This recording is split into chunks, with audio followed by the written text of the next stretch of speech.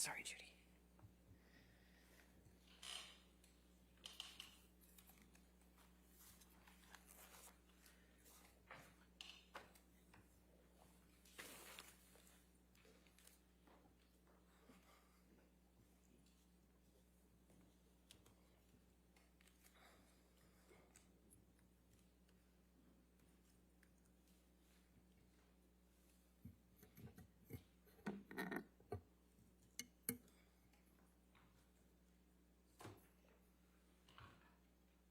Are you ready for the jury? Yes. Okay, thank you. Appreciate it. Yes, ma'am.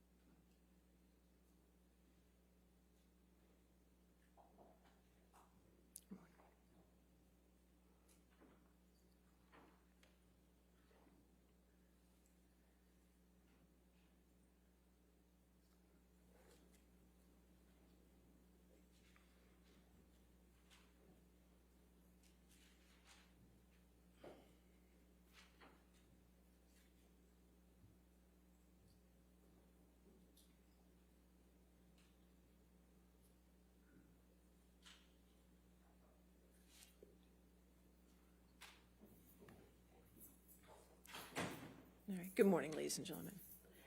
All right. Dr. Hughes, if you can come back to the stand for me, please.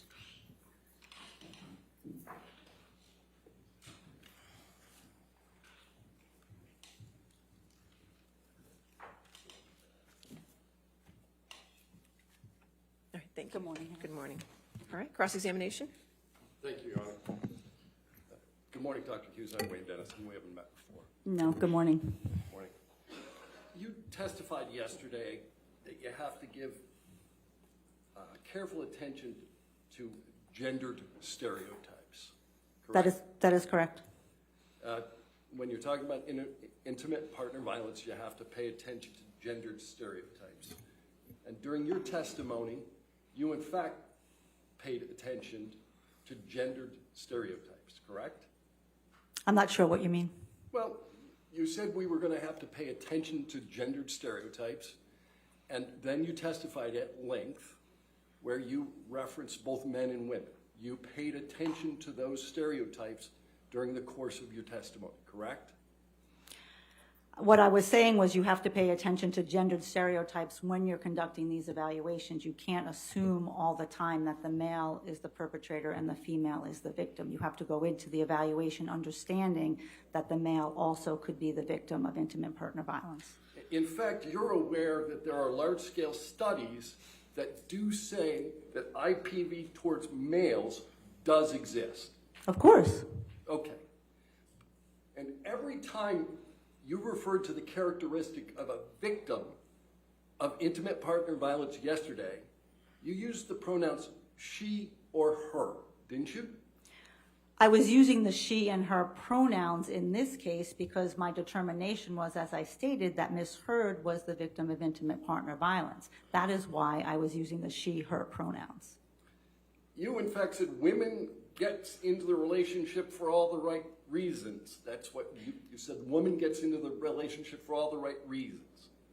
And then you say difficult for victim to extricate herself. You go on to say that she can and she should. Over and over, you use she, right? I believe in this case I did because I was referencing this case where I found Ms. Heard to be the victim of intimate partner violence. It doesn't mean that men don't get into the relationships for all the right reasons too. I believe they do.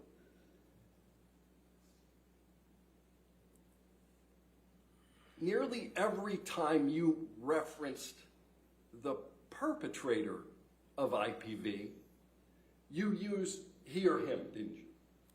And it goes back to the same reasoning as I'm describing my understanding and my evaluation in this matter. Of course, men can be perpetrators and victims of intimate partner violence. That's well established in the research, and that's well established in my clinical practice as well.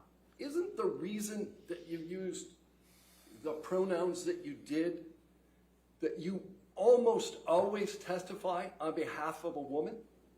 That's not correct. You don't even remember the last time you testified on behalf of a man. Well, I don't testify on behalf of someone. I testify as to the results of my evaluation. I frequently treat and assess male victims of childhood sexual abuse who are coming into treatment for abuse by their Boy Scout leader, by their coach, by their teacher, by a trusted adult. I see them in therapy. I see them in forensic matters, in criminal cases. So I treat and evaluate men all the time. I didn't ask you about treatment. I asked you about testimony. You broke out your practice between treatment and testimony. I'm not asking about treatment. When's the last time you testified on behalf of a man? I testified recently in a deposition on behalf of a man who was traumatized because he was wrongly convicted. At the time of your deposition 6 weeks ago, you couldn't remember a single time you had testified on behalf of a man. I testified in my deposition that I testified in a case of a man who was wrongly convicted about 20 years and suffered physical and sexual violence in prison, and I detailed the traumatic effects of that happened on that gentleman. All right, why don't we take a look at your deposition? Sure.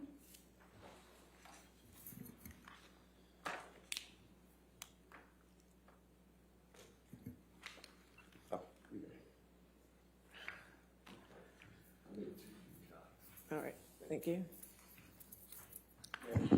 Yes. Thank you.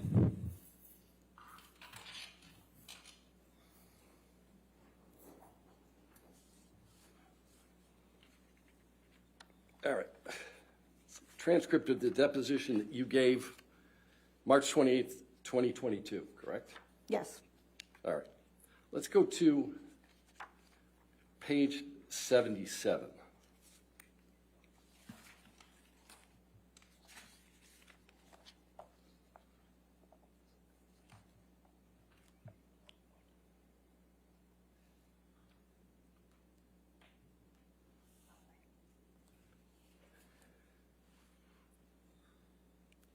Let's look at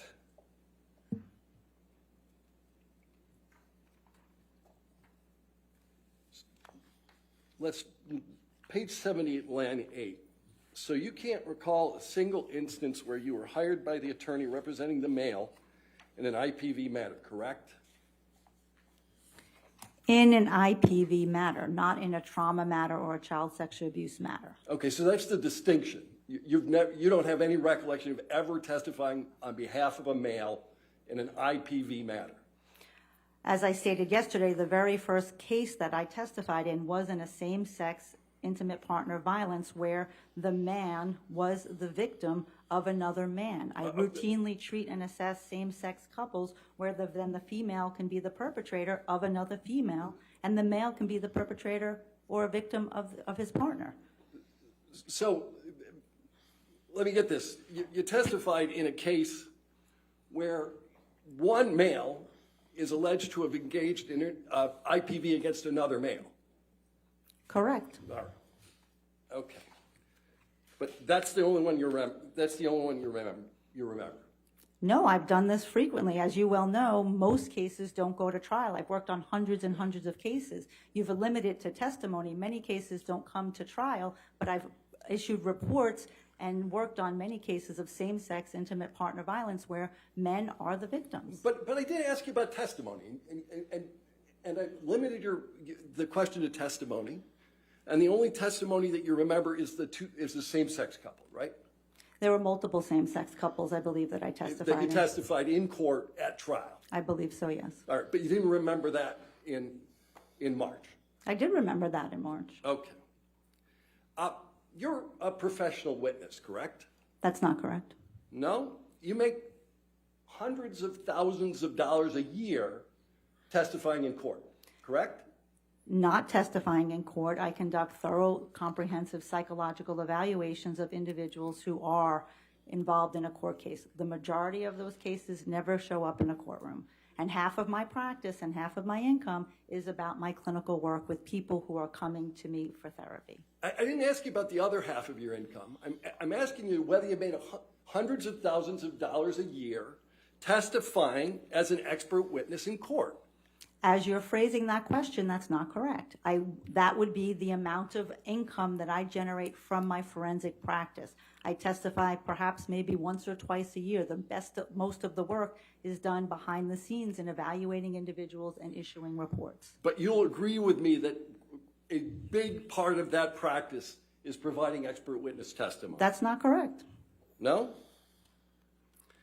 That's not a big part of your practice. If I testify twice a year, that's not a big part of my practice. All the other time is doing the work for the cases and evaluating the individuals and issuing reports.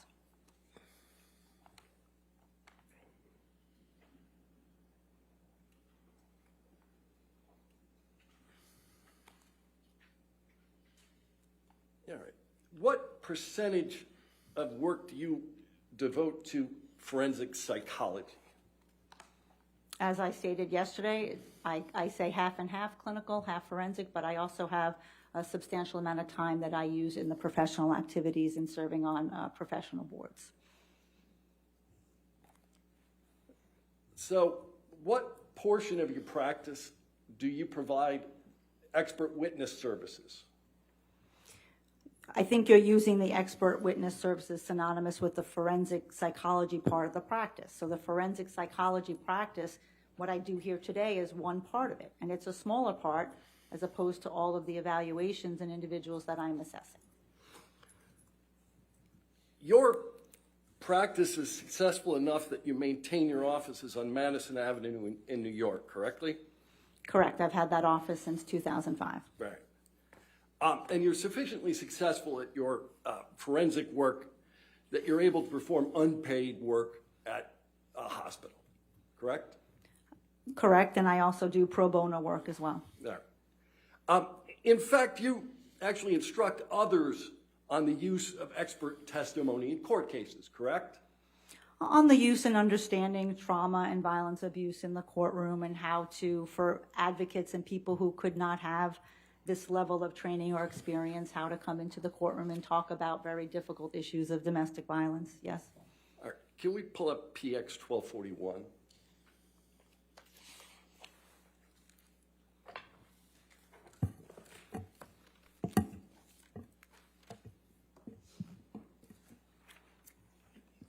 Do you recognize that document?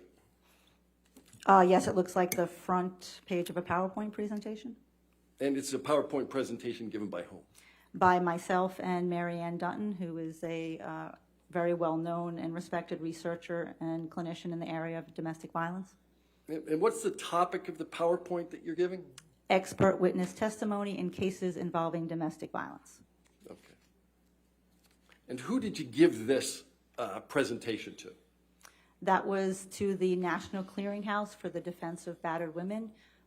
That is an organization that provides legal services to women who have assaulted or killed their partners in self-defense, and mostly people who these individuals, the women who they've seen in treatment, are through shelter-based programs or through advocates, and those are individuals who don't really know how to come into the courtroom and talk, and that's what this presentation and training was for.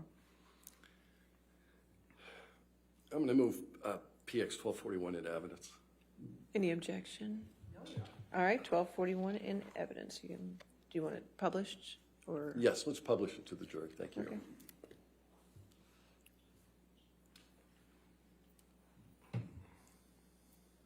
All right. Why don't we pull up PX 1242?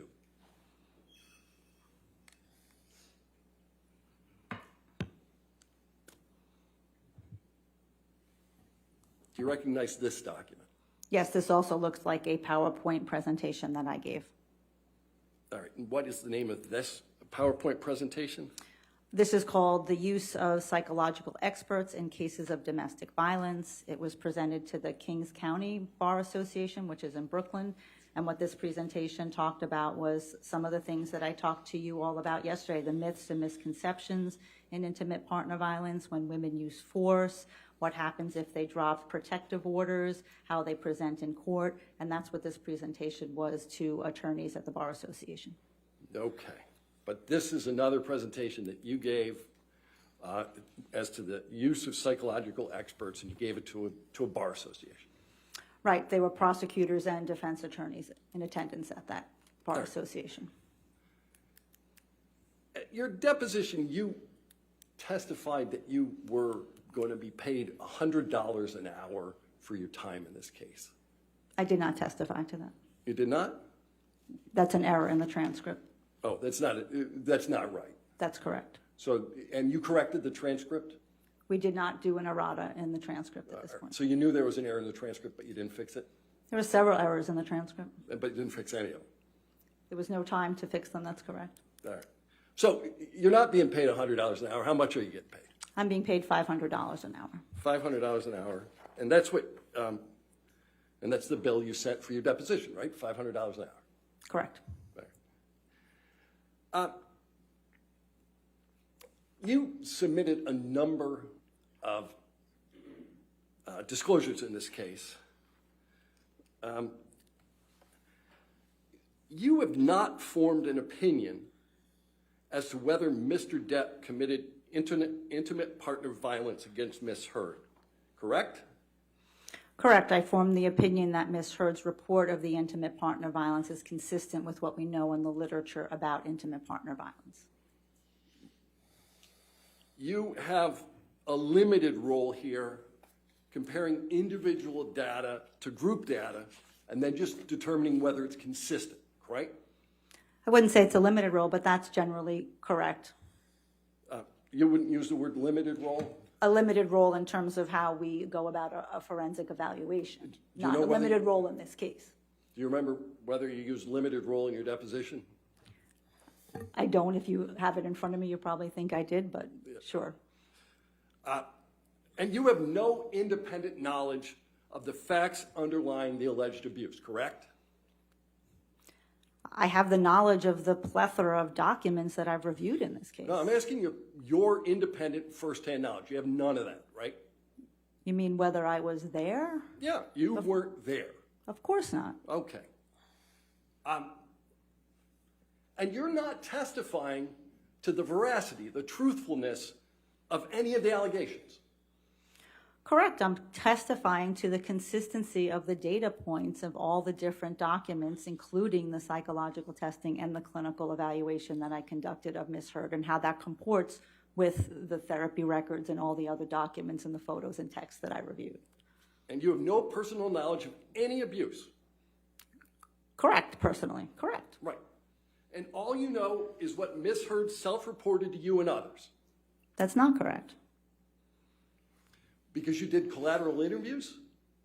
And I reviewed medical records, and I reviewed other witness statements of what they witnessed and what they saw. And all of those statements that you reviewed, those were statements that started with Ms. Heard, correct? Not necessarily. Well, the medical records did, didn't they? Well, the medical records, if she's self-reporting what happened to her, sure. I mean, that's what we do when we go to a physician. We say, I have a headache. We're self-reporting our difficulties. Yeah. Everything Ms. Heard reported directly to you was after she was sued by Mr. Depp in this case, correct? Correct. And you didn't meet Ms. Heard until, what, September 2019? That was the first evaluation appointment, correct. How'd you get engaged? Engaged? How'd you get hired to do this work? I was contacted by the legal team. Or were you interviewed by her legal team as to whether you were going to testify here? I was not. You were not interviewed. I was not. You were contacted. Correct. Had you worked with that legal team before? I had. Yeah. So they already knew who you were, right? Correct. Right. And at any time that you were working with Ms. Heard or assessing Ms. Heard, she could have chose to fire you, correct? I suppose her legal team could have chose to fire her. I was not her. She is not my client. The legal team is the one who hires me. I am responsible to the legal team, not Ms. Heard. And the legal team that hired you already knew who you were because you worked together previously. And clearly they knew of my expertise in this area of intimate partner violence and traumatic stress, which is why they contacted me to work on this matter. All right, several times yesterday you used language about assessing Ms. Heard's relationship with Mr. Depp. Do you remember talking about that? Sure. You can't assess a relationship without talking to both parties, can you? You certainly can get a lot of information from one party, absolutely. But And you're especially when it's buttressed by other documents, including 4 years of therapy records and couples therapy records, you can get a lot of information based on those documents and that contemporaneous reports of the relationship. Respectfully, I didn't ask whether you get a lot of information. I asked whether you can assess a relationship without talking to both parties. I believe you can. There are certainly limitations inherent in that, but you certainly can. You talked to Ms. Heard for, what, approximately 30 hours, right? Correct. How long you spent with Mr. Depp? I did not spend any time with Mr. Depp. It was my understanding that he did not sit for a psychological evaluation. Right. In fact, you never met Mr. Depp, have you? I have not. But you purport to be able to assess the relationship between Mr. Depp and Ms. Heard? But I also read Mr. Depp's transcripts of his testimony. I watched his deposition testimony. I reviewed his medical records. I reviewed his text messages. So it's not necessarily totally blind. I did have information, although I'm not making a conclusion about Mr. Depp himself. Is the standard now not necessarily totally blind? I'm not That's how sure. you assess the relationship? If it's not necessarily totally blind, I can assess it? No, we assess as clinical psychologists relationships all the time. That's what we're trained to do. Certainly someone who's been trained in intimate partner violence to understand and look for the dynamics that happen in that relationship.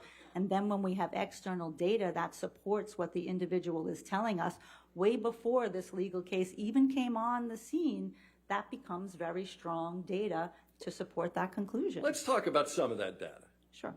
All right? You chose to conduct some collateral interviews, Correct. right? And you interviewed Dr. Bonnie Jacobs. Correct. And you looked at her notes, Correct. and you know that Miss Jacobs, Dr. Jacobs, doesn't know anything about the version of what happened in Australia until Miss Heard had already been sued, correct? I believe she was not in treatment with Dr. Jacobs at the time the Australia incident occurred, so that would be correct. She did reach out to Dr. Connell Cohen about Australia, who she was treating with at that time contemporaneously. All right, I'll ask you about Dr. Cohen. We'll get there. All right. So, you know that Miss Heard stopped seeing Dr. Jacobs in August 2014. That's correct. And she didn't go back until after she got sued, right? I believe that's the date. I'd have to look to make sure, but I believe that you're correct. Yeah. And you said you reviewed you interviewed Dr. Connell Cohen. That's correct.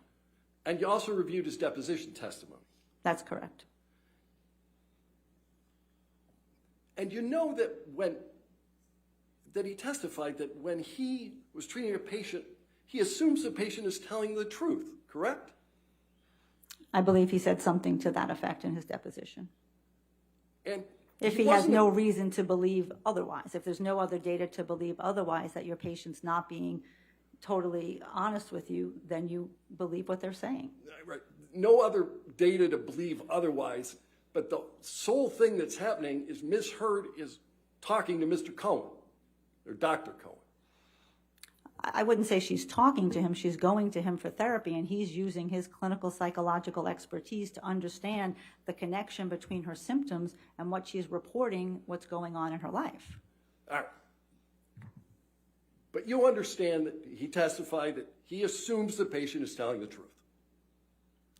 Again, I understand that statement in his testimony. I have a lot more rich information of having spoken to him for 2 hours and reviewing his clinical notes.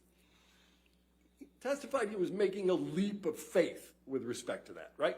With respect to the truthfulness. Again, that was not my understanding of speaking with him and reviewing his notes. I'm aware he testified something to that effect. All right. And you testified yesterday that Dr. Cohen never diagnosed Ms. Heard with any personality disorders. You remember that? Yes. In fact, Dr. Cohen's deposition testimony reflects the fact that he doesn't make diagnoses, correct? Correct, and I asked him specifically, did he have any indications that even if he doesn't, as his practice, use them, does she meet criteria for a personality disorder? And he told me she did not. All right, so you asked him specifically with respect to a topic that you haven't disclosed in your expert report, and then he made a conclusion that's reflected in no document. It's reflected in my notes. It's reflected in his notes about what he's treating. He's treating the symptoms. He's not focusing on the diagnosis, but he is treating the symptoms. You talked about Dr. Cohen's concern for Ms. Heard's safety. Correct. He wasn't talking about her physical safety, was he? Yes, he was. No, he was talking about her emotional safety. Wasn't that what he was talking about? He was concerned for both. Okay. Did Dr. Cohen testify that he never had the feeling that Johnny intended to hurt Ms. Heard? I believe he said that. I mean, he talked about Mr. Depp being very poorly controlled, and that's what made him, Dr. Cohen, concerned, because in those moments when he was not controlled, that he could accidentally seriously hurt Ms. Heard. Let's do this again. Ms. Heard told Dr. Cohen that Mr. Depp was poorly controlled, correct? That's not correct. Okay. He determined that from the treatment he was providing Ms. Heard. And he also had a couple session with Mr. Depp, and he also had correspondence with Dr. Kipper. So he had other information as to Mr. Depp's functioning. All right, you talked about Dr. Banks. Correct. Dr. Banks was doing relationship consulting, right? Consultation and relationship. Correct.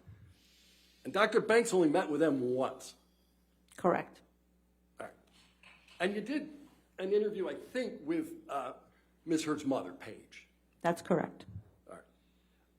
You'd agree with me that a person's family member is not the most objective source of information?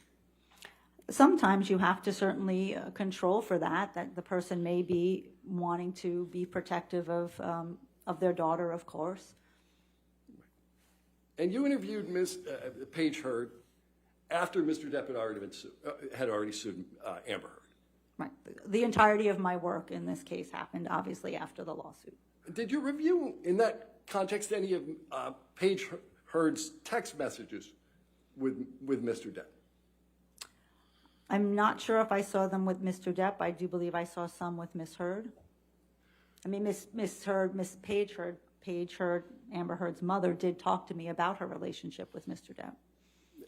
And she told you that she loved Johnny even after Amber alleged abuse, correct? She did. All right. Now, you testified that you approach a forensic evaluation with, I think you said it again today, a healthy degree of skepticism. Correct. All right. This skepticism didn't cause you to conduct interviews with, for instance, Laurel Anderson.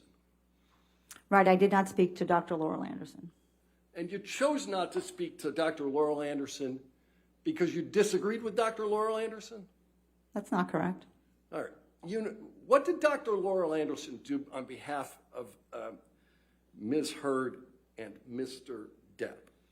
She was a couples therapist that they sought. They had 4 couples sessions. As I stated yesterday, one of them in which Mr. Depp stormed out of. She did have a long, I guess, evaluation or interview with Mr. Depp individually and with Ms. Heard individually. And then she saw them intermittently after the May 21st, 2016 incident, and when they were filing for divorce. So you didn't interview Laurel Anderson, but you know what she did. How'd you figure that out? Because we had her redacted notes and her deposition. All right. And you understood from her deposition that Dr. Anderson didn't believe Ms. Heard to be a victim of spousal abuse? I believe those were her words, yes. And you also understood from her deposition that Mr. Depp had not had a very long history of being violent with any of his wife or women. That she said that as well. Yeah. But that's something about Ms. Heard significantly triggered him. She talked about that as well. And Dr. Anderson thought that Mr. Depp had been, her words, well controlled, I think for almost 20 or 30 years, correct? Up until this point, I believe she said. Right. I know that you testified that you reviewed medical records. Yes. All right. So, you know Ms. Heard had a personal nurse. Correct. Erin Filati. Correct. You didn't interview Ms. Filati either. I did not. You know she spent time with Ms. Heard on a regular basis during her relationship with Mr. Depp. Correct. I had her clinical notes that I reviewed. Right. And you reviewed her deposition testimony. Correct. Some of which the jury's heard, right? I believe so. Yeah. And you reviewed the nursing notes. Yes. So you know that Ms. Heard admitted to a history of eating disorders to Ms. Filati, correct? I know that's in the notes. That's nowhere else in any other record, so I'm not sure where that came from. But you relied on everybody else's notes. And there are some things that I disagreed with, like I disagree with Dr. Laurel Anderson about it being mutual abuse. Right. So the stuff you disagree with, you disregard, and the rest you keep, correct? That's not correct. But that's what you did. That's not correct. All right. You know that Ms. Filati saw Ms. Heard immediately after she returned from Australia. I'd have to look at the notes again to be sure, but I know she did see her when she came back from Australia. That's correct. Did Ms. Filati document any injuries to Ms. Heard in her notes? I did not see that in the record. Okay, so you looked at her notes, and there's no injury to Ms. Heard documented in her nurse's notes following her return from Australia? Correct. Okay. You talked about this concept, which you then defined, lethality. And you testified there are certain factors of their present relationship where a woman ends up murdered by her partner. Correct. And that's one of the ways you look as to whether a woman is in a very dangerous situation. Correct.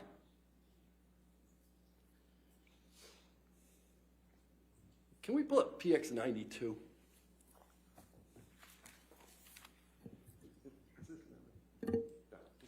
So It's an evidence. published to the jury. Yeah, it will be published. Do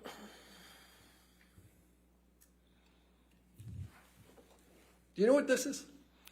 I believe this is the knife that Miss Heard gave to Mr. Depp as a gift. All right. And you speak Spanish? Un poquito? Do you know what it says? Yes, it says hasta la muerta, until death. So a woman you suggest has characteristics of being afraid for her life, gives her intimate partner a large knife, which she has inscribed until death. That's your testimony? Well, there's context. Okay. We can do that later. So we talked about, you talked a little bit about Mr. Depp purporting to demonstrate jealousy with Ms. Heard. Do you recall that? Yes, I do. And you specifically talked about Mr. Depp displaying jealousy regarding the actor James Franco. Correct. Yeah.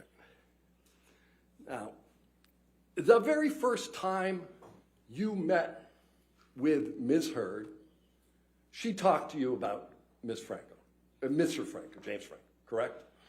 I don't know if it was the first time, but I did ask about some other relationships. Okay, so why don't we do this? Let's go PX 1246. I just want to go to the first page.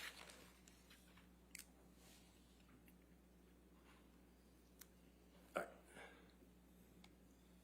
So, do you recognize the document that's in front of you? Yes. All right. And what I would like to do, what is it?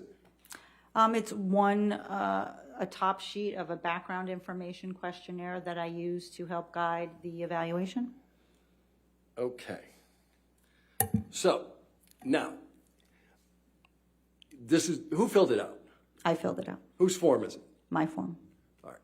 I'm going to move just the first page into evidence because we're going to talk about other portions of it later. Could you back us so she can see the whole first page? Any objection? Okay, I can't. We will admit the whole thing into evidence. You want the whole thing in evidence? Sure. I have no objection whatsoever. All right, 1246 in evidence in full. Okay. Are there any identifiers that need, or we're just going? Yeah, I'm sure there's going to be some. All right. Probably. Okay, so you owe me a redacted one, correct? Don't know what the nature of the redactions are going to be, but Okay, well, you Yeah. can discuss it. We'll work with Okay, you on that. thank you. But All right. I'm positive there's identifiers on there. all right. 1246 has been moved into evidence. Can we blow up the bottom right-hand corner? All right, you want to publish to the jury? Yeah, let's publish it to the jury. I'm not comfortable publishing to the jury if there's identifiers. I don't. Yeah, I'm happy to do it at a break to make sure that we. Well, we can, why don't you, I don't see anything on the first if page. you want to look at that, any objection to that? Well, that's what they're going to show. That's what we're going to show. All right, publish then. All right. All right. So this is the bottom corner, your notes. And it's under the section of your notes that's entitled Intimate Relationships. Correct. Right. And one of the notes here on the right, it says JF, that's James Franco, right? Correct. Got close but really wanted to be with Johnny. Well, it says JF friends. They were friends. All right. Said friends, but you put him under intimate relationship. Well, there's a line there because I was asking specifically about other things that were allegations in this matter. There's a line there because you did not believe that they should go under intimate relationships, but it's on your form? She wasn't telling me that this was an intimate relationship. I queried as to what's going on with James Franco because that was something that was raised in this case. And there's a note for December 2015. When they became more friends, more friendly. Right. And that was a period of time in which Ms. Heard was married to Mr. Depp, correct? Correct. So she became close with Mr. Franco in December 2015, and at least you put it under intimate relationships. With a line differentiating another part of this document. Okay. Did you provide another header, like a header that says friends? No. No. Well, let's look at the next one. The next one says, I think it says Elon. Correct. It's Elon Musk, right? Correct. All right. May 2016. Correct. Met Ball. Correct. That's a big fancy party in New York, right? Yes, it is. All right. And she says she dated him after Johnny. Correct. She met Elon Musk in May 2016 when she filed a TRO. The last answer was May 21st. I believe it was May 26th, 27th. I'm correct? When did she start dating Elon Musk? Sometime after that. All right. Yeah, sometime after the TRO? I believe so, yes. Okay.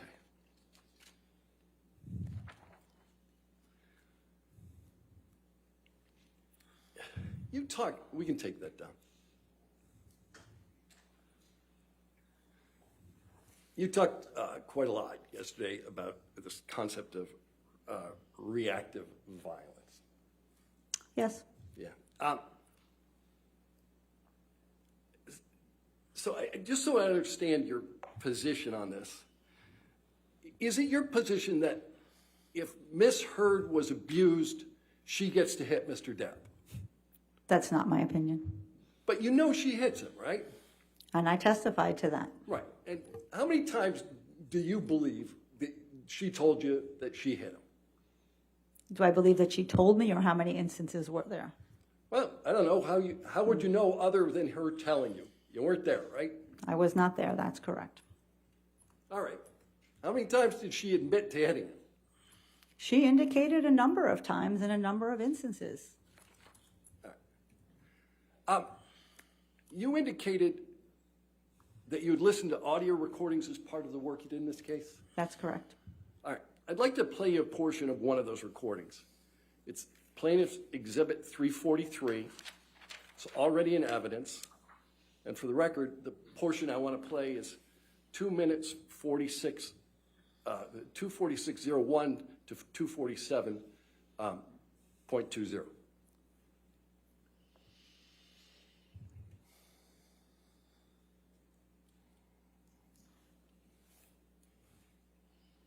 I said to Travis, I said to you, hey, tell Travis what just happened. Oh, you told me to do it. You told me to. You said, go do that. I said, no, tell him what just happened. And I lied. And that you punched me in You're the right. fucking thing. And You figured in it the out. face. And you said, no, fucking, I didn't. What the fuck are you talking about? And I didn't watched punch you you. lie. And then I didn't punch you, and by then the way. I'm sorry that I didn't hit you across the face in a proper slap, but I was hitting you. It was not punching you. Babe, you're not punched.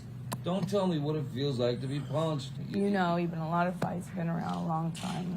I know. Yeah. No, when you fucking have a close You face. didn't get punched. You got hit. I'm sorry I hit you like this, but I did not punch you.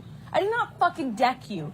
I fucking was hitting you. I don't know what the motion of my actual hand was, but you're fine. I did not hurt you. I did not punch you. I was hitting you. How are you talking? What am I supposed to do? Do this? I'm not sitting here bitching about it, am I? You are. That's the difference between me and you. You're a fucking baby. Because you started. You are such a baby. Grow the fuck up, Because you started Johnny. physical fights. I did start a physical fight. Yeah, you did. So I had Because- to get the fuck out of there. Yes, you did. So you did the right thing, the big thing. You know what? You're admirable. You agree with Ms. Heard that it's admirable to retreat from a fight? Is it admirable? It is admirable to retreat from a fight. Yeah. Anything about this tape suggest to you that it's characteristic of reactive violence? In this instance, if true, if she said she hit him first, then that would not be reactive violence. All right. You testified that Ms. Heard reported to you that she engaged in low levels of violence, correct? Well, I don't think she said that. I think that was the characterization of knowing the types of minor and severe levels of violence. Okay, I got it wrong. You consider low levels of violence. Well, I considered what the literature and the research talks about low levels of violence as opposed to severe levels of violence. And I think you suggested that Ms. Heard sustained more severe injuries, correct? I think I said more frequent injuries. More frequent, but not more severe. Well, certainly the incidents in Australia and the sexual violence and the incidents on December 15th, 2015 were quite severe. You said you reviewed medical records in rendering your opinion. Correct. And you reviewed photographs. Correct. Now, other than the reports to her therapists, which you call medical records, right? Yeah, I would call those medical records, Right. sure. Other than the reports to her therapist, there's not a single medical record that reflects any injury to Ms. Heard, is there? That's not correct. No. There is not other than what doctor reflected injuries to Ms. Heard? The note by Erin Borum, her married name, I'm not recalling her married name, indicated that she was headbutted by Mr. Depp and that she went for a concussion check and she had a busted lip, and then she went to Dr. Kipper's office in order to get checked. What? And there's a medical record other than that note that reflects it? There's a note that she showed up at Dr. Kipper's office. There's a note in the But there's similar 2 nothing from days Dr. that Kipper, Dr. is there? Laurel Anderson saw the 2 bruises from that same incident as well. All right. You reviewed photographs. Yes. All right. I'd like to put up PX 144. It's been published to the jury briefly. I'm going to keep it up very briefly. That photograph doesn't reflect a low level of violence, does it? Well, that reflects a severe injury, I would agree. Yeah. Why don't we go to PX 145?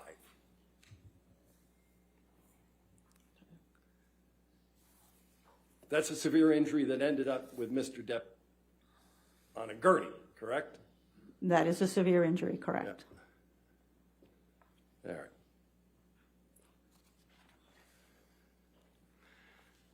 Is it your testimony that throwing a can of mineral spirits at your spouse is characteristic of reactive violence? If you are running away from your spouse who is trying to hurt you, yes. All right. So you can throw a can of mineral spirits. What about if you throw a can of Red Bull? Again, it depends on the incident I think that you're referring to. That was not necessarily reactive violence. That was in a state of frustration or anger. All right. So when you throw a can of Red Bull in a state of frustration or anger, that's not reactive violence. No. Right. What about if you throw a bottle of vodka because your husband fell off the wagon? Is that reactive violence? Are you asking me hypothetically? I'm asking you, would that be a characteristic of reactive violence? Throw a bottle of vodka because your husband fell off the wagon. If it's in the middle of an assault, perhaps. If it's independent of that, no. Right. So, for instance, if your husband was just having a couple of shots at the bar. Again, you would need more information and context to make that determination. All right. You don't think that's a reflective of reactive violence? And you'll agree with me that when you throw the second bottle, that's not reactive violence. If somebody's throwing multiple bottles, again, psychological violence and abuse is psychologically destabilizing, which destabilizes individuals' coping strategies. That is absolutely true. Lost what's true. Is it your testimony that once you've thrown one bottle and missed, when you throw the second one, now it's reactive violence? That's not what I'm saying. I don't think throwing bottles is acceptable in any context. All right.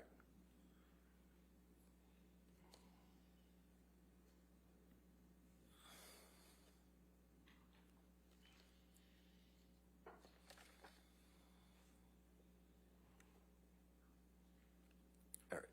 I'm going to ask you about some of the testing that you did.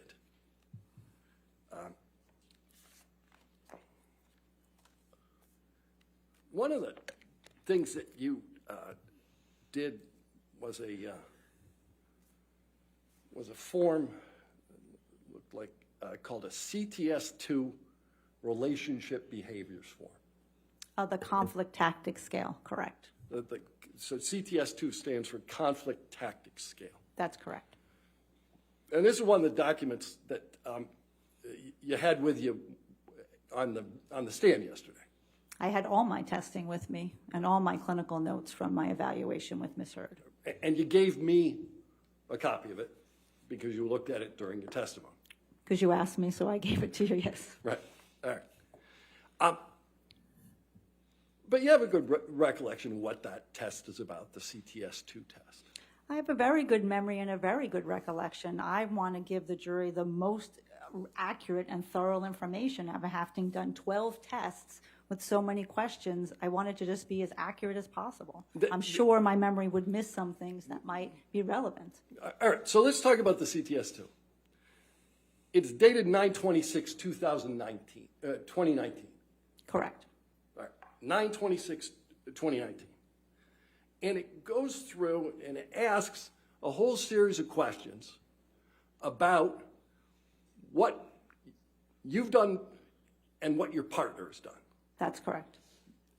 There's tons of these questions. Correct. And every single one of those questions is preceded by the same question, right? How often did this happen in the past year? Correct. You knew that as of 9/26/2019, not a single one of the things that Ms. Heard identified happened to her in the last year. Correct. Right. She was oriented to a different time frame to get a checklist of those behaviors. Right. And one of the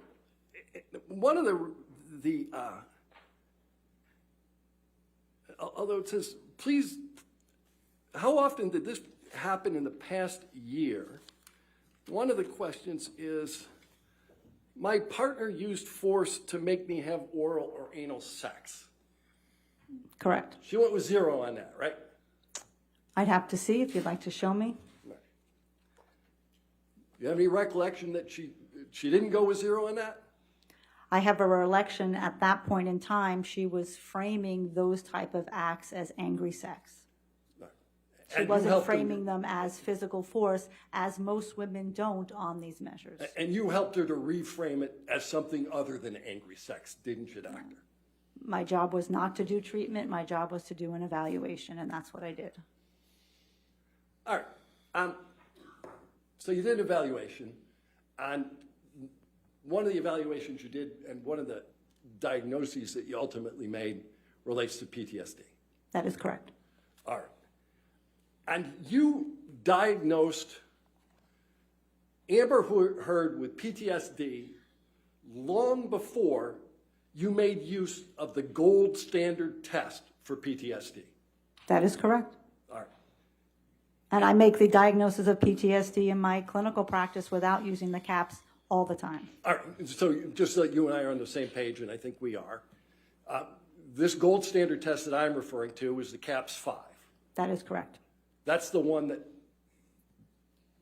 Dr. Curry administered, correct? Correct. All right. You didn't administer the CAP-5 until after you'd already diagnosed Amber Heard with PTSD, right? She had PTSD in 2019. She had PTSD in the beginning of 2021 when I evaluated her. And then she had PTSD in December 27th, 2021 when I administered the CAPS. That's correct. All right. I think I asked a much more narrow question than that. You didn't diagnose, you didn't give the CAPS-5. Hold on, I'm going to strike that question altogether and start it again.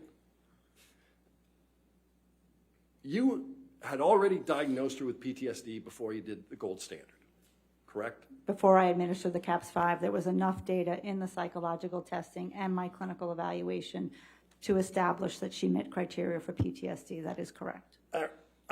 You submitted an expert disclosure in this case on January 11th, 2022. I believe the attorney submitted that disclosure, yes. You participated in that? In the January 11th, it was the same disclosure that went before. There were no changes on that. Did you reference the CAPS-5 in that at all? I don't believe I gave the results of the CAPS-5 to the attorneys at that point. All right. You met with, I got dates here. This time I'm using the cheat sheet. All right. You met with Amber Heard on September 26, 2019. I would love to have my cheat sheet, but I'll take your word for it. I'll share. Thank you. October 11th, 2019. When did you give the CAPS-5? The CAPS 5 was administered the last time that I saw Ms. Heard. I saw her over, as stated multiple times, over the past 2.5 years, and having not seen her in about a year to get an accurate assessment of her current symptoms, having had all the background information, the CAPS 5 is a great structured clinical interview to do that. All right, so you hadn't seen her for about a year before you gave her that test, That is correct. and you did it over Zoom. That is correct. All right.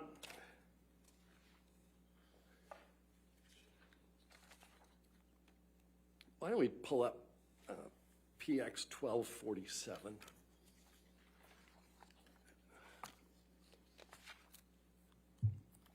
And this may. This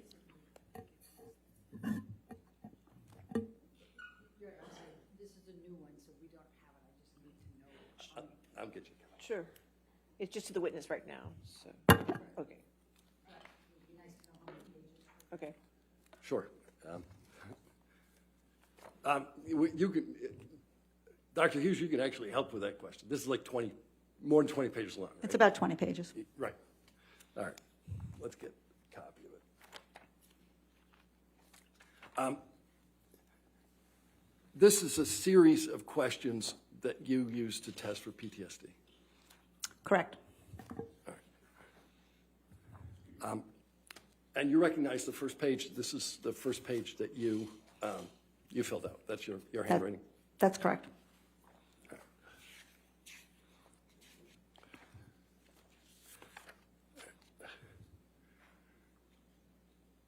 I'd like to publish the first page to the jury.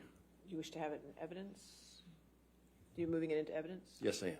I'd like to have a copy of it before I. He's just publishing the first page? Any objection to the first? Okay, first page in evidence? All right. I think in the future, they should, at a minimum, give us a copy of whatever they're putting in. All right. I don't have the ability. Could you put your microphone on? I'm just having, I don't have the ability to scroll down, so I can't see the rest of this, and it's a brand-new I'm exhibit. sure they'll get you a copy of it. Thank you. That's fine. I'd like to go to the second page.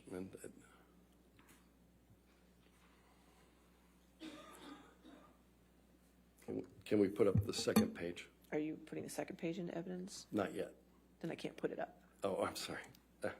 I'd like the witness to see the second. The witness can see the second page. Thank you. This is the second page. This is instructions on how you do it. Correct. All right. And then we'll go to the third page. Let's let the witness see the third page.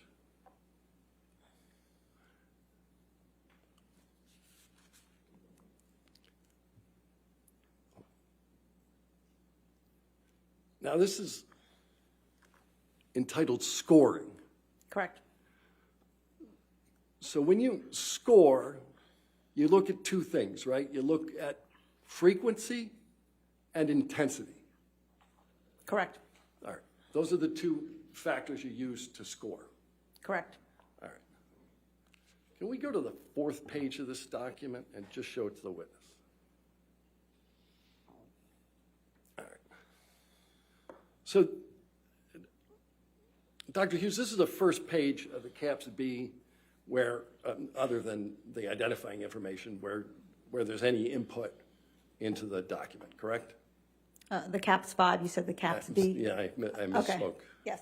This is the criterion A, which means that in order to, as I said yesterday, to obtain a diagnosis of PTSD, you have to have sustained a very specific traumatic event. That's the first gate to get through the door.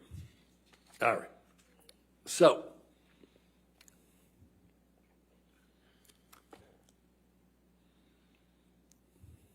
Your Honor, I'm going to, I'd like to be able to get them a copy of this.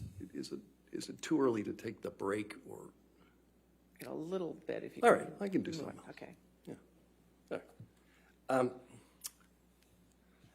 All right, so do you recognize the first page or the fourth page of this document? Yes, I do. And the handwriting on the fourth page is yours? It's all my handwriting. All right, the entirety of it is yours. I'm going to move this document into evidence along with the first page. And that one is, what number? I think it is You're still on 1247. 1247. Okay, so you want to move the entirety of 1247 in. Yes. Do you have a copy of 1247? It's Exhibit 1247? I don't have the whole page in front of me. Well, I mean, do you have plaintiff's exhibits 1247?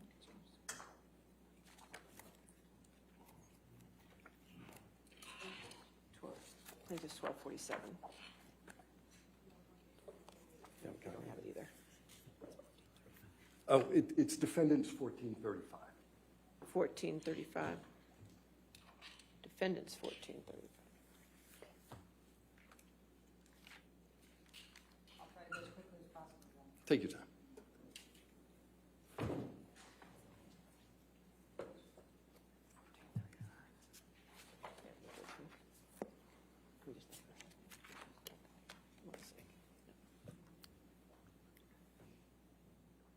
Did you want to take a look at the court's copy? Would that be easier for you? Yeah, it's 59 pages. What is he moving in?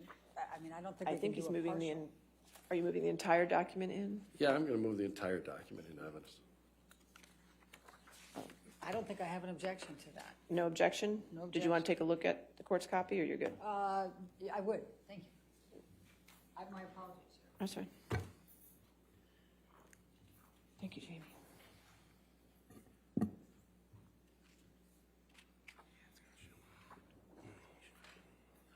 It's going to show the evaluation too, right?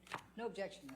All right, so even though I pulled it from defendants 1435, we want to make this 1247 plaintiffs, correct? Yes, Your Honor. Thank you. Okay.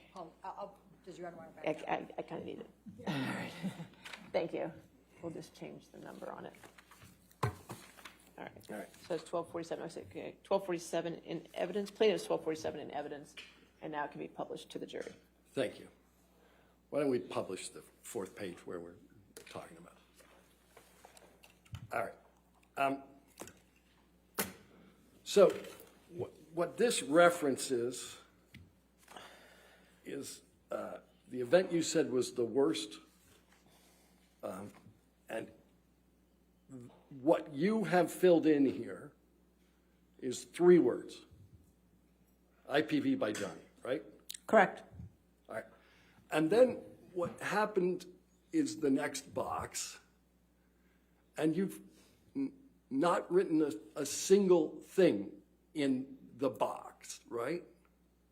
Because I've already spent 20 some odd hours with Ms. Heard, I know what goes in that box. If you look at the top, it says administer the life of check checklist or an other structured trauma screen. That screen had already been conducted. Right, but there's a box on the gold standard test that asks what happened, and it says, how old were you? How were you involved? Who else was involved? Was anyone seriously injured or killed? Was anyone in life danger? And none of that information you provide in your analysis on the CAPS 5. Your Honor, I hesitate to object, but that's very compound. It is. Okay, I'll sustain the objection if you want to rephrase. We can do it Okay. the slow way. The first question is, how old were you? All of the information that would go in that box is contained in my 80-plus clinical notes of my evaluation of Ms. Heard up until this point. It would have been incredibly redundant to do that again here. But you knew other people would review this, didn't you? And I knew that they would have my clinical notes as well. Oh, so they're supposed to parse through your clinical notes so that they can figure out what you chose to be the anchoring event. I didn't choose to be the anchor. The client chooses to the anchor to identify what the worst event is for them. You wrote IPV by Johnny. That's what you determined to be the anchoring event. When I asked Ms. Heard, once again, of the traumatic events that she experienced in her life, which one is the worst, this is what she indicated. Okay. But you provided no details with respect to it. There are a plethora of details in my 80-page handwritten, single-spaced clinical notes. Right. All right. Let's go to the next page.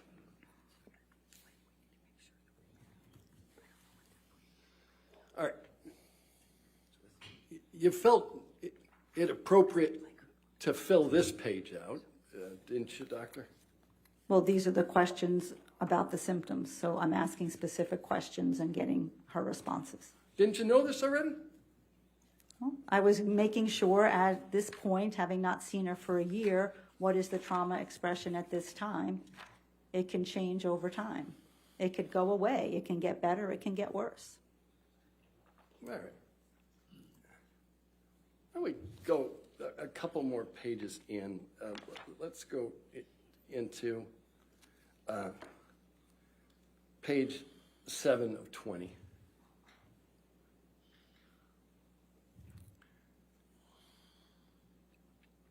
Now, there are a couple of boxes that you filled in on this.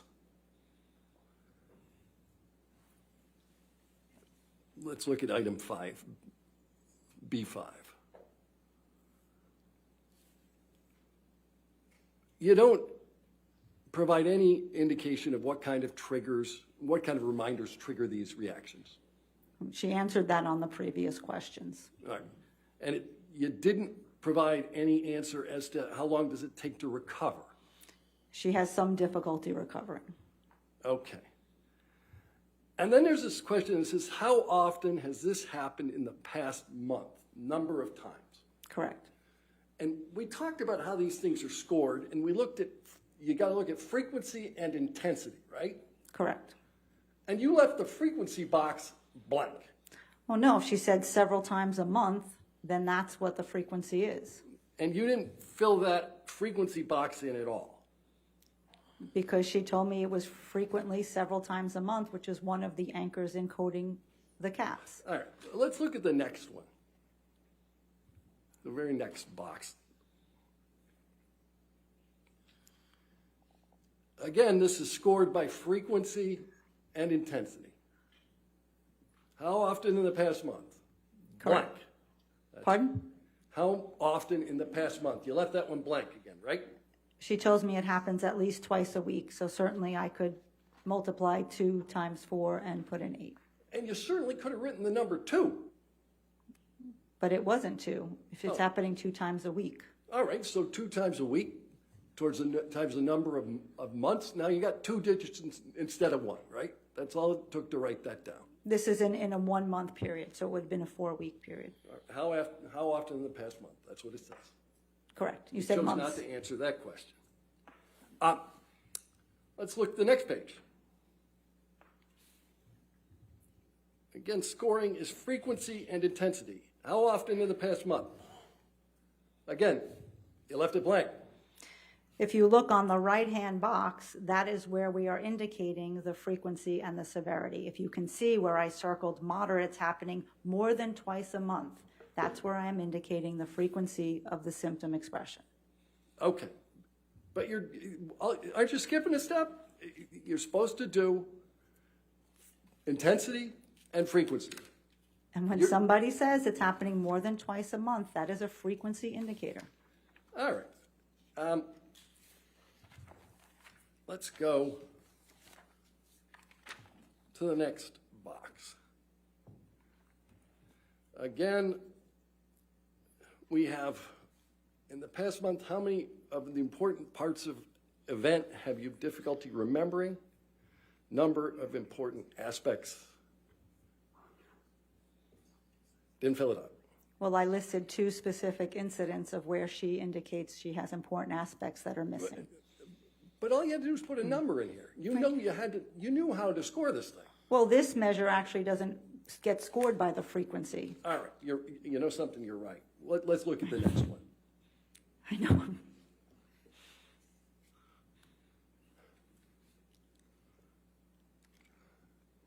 The next one gets scored by the frequency.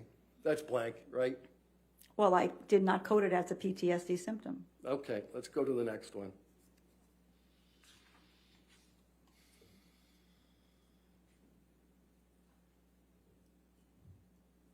How much of the time in the past month have you felt that way as a percentage? Right? So as you can see, I circled 20 to 30% of the time. Right. But It's you just didn't as fill- I'm putting it on the right side in the box where I'm coding the instrument. we're going to talk about the right side in a minute. You took issue with the way that Dr. Curry did this test, didn't you? Correct. All right. But your test, in every instance where you're asked the number of times and to fill in the blank, you leave it blank. They're on the right side of the document. All right. You want to talk about the right side of the document? Let's do that.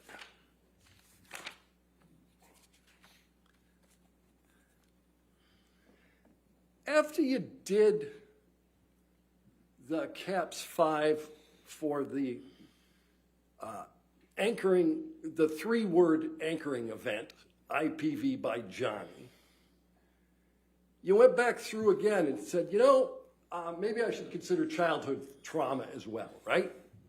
I wanted to test for the limits and see at this point in time, Ms. Heard had a child, and sometimes when people have children, their trauma gets evoked.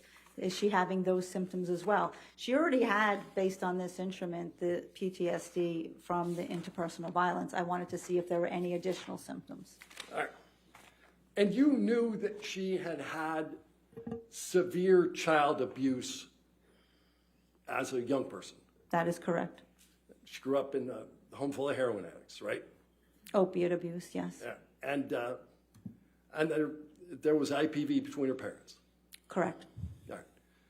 And so you wanted to make sure that there wasn't some impact with this childhood trauma in the diagnosis of PTSD. Yes. Right. And so you decided to give her the test again. Well, I didn't give it again. What's called testing the limits. I went back to some of the questions where she answered in the affirmative and said, and is this also happening vis-a-vis your childhood abuse? Are you also having intrusive thoughts and feelings about childhood? Are you avoiding thinking about things about childhood? Is that happening for you now as well? All right. So there are a series of notations on the right-hand side. Let's go to page 5 of 20 in the test. All right. Why don't we highlight the right-hand notations that start under the word childhood? All right. So the way you tested for childhood PTSD is to write a notation in the corner and answer a couple of questions. Same test. Well, I wasn't administering a whole CAPS again. What I was doing was seeing, as we know with people who have what we call polyvictimization or revictimization, someone could in fact meet criteria for the PTSD from the domestic violence, but then they're also experiencing some symptoms as a result of the childhood abuse. Both can occur. Right. But Mr. Depp isn't responsible for her childhood abuse. That is correct. Right. And the way you tested this childhood abuse PTSD is you made notations on the in the right-hand column of a form that you partially filled out for the IPV by Johnny, right? Well, I disagree with the partially filled out. The frequency was clearly filled out in the box where we score the CAPS. But yes, I did write about the childhood to the right of that box. Okay.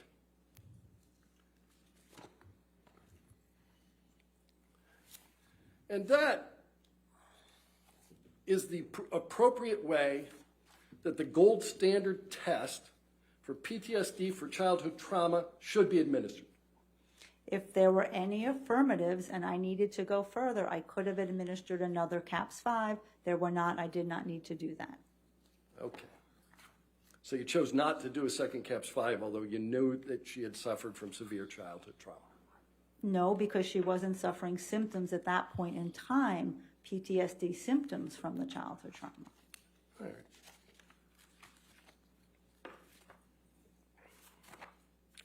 Mr. Dennison, are you moving to a different topic now? I am. Okay, all right, this might be a great time to take our morning break then. All right, ladies and gentlemen, we'll take our 15-minute break. Please do not discuss this case with anybody. Don't do any outside research, okay? Thank you.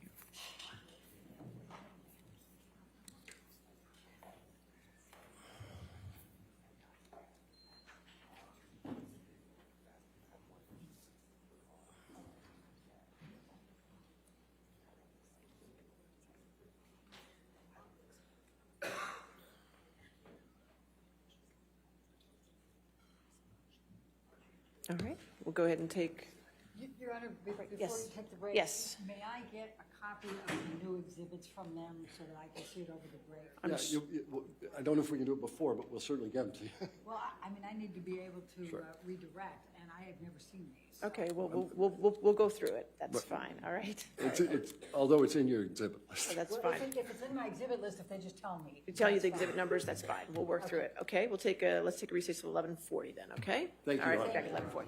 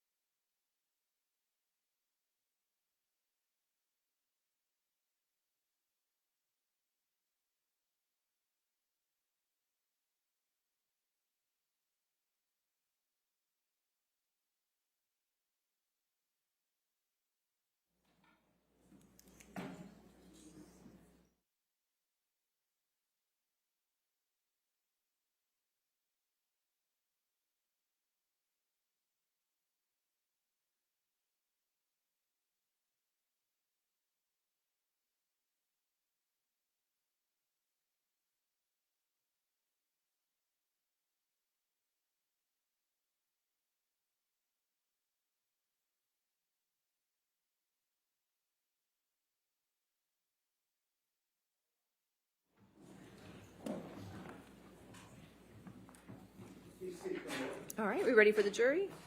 Okay.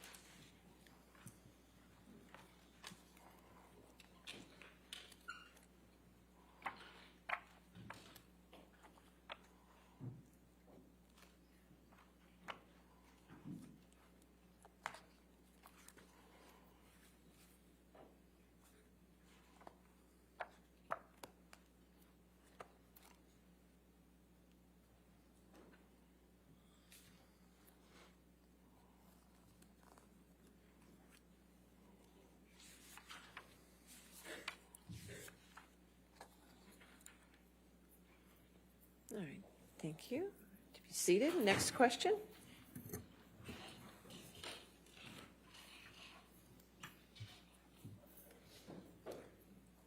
Why don't we put back up plaintiff's 1247?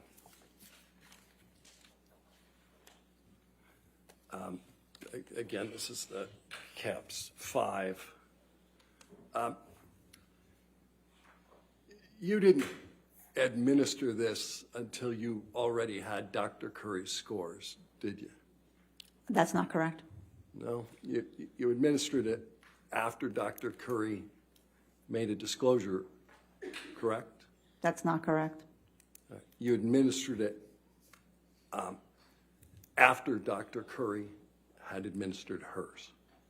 I learned that in late February when she submitted her report, but I had no way of knowing that in December of 2021.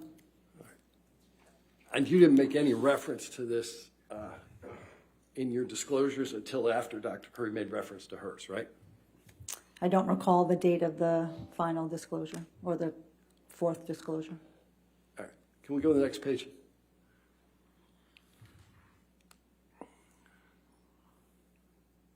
Let's go to the top of the page. We'll blow that up.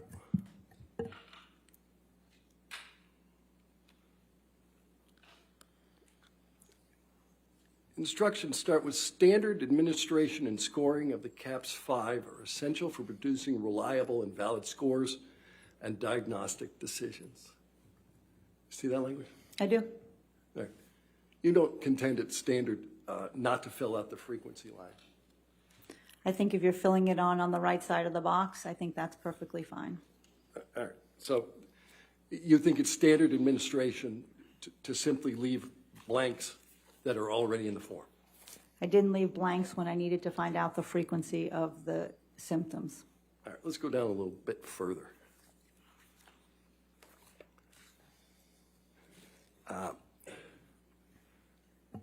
Let's go to administration. It says, number 2, read prompts verbatim, one at a time, and in the order presented, and then has a variety of exceptions.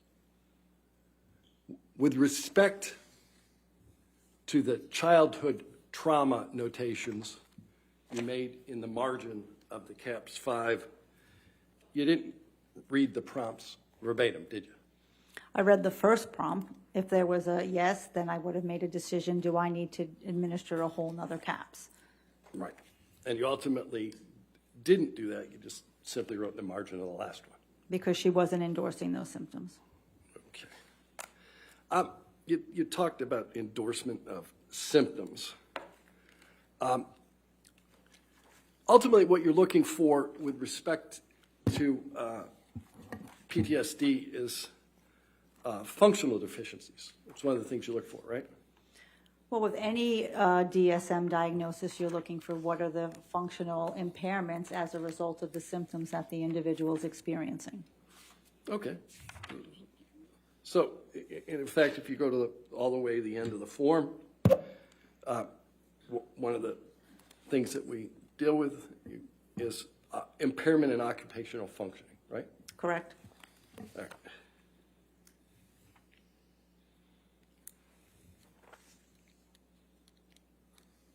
What's Ms. Heard's occupation? She's an actor. All right. And she had just wrapped a major motion picture, correct? That's correct. So you didn't determine that she had an impairment in occupational function. She's still performing at literally the highest level of her profession, correct? She had a number of PTSD symptoms while she was filming Aquaman 2 Right. that interfered with her ability to really organize a lot of resources for herself in order to go forward and film that. I asked you whether Production. she was performing at the highest level of her profession. Yes or no? I don't know if I'm qualified to answer that. Okay. But did she report to you that she loves to cook? She loves to cook, yes. Yeah, hike, I don't recall hiking, but read, yep. spend time with friends? If she can, that has been significantly diminished as a result of her PTSD symptoms as a result of this case. She just had a baby, She did, right? Exercises every day? for the most that I can tell, she does. Yeah. Completed level 3 sommelier training. She did. All right, she did all of these things, and you've made a determination that she is impaired with respect to her occupational functioning.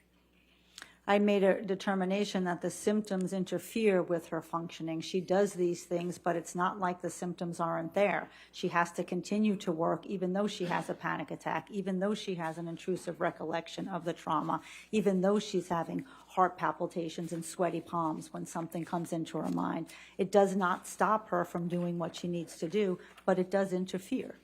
Okay.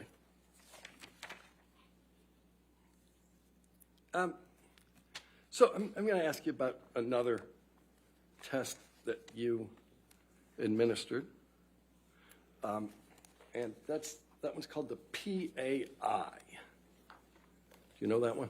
Yes, I do. That's the personality assessment inventory. That's correct.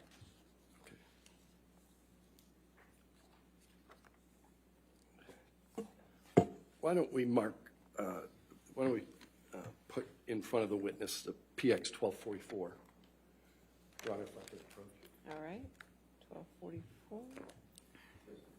Thank you.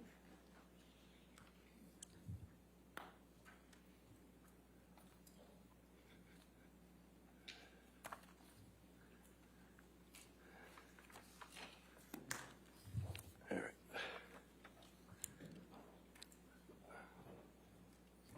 So, Dr. Hughes, do you recognize PX 1244? Yes, And it's a list of critical item endorsements, correct. and that's derived from the PAI? Correct. And this is the PAI that you gave 9/26/2019. I don't have the cover sheet in front of me, so Why don't we scroll down to the bottom, Tom?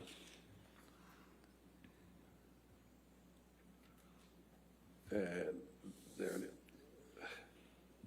yep. There Thank it is you. down there. Thank you. You bet. Okay. Now, critical item, I'm going to move this document, PX 1244, into evidence. Your Honor, I would request that the entire document be put into the case. I'm only going to ask her about this piece. I still would ask for the. Well, it's his exhibit. Do you have any objection to his exhibit, which is just the first page? No. All right, 1244 in evidence. Okay. So critical item endorsement, this starts a total of 27 PAI items reflecting serious pathology have very low endorsement rates in normal samples. These items have been termed critical items. You're familiar with that concept? Yes, I am. All right. And I just want to ask you about a couple of the critical items. The first one is potential for aggression. This was deemed under your PAI a critical item. And it says, sometimes my temper explodes and I completely lose control. how did that potential for aggression bear on your analysis? Well, there's a few things. Number one, certainly Ms. Heard reported to me that in her relationship that would happen. Her anger and her affect regulation would become impaired. Number two, you have to look at the total scales where that scale is not elevated, so it would not be a major cause of clinical concern. Number three, she had 4 responses that she could say to this question. Mainly true, very true, mainly true, sometimes true or false. She chose sometimes true. So she's answering honestly about her experience. So sometimes, it's sometimes true that sometimes my temper explodes. That's Correct. what you're testifying. Correct. All right, so you've talked a little bit about this concept called malingering. And there's one here for potential malingering. And this is another one of these critical item endorsements. Critical items means that these are serious pathology, right? Well, as you can see, it says endorsement of these critical items is not in and of itself diagnostic. No, So you need to review the content of the item, and that's how you make the determination. Is this something of clinical concern that you need to do more understanding about? Okay, so this critical item endorsement, this one reads, under potential malingering, I think I have 3 or 4 completely different personalities inside of me. Correct. And she endorsed that as sometimes true. Correct. Okay. And there's not one elevated malingering scale on the PAI. Yeah. Let me ask you about another document.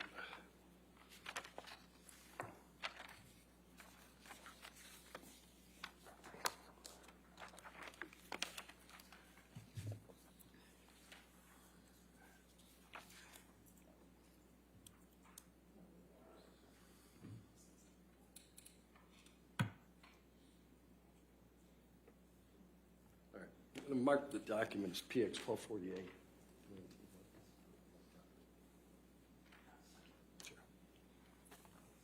1248? 1248. All right, yes, sir. Okay.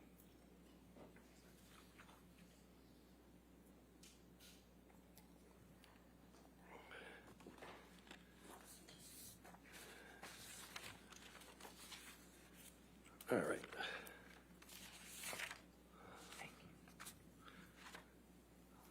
Can you put up PX 1248 just for the witness? Dr. Hughes, do you recognize this? Yes. All right. And these are critical items that were deduced on the TSI 2 critical items list. Correct. And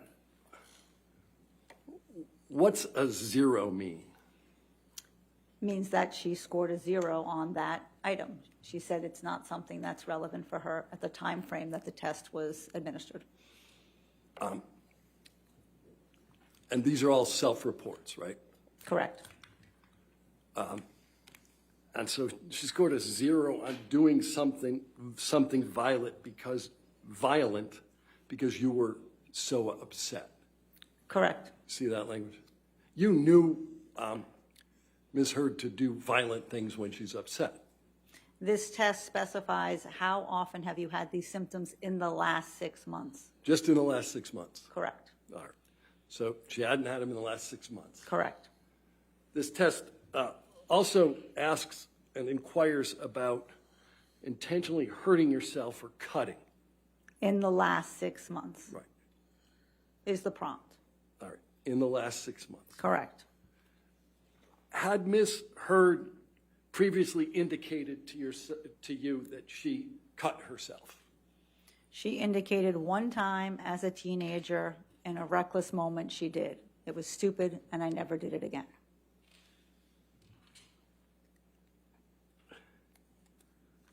All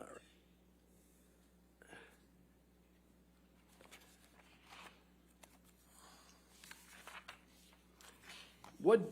So that was the first time you met her. She indicated that she had cut herself. What did you do to satisfy yourself that she didn't continue to engage in that behavior? As with most things, I asked about the frequency of the behavior and had it ever occurred again. Had she ever engaged in suicidal behavior or suicidal gestures? That's part of that screen. Where did Ms. Heard cut herself? I'd have to look at my notes to be sure. All right. Why don't we do that? That's in your intake note, correct? I don't recall. All right, why don't we go to PX 938?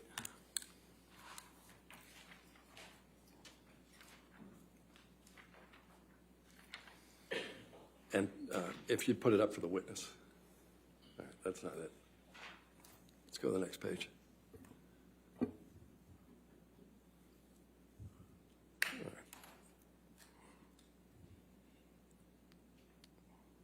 There we go. All right. PX 938, we're on the third page. This background information sheet has already been admitted into evidence. And there's a discussion here we talked about earlier about intimate relationships. I'm sorry, the question? Yeah, let's go back to the first page.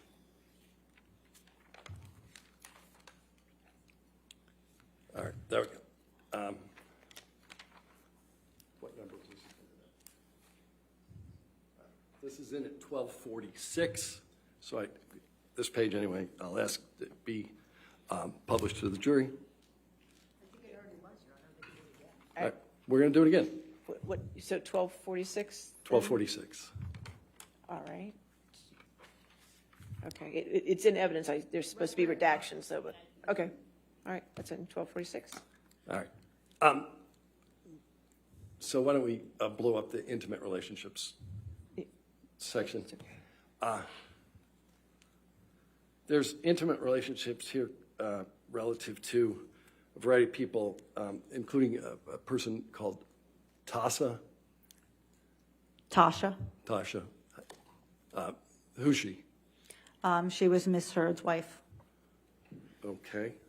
And that relationship preceded her relationship with Mr. Depp? That's correct. Did you say on direct that you saw no previous inter-partner violence? Just yes or no? I don't believe I did. No. You don't believe that you saw inter-partner violence, or you didn't say it on direct? I don't believe I said that yesterday. Okay.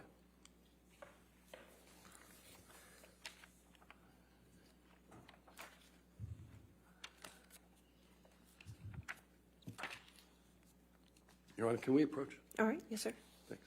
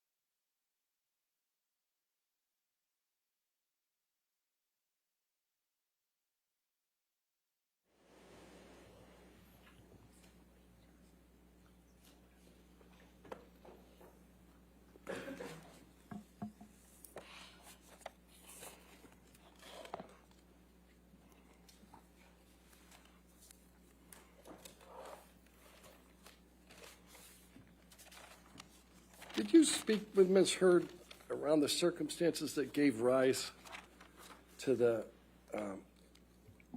TRO? With, on May 21st? Yes. Thank you. Yes, I did. Okay. Did Ms. Heard ever tell you that James Franco spent the night with her at the ECB between May 21 and May 27? I recall, I mean, again, it would be helpful to have my notes so I can tell you exactly what, but I do recall that she did see him at some point. I do not know if he spent the night. Do you know if Elon Musk spent the night during that period? I don't know. All right.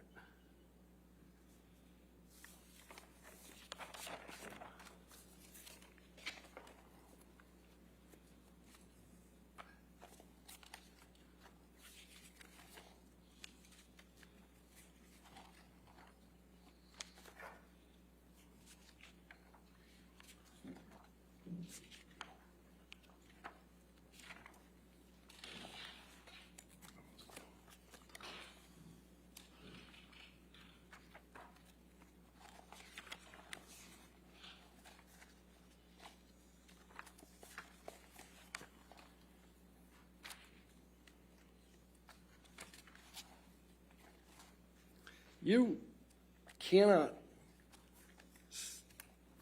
testify that Johnny Depp was not abused, can you? I can testify that he had physical acts of violence perpetrated on him as well as psychological aggressive acts perpetrated upon him. No further questions. All right, redirect.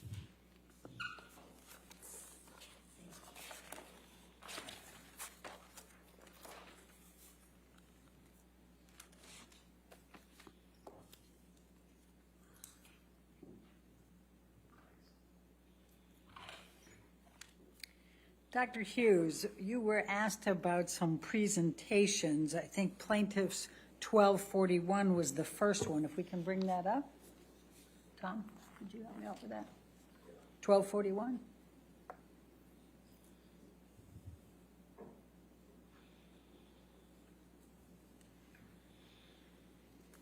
Yes. And if you can scroll down, what was the significance of this presentation? And can you give her control, or do you have to have control of the document? It's just one page? Oh, it's not the entire presentation. Okay. Can you please tell the jury what you provided in this presentation? To the best of my recollection, it was what I spoke to you about before of how people who are not trained in forensic psychology but who are working with victims of domestic violence can go into court and navigate with the court system and present and talk about domestic violence in a legal setting. Okay, thank you. And that's been moved into admission, that's been moved That's in, it, correct? yes. Okay, well, let's go to the one that I don't think was 1242, please. Tom, if you could bring that up. All right, and is that just one page too? How many pages is that one? Okay. Do you recall this presentation, Dr. Hughes? Yes, I do. Okay. Could you please just, well, I'm going to move the admission of Plaintiff's Exhibit 1242, first of all. Any objection? All right, 1242. Okay. And could we publish it to the jury, please? Yes, ma'am. And Dr. Hughes, could you please tell the jury, explain to the jury what this presentation entailed? So I was asked by the head of the Kings County Bar Association to give a presentation about intimate partner violence, domestic violence, and how psychological experts can be of assistance. This was just because of how Brooklyn is, a bar association that was attended by many of the prosecutors from the Kings County District Attorney's Office as well as defense attorneys. And as I stated before, this presentation was about how to really understand cases of domestic violence, how to understand what if she drops the restraining order, what if she doesn't call the police, what are the myths and misconceptions about intimate partner violence. And when she uses force, what does that mean? How do we understand that? How do we evaluate for that? So again, without seeing the rest of the presentation, I believe that was the thrust of this presentation. Okay, great. Thank you. Now, you testified about the notes you took and the notes you reviewed, and you were asked about some limited questions on testing. I'm going to ask for Defendant's Exhibit 1434.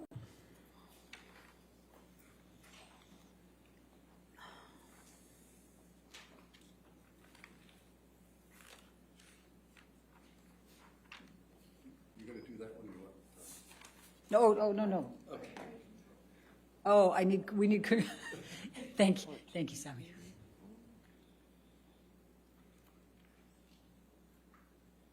But you were doing a fine job, Tom. I didn't mean to take it away from you. Okay. Thank you, Michelle. Dr. Hughes, is this your CV? Yes, it is. All right, I'm going to move the admission of Defendants 1434. You're out of completeness. They've got all the other records in here for Dr. Hughes. I'm trying to see completeness. I understand. I'll sustain the objection. Okay. Next question. Let's go to Defendants 1435, please.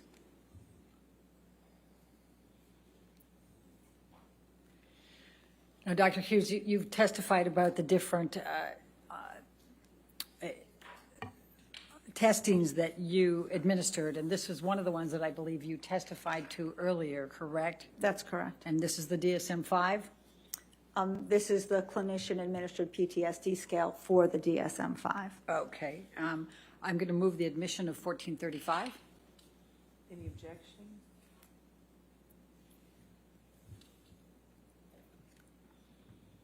We object, Your Honor, because it has a lot of other documents in it, not just the CAPS 5. It's not the CAPS, it's the DSM-5. But she administered all these tests, Your Honor, and they can't, for completeness of record, they can't put in partials and then not have the rest of it. I think Well,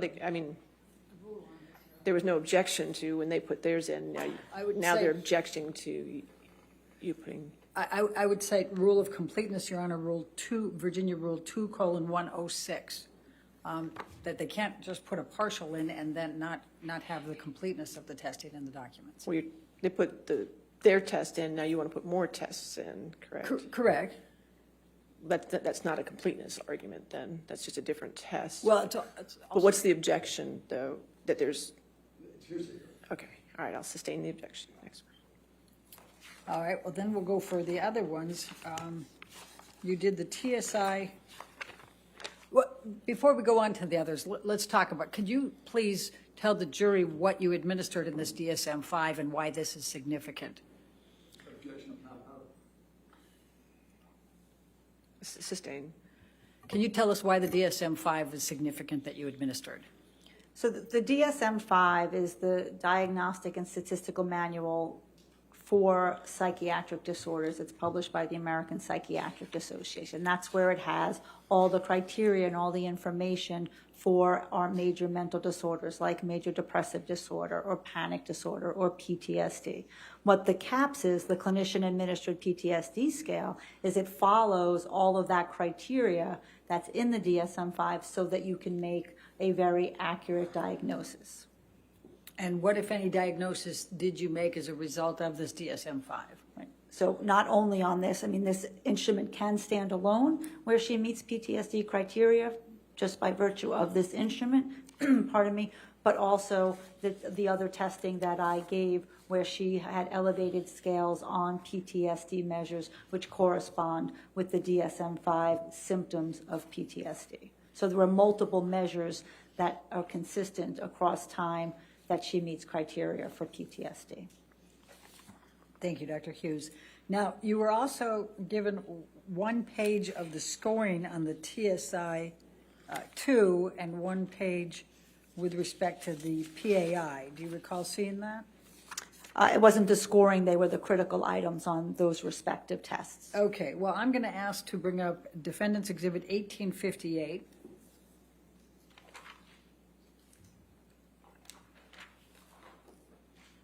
Which is the full PAI. And was this the actual testing and scoring? Yes, this is the profile, the scores that are generated from the 344 questions that Ms. Heard answered on this test. And what were the results? What did you determine based on the testing of this PAI? Well, that the results were valid and reportable. There was no evidence of exaggeration or malingering on this test, and there were significant symptoms that correspond with traumatic stress and post-traumatic stress disorder symptomatology.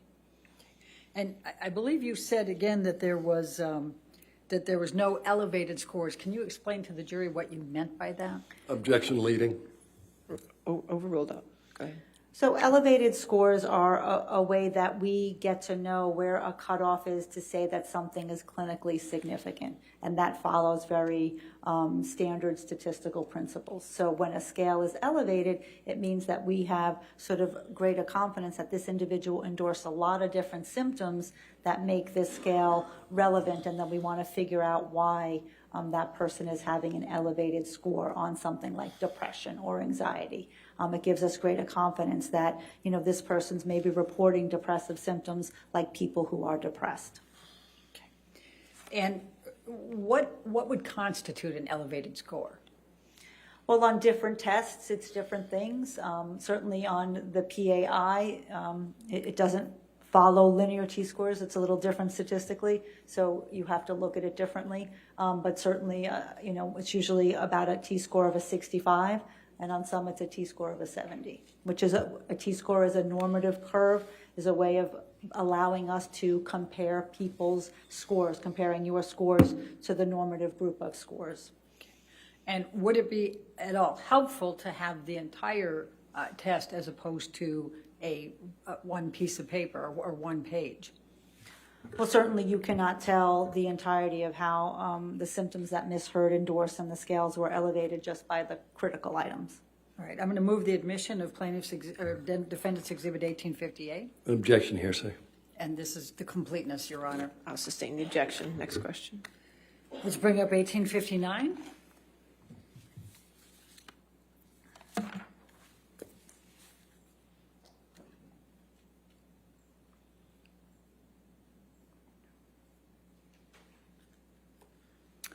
And this is, you were shown one page from the TSI-2, the Trauma Symptom Inventory 2. Do you recall that? Correct.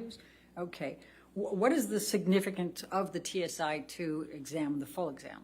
The Trauma Symptom Inventory is a test of common symptoms of post-traumatic stress disorder and related traumatic symptomatology. And on this score, she had, elevations in intrusive experiences, which is the intrusive component of PTSD, where thoughts or memories or feelings come into your mind when you don't want them, with accompanying distress. And then the defensive avoidance, doing many, many different things to push it down, to try not to think about it, to try not to talk about it, so that you don't get upset. And she also scored high on a scale of relational avoidance, having difficulty feeling close in relations and relationships, not only intimate relationships, but friendships as well. And that's a related trauma symptom that individuals have after having sustained an interpersonal trauma like domestic violence. Okay.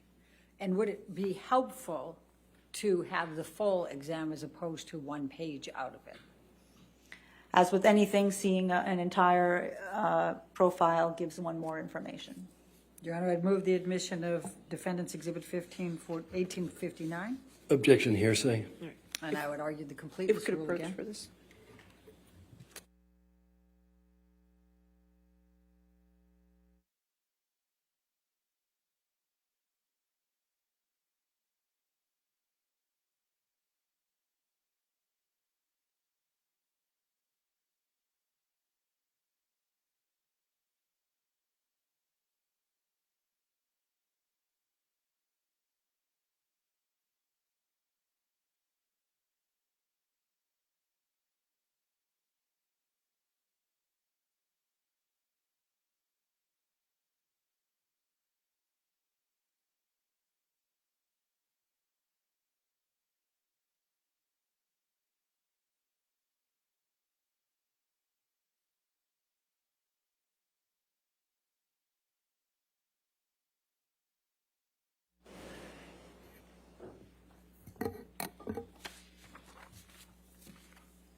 Now, Dr. Hughes, you were shown a couple of finger pictures of Mr. Depp. And I believe you indicated, those were shown to you, and I think you were asked if these were severe injuries, correct? Correct. All right. Did you have any understanding of the cause of those injuries by Mr. Depp? I do understand that there's competing accounts of what happened, for All sure. right. Let's bring up Defendant's Exhibits 373.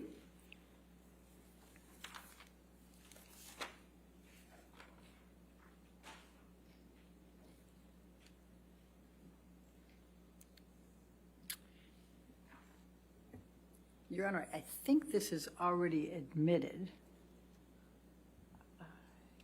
I don't see it, and Jamie doesn't have it, so 373, I can mark it, but it's not admitted yet. I think there was Unless a it's- version of that. If I Well, may, I don't know that. Your Honor, I can just tell you that 373 has not been admitted into evidence. Your Honor, it's not redacted, and I don't believe it's been admitted. the part I'm trying to admit is in another exhibit, so let's go in a different way. We'll take that one down. Let's go with 398. 398 redacted is in evidence. That might be the one.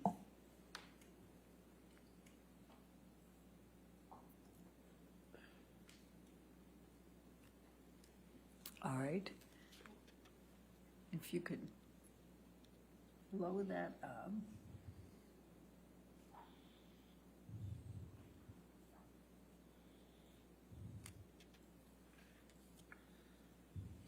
And I think we're looking for, if you could move that up, Michelle.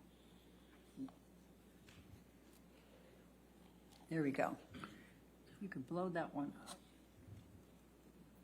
And this is an email from Mr. Depp to David Kipper. Your understanding was that was his doctor, correct? Correct. Okay. And then I'm going to draw your attention to the last part of this, and this is on 3/19/2015. Thank you for everything. I got to figure out how to do this. I'm missing the controls on this. Thank you for everything. I've chopped off my left middle finger as a reminder that I should, thank you, Your Honor, that I should never cut off my finger again. Do you see that? Yes, I do. Okay, so that's Mr. Depp admitting that to Dr. Kipper in 3/19/2015. Objection leading. Okay, I'll sustain the objection next. okay, that's fine. I'm good with that. Let's go to Defendant's Exhibit 499.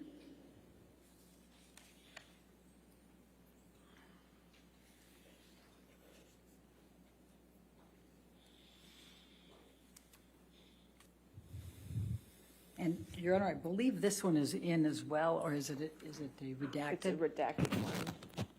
Yes, that's the Okay. one. Thank you.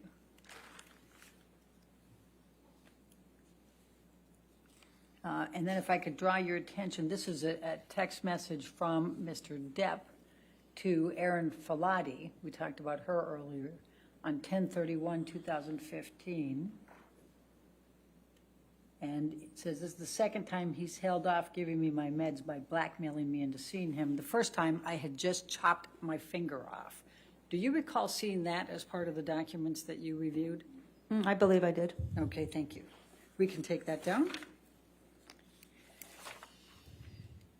Now, you were also asked to listen to an audio tape, and it's Plaintiff's 343.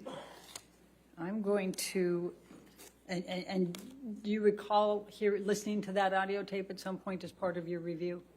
Yes, I do. Okay, I'm going to now pull up that same audio tape from the same date, and I believe that's June 2016. And if we could go to, and we're going to have a few different ones, so hold in there with us. We're going to start with 2 minutes 40 seconds 00, going to 2 minutes 40 seconds and 21.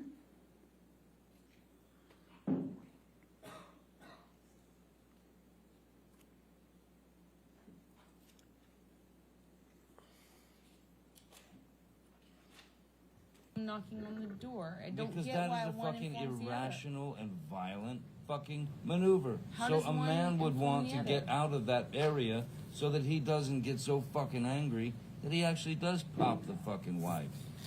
How does one inform the other? Oh man. Go home and listen to the tape. Now, that was just before the punching, hitting that was played. Do you recall that? Objection leading. Well, the tape recording that you listened to was at 2:46:01 to 2:47:20, and that was 2:40 through 2:40:21. Correct? I understand. yes. Objection leading. Okay. Now let's go to after that. Overruled, go ahead. Thank you. Now let's go to after that, 2:52:00 to 2:52:34. Yesterday because of how it's been lately, like since Australia, and I have been on the road with you. I haven't been working. I don't know what else I could fucking do. Since Australia, we had a great time over in the back. We had a fight on the train. Yeah. It was physical. Yeah.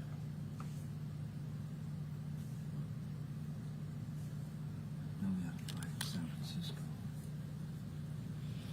But I thought everything else was great. There's some reminiscence from Australia. No. And then let's go to 3:20:00 to 3:21:37.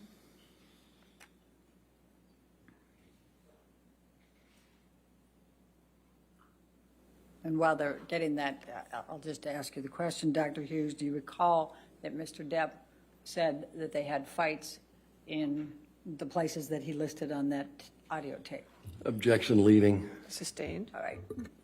What do you recall Mr. Depp saying about fights that they'd had on that audio tape? Objection, no foundation. She just listened to it. Overruled, okay. Yeah, I think it was hard to hear in this one. I had listened to it previously, just acknowledging that there are fights previously. Okay, thank you.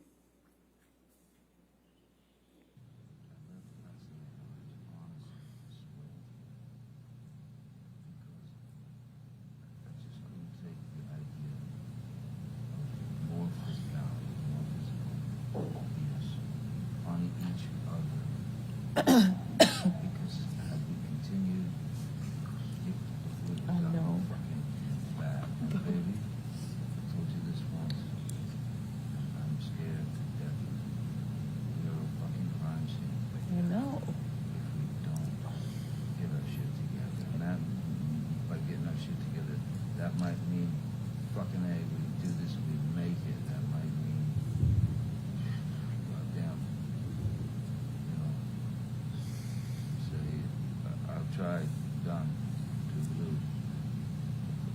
But we've got to get our shit together as individuals and as a couple.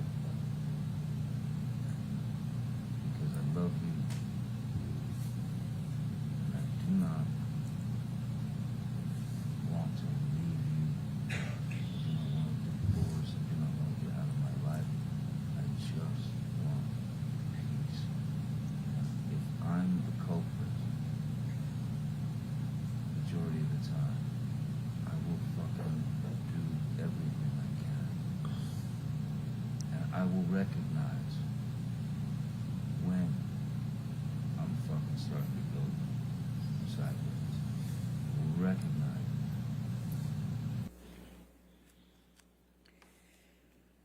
Do you recall listening to that part of the tape, the audio tape? Yes, I do. And what do you recall from that portion? Again, I know it's hard to hear, but It's hard to hear, but what I recall from hearing that was the negotiation that the couple is trying to do and trying to say, you know, I'm going to do my part, I'm going to do better. okay. Is it possible to turn that up anymore, or is it, I have one more? I'm just.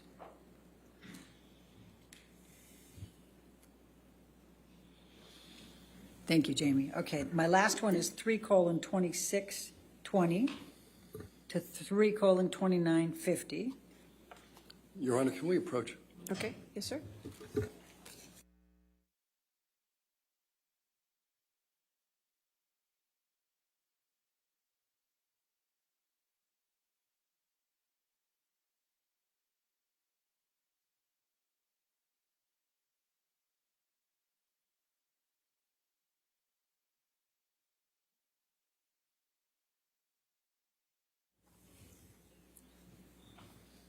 When you're ready. What are we going to do different in the moment when you're mad and you go fuck it and In the you decide moment. all bets are off? Moment. Well, look what I did in Australia. Look what I accomplished.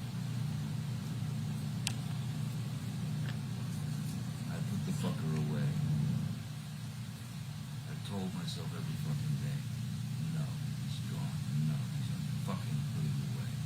Put him away. And by a list of the things that I feel that fuck you over or make you feel shitty or anything like that, I fucking, when we're in the moment, I remember it. I remember what I put on my list. I remember it. And I try to bring it down notches, many notches. I'll try to, if we're heightened, to say, please, I don't want you to feel this. I don't want to feel this. I need to know what we need to do different. I need to It's know. got to be done with your mind and your heart. What do we do different if I have a problem? You Tell need me. to tell me how to tell you different if I'm hurting you. You need to let me be able to be mad. Sometimes you're going to make me mad. I'm a human. I cannot live where it's like, Well, then it's the same thing goes for me then. You're going to have to allow me to get mad. yes, exactly. If Okay, I do but something I get that makes mad you and then you mad, start fucking yelling. I don't have to start yelling. I think I start yelling once it gets fucking heightened. I've gotten a lot better about that. It's just I only start yelling when it's fucking hour 11 and we're really in it. You're not gotten better about that. Otherwise we wouldn't have had 3 physical fights in the last month and a half. I was talking about the yelling. No, but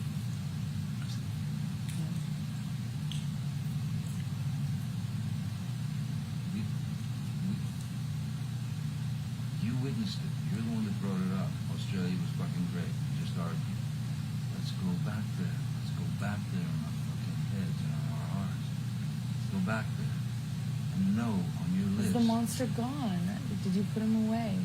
It's been so, when you get on that train and you get angry, you stay on it for so long and you won't come down, you won't talk to the person that is you. That's not always. It doesn't have to always be the monster, but what is it? Can you put that away? Can you remember the bigger picture? You don't want to spend your life. I've asked you this so many times in fights. You want to spend your time like this. No, you don't. But I ask you because this is something you're choosing. I'm saying to you, olive branch. And you don't take my olive branches. You made me feel humiliated for offering them. You asked me to stay in Australia. I stayed, and then you walk out on me all the time. You've got to take some olive branches from me. You've got to offer them too. You've got to be bigger than what you feel at that moment. And so do I. So do I. But if I call you on it, will you hear it? Will you call me out on it if I'm doing it?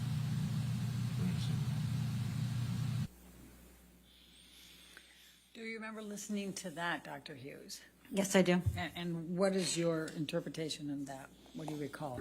Objection, Your Honor. Speculation. She's an expert. Overruled.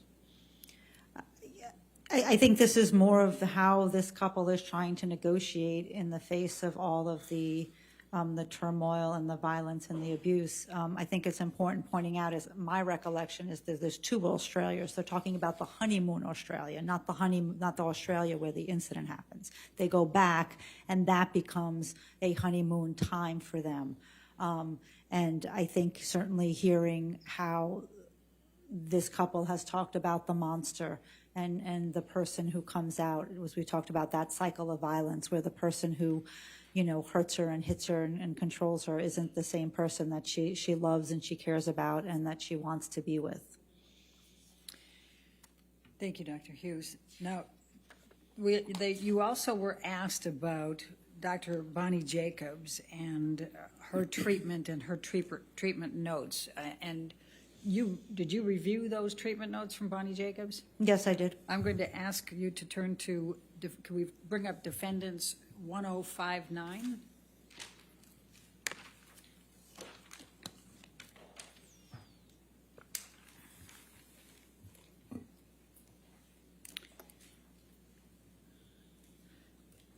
And do you recognize this document? Yes. Okay. And what is it?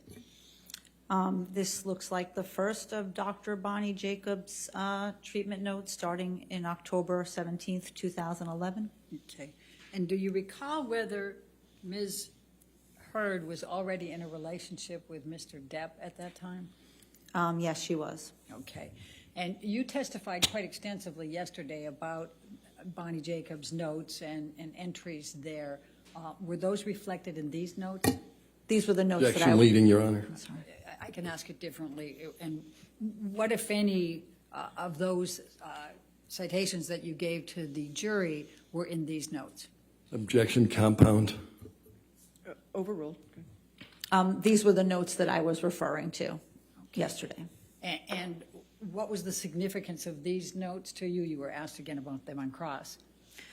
I found the treatment notes very significant because they had contemporaneous reports of what Ms. Heard was going through, not only what she was reporting in her relationship with Mr. Depp, but her accompanying symptomatology. What the notes revealed was there's a significant amount.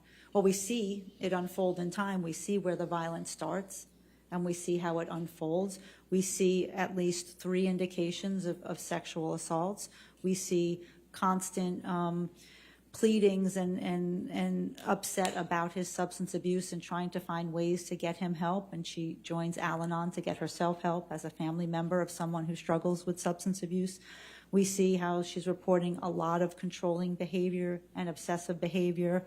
We see that there's 2 instances where the police were going to be called and when in her apartment in Orange because of the fighting at that time. Once they actually were called and once they weren't, from what I could amass from the notes. So what it does is it really shows how this relationship is unfolding over time and actually getting worse. And then you indicated that Amber Heard moved from Bonnie Jacobs to Dr. Cohen, and that was in 2014. Is that correct? Correct. Okay. And what is your understanding of the relationship between Dr. Cohen and Dr. Kipper? They were professional colleagues and they were friends. And it's understanding why Ms. Heard left the relationship with Bonnie Jacobs. It became a tumultuous relationship for her there because she was doing a lot to protect Johnny, and Bonnie Jacobs had concerns. Objection, Your Honor. What's the objection? No foundation. I established the foundation. She reviewed the notes, and she interviewed Bonnie Jacobs. I'll overrule the foundation objection. Go ahead. Objection non-responsive. I'll overrule non-responsive. Please continue, Dr. Hughes. The reason that Ms. Heard left her treatment with Bonnie Jacobs were, one, that Mr. Depp continued to denigrate that relationship, her therapeutic relationship. But number 2, really more importantly, is that she wanted to protect Mr. Depp because she didn't want Dr. Jacobs had some concerns about perhaps his substance using in front of his children and that she would be a mandated reporter. So Ms. Heard did not want to do anything and talk more about what was going on with Mr. Depp with her therapist for fear that something might happen. So she left that treatment really to protect Mr. Depp. I'd like to move the admission of Defendant's Exhibit 1059, the treatment notes. Objection to hearsay, Your Honor. This is what we dealt with yesterday. Your Honor, I think that for completeness here, he's relied upon these, and they reflect the present sense impressions. I'll sustain the objection to hearsay. All right. Let's go to Defendant's Exhibit 1057, please.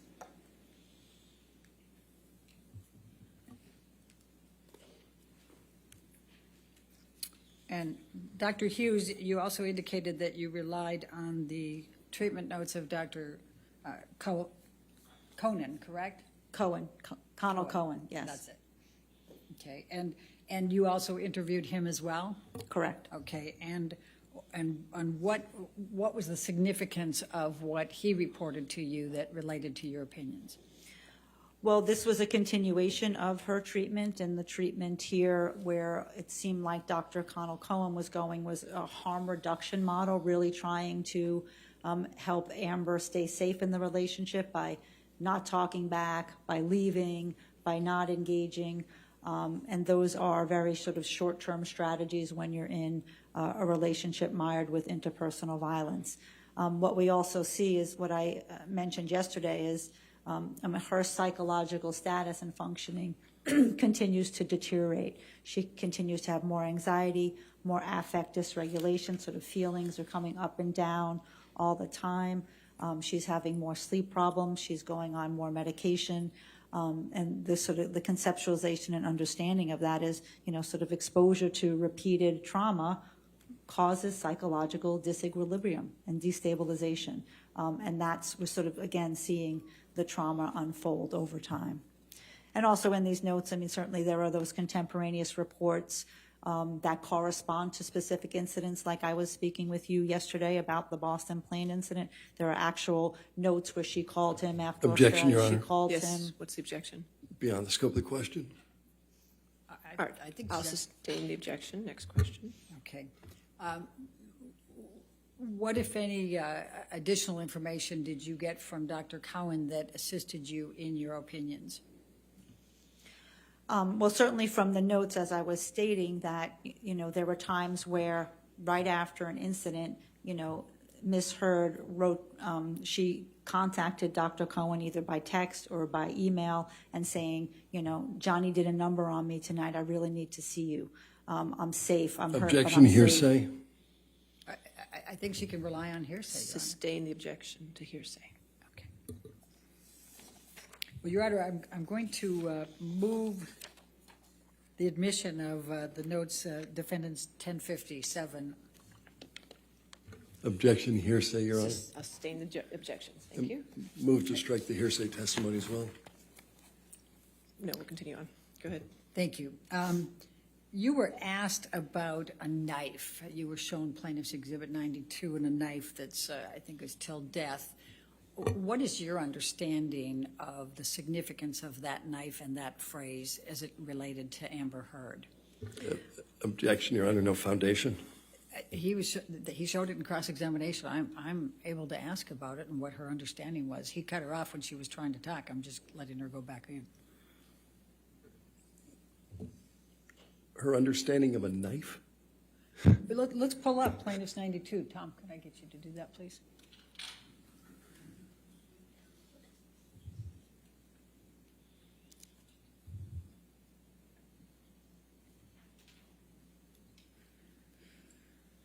I believe you in response to the questions asked by counsel for Mr. Depp, you said it depends upon what the context is. What did you mean by that? Well, first I believe that this is the knife that has a turquoise end, and this was a time when Mr. Depp was filming The Lone Ranger, and he was in a turquoise phase, and she purchased him that because she thought it would be a kind gift. The phraseology is that Mr. Depp told her the only way out of this relationship is death. And Objection, hearsay.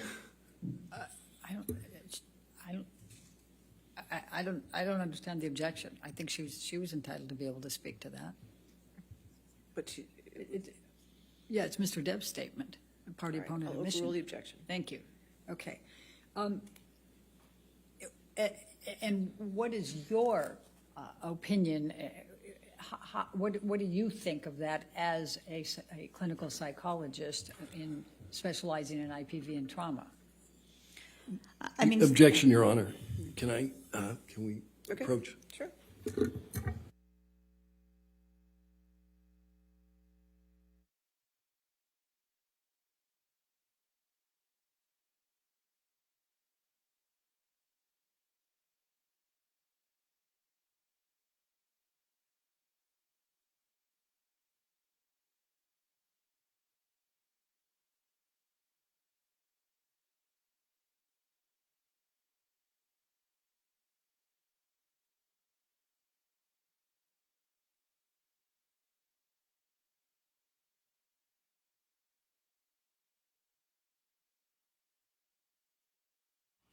Dr. Hughes, do you think that the phraseology on the knife bears any relationship or significance to the opinions you've had in this case?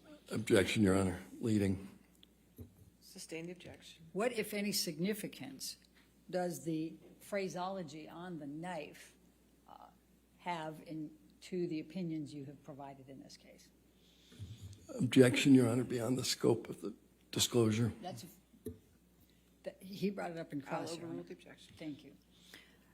So there are several things. I certainly am aware that at this time that Ms. Heard purchased this knife for Mr. Depp, she was engaged in her whole lot of denial and minimization about the extent of the violence in the relationship. There is a notation in Dr. Bonnie Jacobs' notes about when Mr. Depp uttered this to her was around the discussions of the prenup, and he said, I don't want one because the only way out of this relationship is death. Dr. Jacobs didn't think that that was funny. Ms. Heard was taking it like, oh, maybe it's endearing, maybe this is okay, but it was definitely a clinical cause of concern at the time that phraseology was used. Thank you, Dr. Hughes. Now, you listened to an audio tape, and then we showed some additional ones from that. What, if any, photos did you review as part of your examination? Objection beyond the scope of cross. He was asking all the different authority. I'm just establishing that she also looked at photos. I'll sustain the objection. Okay. That's beyond the scope. Dr. Hughes, based on everything in the cross-examination and the redirect, what, if any, changes do you have to any of the opinions that you provided to this jury yesterday? Objection compound. Overrule. I don't have any changes to my opinions that I gave yesterday. And do you still hold those within a reasonable degree of psychological probability or certainty? Yes, I do. Thank you. I have no further questions. All right, is this witness subject to recall? Yes, Your Honor. All right. Ma'am, you can't discuss your testimony with anybody, but you're free to stay in the courtroom since you base your on expert testimony, okay? Thank you, All Your right, Honor. thank you. All right, I think we'll go ahead. Yes, sir? Okay.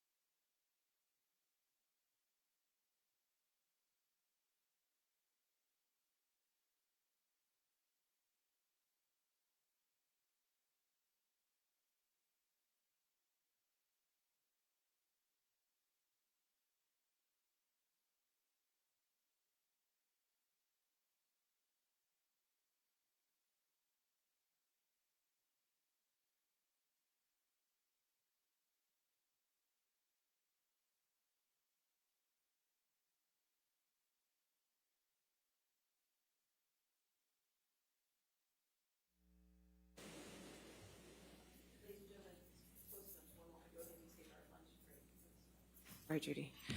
Let's go ahead and take our lunch break now. Just to not do any outside research and don't talk to anybody about the case, okay? We'll see you back here too, okay?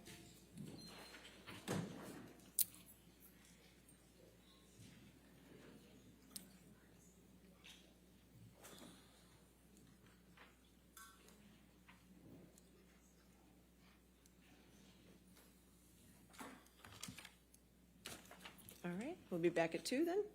All right, thank you.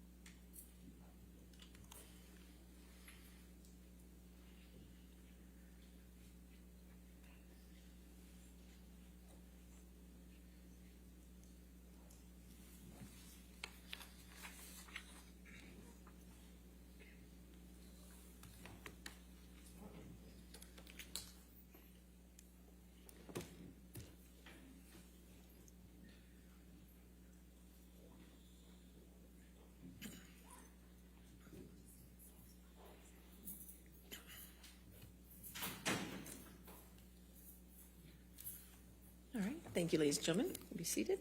All right, your next witness. Your Honor, we'd like to call Laura Amber Heard to the stand. All right. Amber Laura.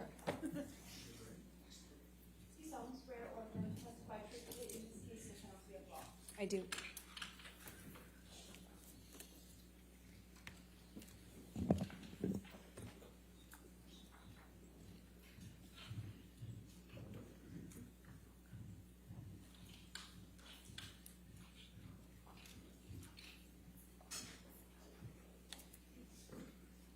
All right, thank you. All right. Thank you, Your Honor. Will you please state your name Yes, it's Amber Laura Heard. and what is your address? I live in Yucca Valley, California. And how old are you, Amber? I am 36. I just celebrated. Okay. And do you have a daughter? I do. She also celebrated her birthday recently. She's 1. Okay. And what is your profession? I am an actor, mostly. Okay. Now, why are you here? I am here because my ex-husband is suing me for an op-ed I wrote. And how do you feel about that? I struggle to have the words. I struggle to find the words to describe how painful this is. This is horrible for me to sit here for weeks and relive everything. Hear people that I knew, some well, some not. My ex-husband, with whom I shared a life,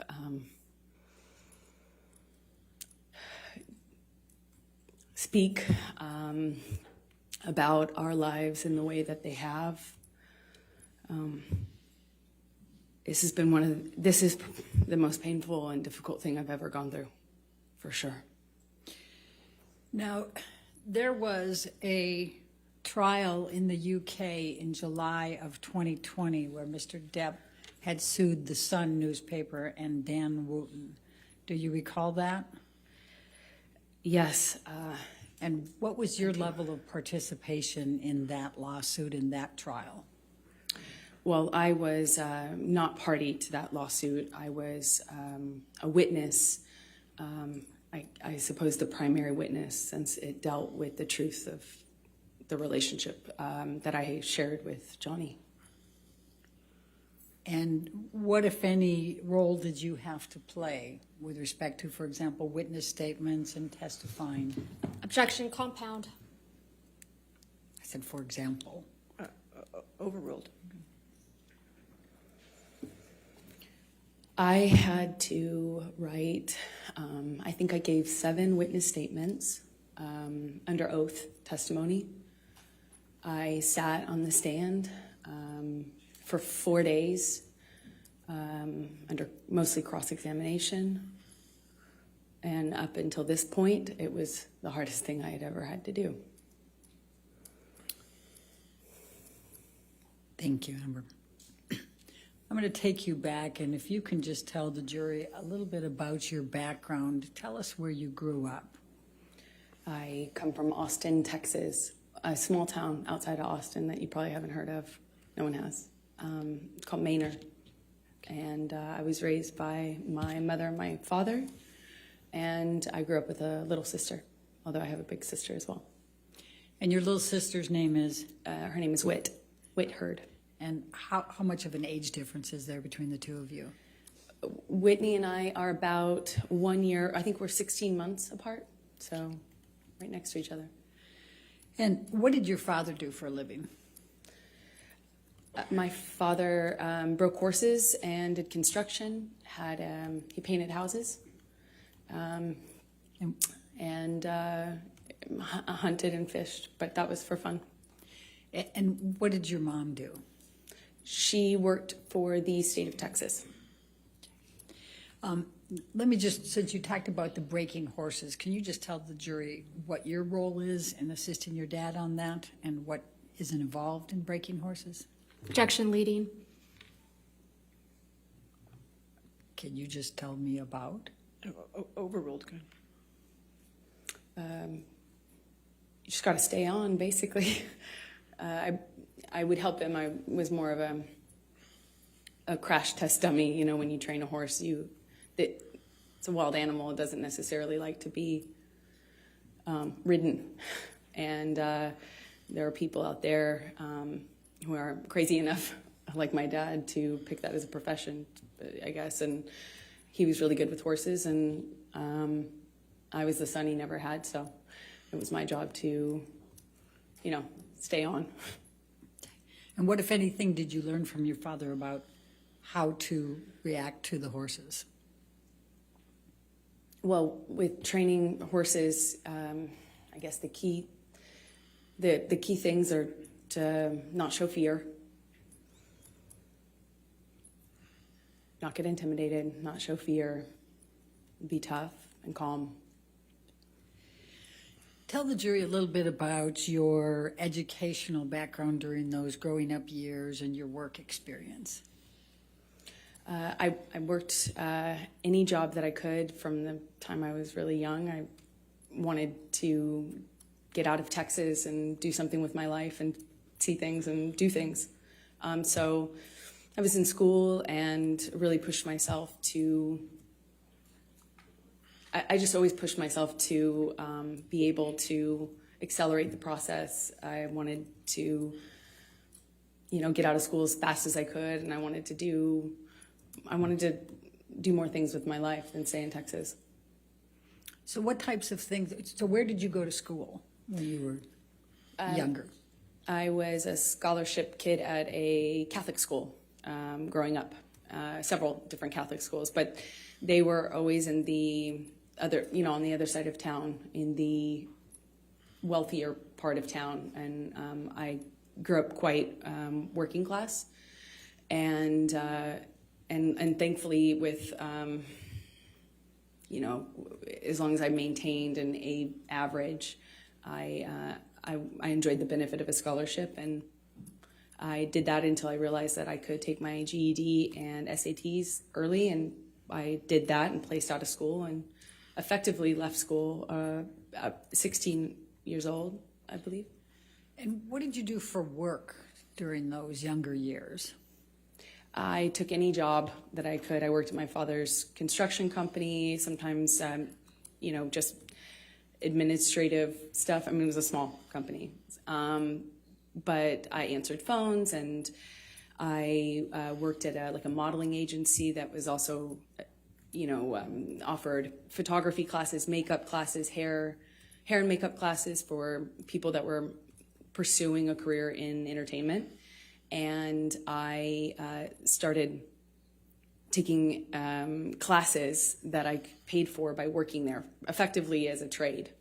And I eventually worked there long enough to be able to pay for my headshots, which are the pictures that you use in the industry to promote yourself, you know, in whatever, acting, modeling, or both. Okay.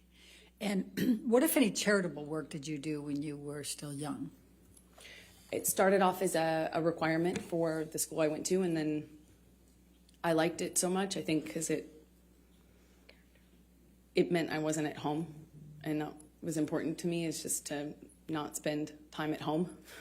And I really loved meeting people, so I worked at the soup kitchen every morning before school, during the school year, for about 4 years. I didn't go on weekends, but on weekends I would do various things. Worked at children's museums, typically, because they would work with younger volunteers, and mostly soup kitchens and things involving children. I worked at with deaf kids for a while, and yeah, I love it. And when you worked with deaf kids, what, if anything, did you do to learn to be able to work with them? Objection leading and 404. And relevance, Your Honor. Overruled. Well, I taught myself how to sign basic sign language, and then I I pursued it. I audited a course at the community college, which I ended up going to get out of high school early later on. But I would audit classes. The teachers never wanted to kick the, random 12-year-old out of their class, I suppose. So I remarkably was able to audit, I think, the majority of 2 semesters, and that's also helped me learn. So how did you end up in Los Angeles? I did a small job in Texas where I played a part in a movie, and the actor in the movie that I was playing opposite had an agent visiting him from LA, and I met her on set, and she said that she had heard about me from another bit part I did. I was taking jobs in Austin for really anything, to be an extra, to apply I did makeup once. Nothing, no job was too small or, for me. So I put myself out there, and she had heard about me, and she said, I have heard about you in this town, and I'd love to meet you in LA if you're ever out in LA. And I was like, when can I come? And she made an appointment with me for the following week, and I used all but $180 or something to get out there, and I landed. I didn't know anyone. I was 17, and I've effectively been there ever since, I suppose. So when you arrived in Hollywood, please tell the jury what you did to get moving there, get going. I went to every audition, every casting, every meeting, every appointment that I could. I put myself out there. I didn't have a car because those were expensive, so I took the bus around LA. It was before smartphones. I had a Thomas guide in my bag and a change of tank tops. Not that it mattered, but I went to about 10 auditions sometimes a day, and would change clothes if I needed to in the back of the bus I was taking, and I just hustled from one audition to the other. And I got a bit part on one thing, and then I got a bit part on another thing, and then eventually my roles kind of became more important or bigger, and it's been a slow progression, I guess, since then, of doing either tiny bit parts in bigger movies or doing, larger roles in movies that no one would see. And I guess, it still is kind of like that. So I'm going to ask you to go from 2002 to 2009. If you could just describe for the jury a little bit what types of parts you had. I think they've indicated you have not been well known here in this courtroom compared to Mr. Depp. So perhaps just take them through a little bit of that. Yeah, that's fair. I did small roles in big films like Zombieland and Pineapple Express, and movies that were well known. My first one was Friday Night Lights, but again, I had small roles in those bigger films, and then I would do larger roles in kind of smaller films. Like I did a project where I was the lead in a John Carpenter film, and he came out of retirement to do that. And that's kind of how it was in terms of my career for those that first initial 10 years or so. It was just going from slightly bigger role to slightly bigger role, and just working my butt off. So I'm going to take you up to 2008. Did there come a time that you auditioned for The Rum Diary? Yes, I auditioned for that in about 2008, I believe. Please describe for the jury your experience in auditioning for The Rum Diary. Well, I auditioned a few times, which is common in my work. You get a call back, as they say, and I think I had at least one, maybe two callbacks with the director, and then I got a call saying that Johnny, who at the time was, I think I knew that he was producing it as well, was doing a project that was something very personal to him. He was reprising his role as his late friend, Hunter S. Thompson, and it was a very important project to him, and that he wanted to meet me in person. I thought I would be going for maybe an audition, but it was just a meeting. I went to his office and met with him for a few hours. And what did you talk about during those few hours? We talked about books and music, poetry.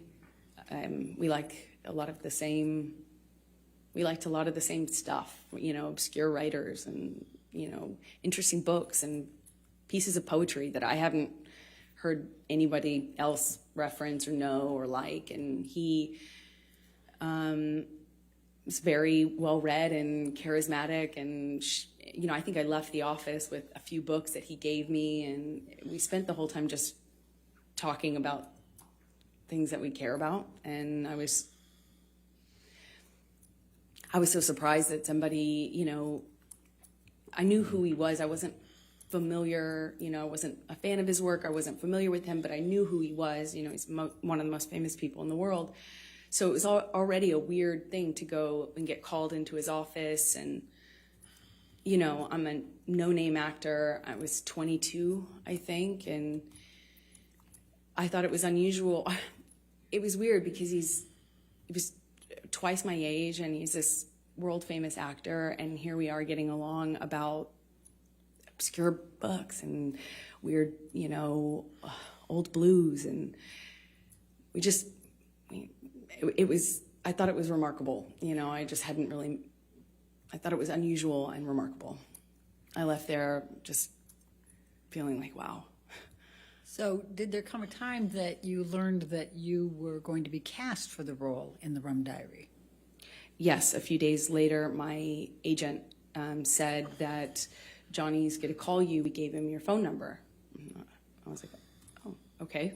And shortly after, my phone rings, I pick it up, and I hear, this like deep voice on the other line, and he said, "You got you're it, kid. You're the dream. Hunter wrote this part, and you're the dream. You're it, kid."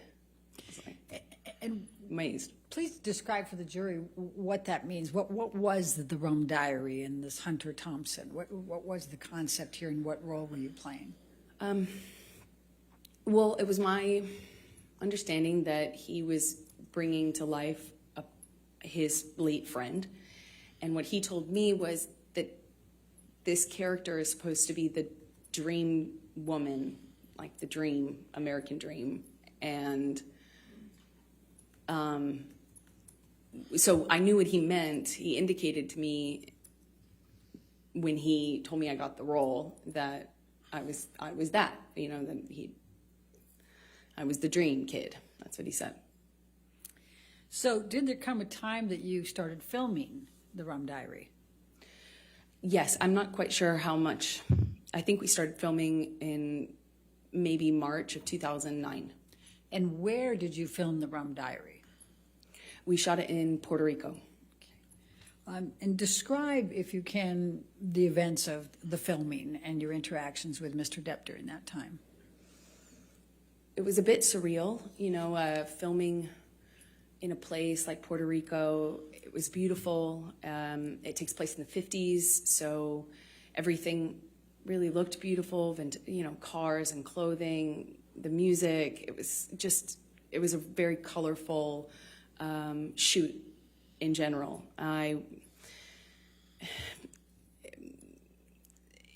I couldn't have asked for, a better scenario. I was on film. I was on set, reading my books, and occasionally Johnny would talk to me, and then he started to be really kind to me, like more open with me. When we'd have hot days filming, there'd be this big SUV pull up, and a security guard would kind of usher me into this car, and it would have the AC blasting, and I'd be sitting in the back of the SUV just thinking what a strange experience the whole thing was. And we didn't really have a whole lot of interaction on set until we did a scene that involved kissing. We had a kissing scene, and it didn't feel like a normal. It didn't feel like a normal scene anymore. It felt more real. There are certain things that you do in the job to be professional, like when you have to do that sort of scene, and you don't you don't use your tongue if you can avoid it. There's certain things that you do to just maintain a certain line, and it just felt like those lines were blurred. I mean, he grabbed my face and pulled me into him and really kissed me. But we were filming a scene. Did he use his tongue? Yes. Okay. Did you celebrate your birthday while you were in Puerto Rico?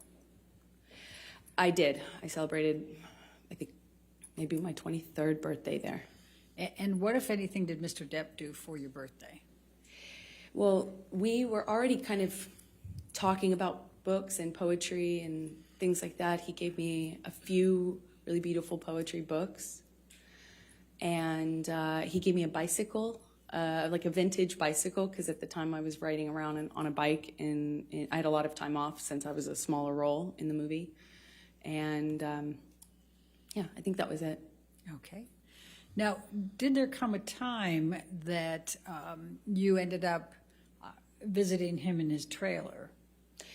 Yes, I think there was we would hang out if, after or in between scenes or in between setups. We often were, talking about things and would continue the conversation into the trailer, often with the director. Bruce Robinson was his name. And then at one point we talk about wine. It's another thing that Johnny and I shared in common, a love for wine, red wine. And we were talking about a kind of wine that I enjoyed, and I was, going on about how great this bargain wine was, and I didn't understand, how much more sophisticated Johnny's taste in wine was.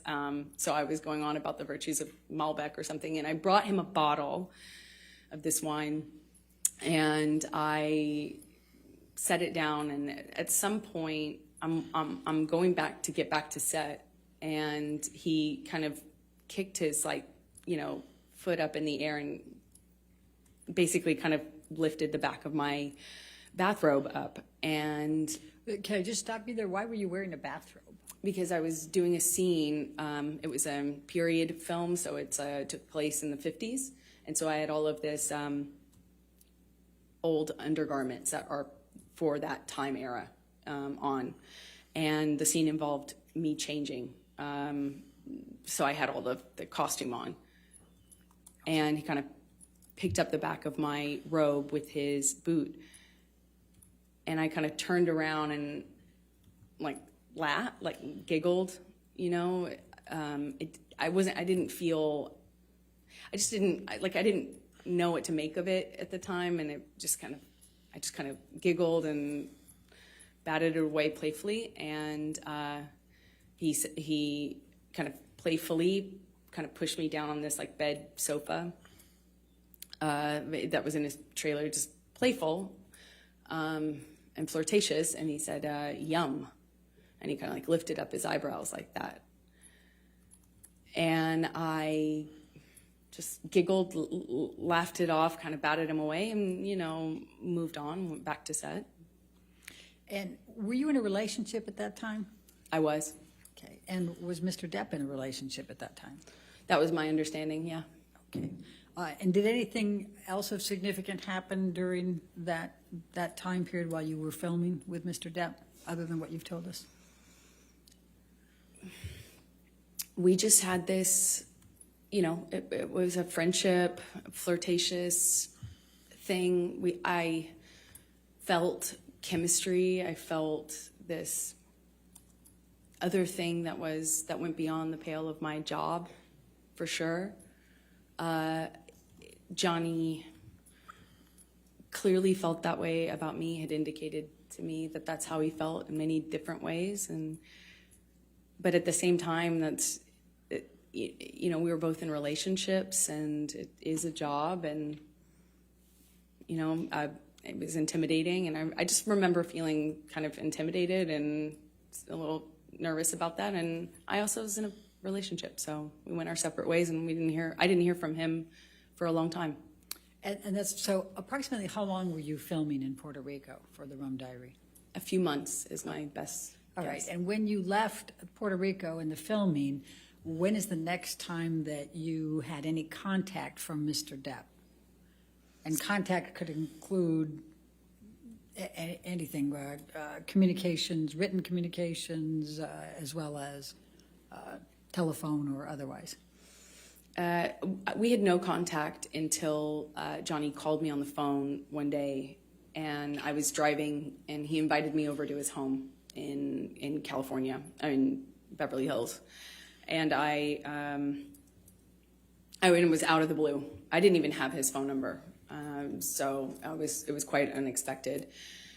He called me a second time, but I don't think we actually connected, or we didn't stay on the phone because we didn't really speak. But the first time was the only time I actually spoke to him, and he invited me over to his house under kind of he said that, we could get Bruce, who was the director, to come over, something about the movie, but it was clearly not about the movie, if you know what I mean. It was, so I said, I said, my friends are in town, and I'm busy with that, and kind of hung up, feeling really startled, that didn't know what else to do.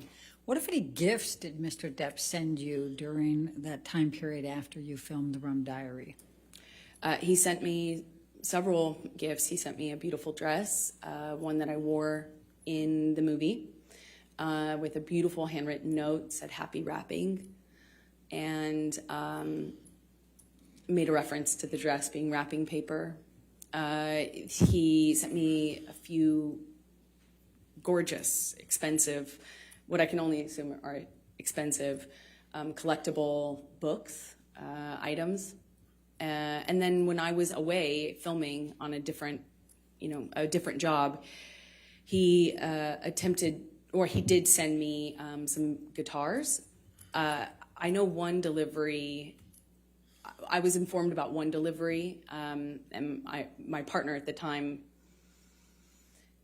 intercepted the attempt to deliver and called me immediately and said, "What should I do?" And I said, "Send it back." And she did, and she indicated that there was another one that had already previously attempted delivery, and it was also rejected. I sent it back because I wasn't there, and I wouldn't have accepted it anyway. Okay. Did there come a time that you ended up having to go on a press tour for the Rum Diary? I got a call for the Rum Diary press tour in the fall of 2011. So that's close to two and a half years after you filmed? I'm an actress, not a mathematician for a reason. Roughly, yes. Okay. And could you please describe for the jury what a press tour is? Just explain it to them. Well, you take a movie once it's completed, and if it doesn't have distribution, as part of the promotion of that movie, you go to these various places, normally cities like London or New York, and you do press events in those cities to kind of promote the film, and you go to place talking about the film. And so you were then called to participate in the press tour for the Rum Diary?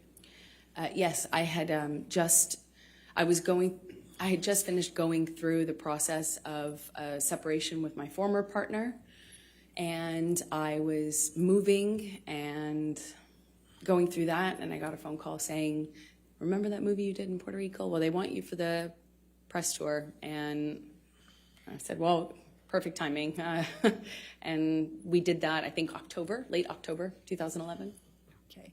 So describe for the jury your interactions with Mr. Depp during the press tour. Well, on the the beginning of the tour was Los Angeles, where we both lived, and we did a press day, normal press day, and then at the end of it, I was invited by Johnny to come up to his room to have a drink with him and the director of the film. And I went up to the room to see both him and Bruce, but as soon as I got there, Johnny said Bruce wasn't going to make it. So I stayed. Johnny and I started talking. He asked me about my relationship. I said, well, you know, I'm going through it. I'm going through the separation right now, and it's been, you know, rough couple of months, but that's normal. And he said, well, that's same with me. You know, it's been, I can't remember exactly how long he said it had been, but that he had split from the mother of his kids, and said that he understood. Right, and then what happened next? Then we drank red wine and continued to talk, and the talking became us, you know, reconnect. You know, it was like reconnection was almost instant. It was just chemistry. It's hard to explain that, but we sat on the couch and we talked, and you know, it felt like there was it felt like there was an electricity to the room, and it's how I felt when I was alone with him anyway. And it was instant again. I was like, whoa. So on the couch, we talked, finished some wine, and then I got up and left. And as I went to leave, he grabbed both sides of my face, similar to what he did in Puerto Rico when we were filming that scene. And he kissed me, and I kissed him back. And what happened next with respect to any relationship with Mr. Depp? Well, then we fell in love. We went on this press tour, and we went. It was a beautiful and strange time. You know, we were flying from one, not together, but you know, going from one city to the next, Europe, New York, Los Angeles, as I said, and we're just traveling around talking about this movie that we did together, that we participated in together, and we were falling in love. I mean, it was just, you know, at the first dinner in London, he sat me next to me. You know, he produced the film and was a part of controlling the film and was responsible for different things than I was as an actor having a small part in it. And we went on this press tour, and I think in London he had me sat next to him at a dinner, and then we ended up spending the night together in my hotel room. And for the rest of the press tour, it was on. I'll put it that way. All right. And how long approximately did the press tour go? I don't know exactly how long it lasted. I think, you know, there were press engagements in this city for a few days, and then another city for a few days, and then there was a break, and then there was another press opportunity, I believe. So it was kind of spread out over maybe a month, if I'm guessing. So when you returned to Los Angeles, what, if anything, took place with any relationship with Mr. Depp? Well, once we were back from the press tour, you know, we had this, you know, whirlwind romance kind of just in these like beautiful places all over, and we're falling in love and not able to really show it because the world didn't know about the split between he and his former partner. And of course, as a woman, I was like, is that troubling? You know, and I'd ask him, no, you know, he swore to me that they hadn't even shared a bed for a year, and that they were protecting the kids and not publicizing it. So, or not making it known to the press. And so we kind of had to be a little bit under the radar. Not a little bit, we had to be really under the radar. Because as Johnny pointed out, that the world would blame me and call me a homewrecker, even though I had nothing to do with it. So we were secretly dating, and then, you know, it was beautiful. I felt like this man knew me and saw me in a way that no one else had. I felt he understood me. I felt he understood where I came from. I felt that, like, when I was around Johnny, I felt like the most beautiful person in the whole world. You know, it made me feel seen, made me feel like $1 million. And that kind of feeling where, you know, he just lavish gifts and lavish expressions of love, and how he had never met a woman like me. I mean, I remember he took the foil off of this bottle and put it on my ring finger, and I had only been with him like days, you know, or maybe it was weeks at the time. Yeah, it was probably about a few weeks, but it just felt very intense. But we weren't doing normal life stuff. We weren't like stuck in traffic with each other. We weren't going to the grocery store and doing life. We were like hiding in these places around the world. He has so many homes. And so we'd be in one of those homes, or my home at the time, and it would be like a bubble, like we were in this little bubble of secrecy, and it felt like a warm glow, as we would say. Just music and the kind of books that we both loved, and poetry that we both knew by heart, and it felt like a dream. It felt like absolute magic. So while you're dating, I take it you're dating at this point, right? Yeah, While you're falling in love, you're also dating, right? Okay. Yes. Did there come a time early on that you ended up going to his Bahamas island? Yes. So shortly after, you know, I think started dating October of 2011, and you know, as I mentioned, this bubble, you know, where he'd come over to my house and not leave for like 3 or 4 days, you know, just smoking cigarettes and playing music and reading poetry to me or painting me, or, you know, just talking. And then he would disappear. And there'd be just no way to get a hold of him, no way to contact him. At first, I didn't really think anything about it, but he disappeared at one point, and then came back and said he was dealing with some health issue, and would I join him in the Bahamas? And I think that's when I learned he had an island, and I was on a trip with a friend of mine in Spain, and it was for the holidays, and I kind of rerouted my trip so I could come and land in LA landing in Miami instead of LA, so I could go and meet him on the island. And he had Keenan come and meet me on that trip, like in Miami. I get off one plane, get onto another, and go and join him on his private island. And I noticed he was drinking Beck's and tea, but like lots of tea. And I didn't foolishly think anything of it. I just, you know, thought the man really, seriously, I missed it before, but really, really loves tea. And we had this beautiful, I don't know, less than a week probably, trip in the Bahamas, a private island, beautiful sandy beaches. It's a scene that you just don't, I had never experienced anything like that. It was a beautiful place, a beautiful time, and I fell head over heels in love with this man.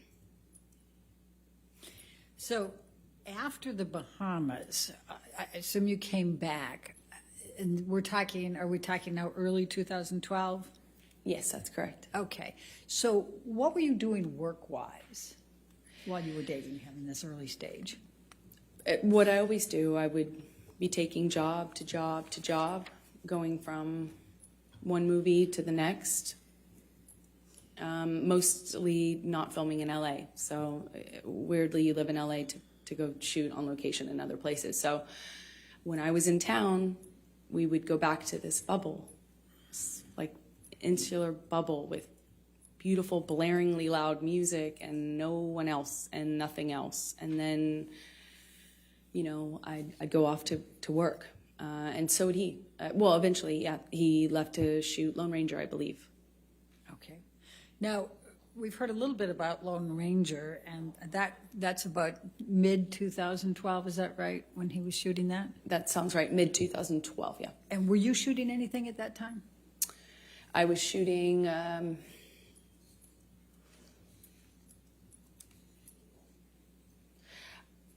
Machete Kills? I believe I was shooting Machete Kills in Austin. I had a small part in a Robert Rodriguez film that shot in Austin. But I think Johnny was shooting and then having some time off, and there was just a lot of travel, a lot of movement, so.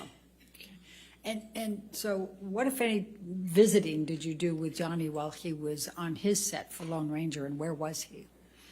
Well, he was filming all over the Southwest, and at some point I came to visit him and on one of his locations, and I would stay in the house because I couldn't really, occasionally I would leave with his security guards, but I didn't really have anything to do but visit him for a few days. So I'd cook and kind of stay at home and paint or whatever and wait for him to come home and have dinner ready. And we would have these little bubbles, but kind of scattered throughout the Southwest as he was filming. And at the time, Johnny had, when I first arrived at one of these locations, it was the first time that Johnny told me that he had had a health issue, something with his liver, and that he wasn't, that's why he was not drinking. He was drinking a lot of tea, like a lot of tea. Okay. And so we've heard a little testimony about boots. What, if anything, did you do to help Johnny with his boots? Well, I mean, I suppose that I took off his boots and it made an impression on him, and I was happy to, anything I can do to show love. Certainly how I felt about him. But if he wanted to take off his own boots, he certainly could. Did you buy Mr. Depp any knives during that time period? Objection leading. Sustained. What, if anything, did you do with respect to knives during the time period you were with him in the Lone Ranger? Objection leading. What, if anything? Overruled. Johnny had a thing for turquoise, and that eventually, being in the Southwest, it can happen really quickly. I also too really love turquoise, and he has he loved knives. He loves a lot of things. When Johnny loves things, he does it a lot, and lots of it. So he had these daggers that he had given me that they were beautiful in design. And they're, long, curved daggers. And he just talked a lot about knives, had a knife and gun collection, and was quite proud of it. And at some point, I don't really remember exactly when it was, but at some point I picked up what I thought was a really beautiful turquoise-handled knife. And I had it engraved with a saying that Johnny would say to me all the time, which I thought was romantic, as funny as that is to say now. And what was the expression, the saying? Until death, hasta la muerte in Spanish. Now, by the time that you're visiting Mr. Depp during his shooting of Lone Ranger in the June through August 2012 timeframe, what, if any, relationship has he developed with your family?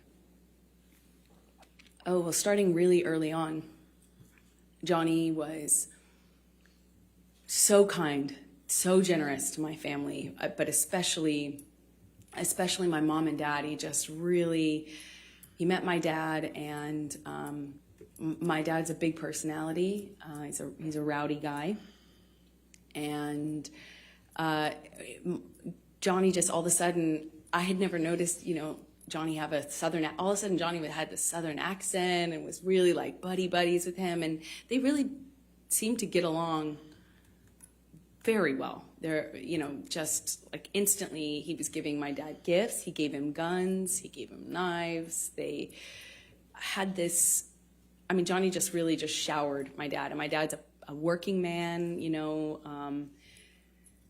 salt of the earth guy. And he was just like, you know, floored. He's getting all these amazing gifts and being invited to come onto these locations. And, you know, Johnny's this big movie star. And my dad was just like, you know, I think my dad would have married him himself, not if I hadn't. And he just instantly, he gave my mom jewelry, brought her out to come and see me while I was visiting Johnny on Lone Ranger in some part of the Southwest. I think it was Colorado. He gave her this beautiful turquoise necklace, and I mean, they were definitely taken by him. And what, if any, relationship had Mr. Depp forged with Whitney by this time, your sister? I believe the relationship came a little bit later as they got to know each other, but he did the same thing with my sister and just really found a bond with them that, you know, was, it was, you know, he tried to do anything and everything he could to make them feel like special, and they did. You know, my mom, my dad, and my sister. And what, if any, relationships did Mr. Depp form with your friends? Well, Johnny's so generous and can be this really, like, overly generous almost, you know, like showering you with gifts and compliments and just, I mean, like, you know, and he has access and means to really, you know, we're not talking about giving you a card.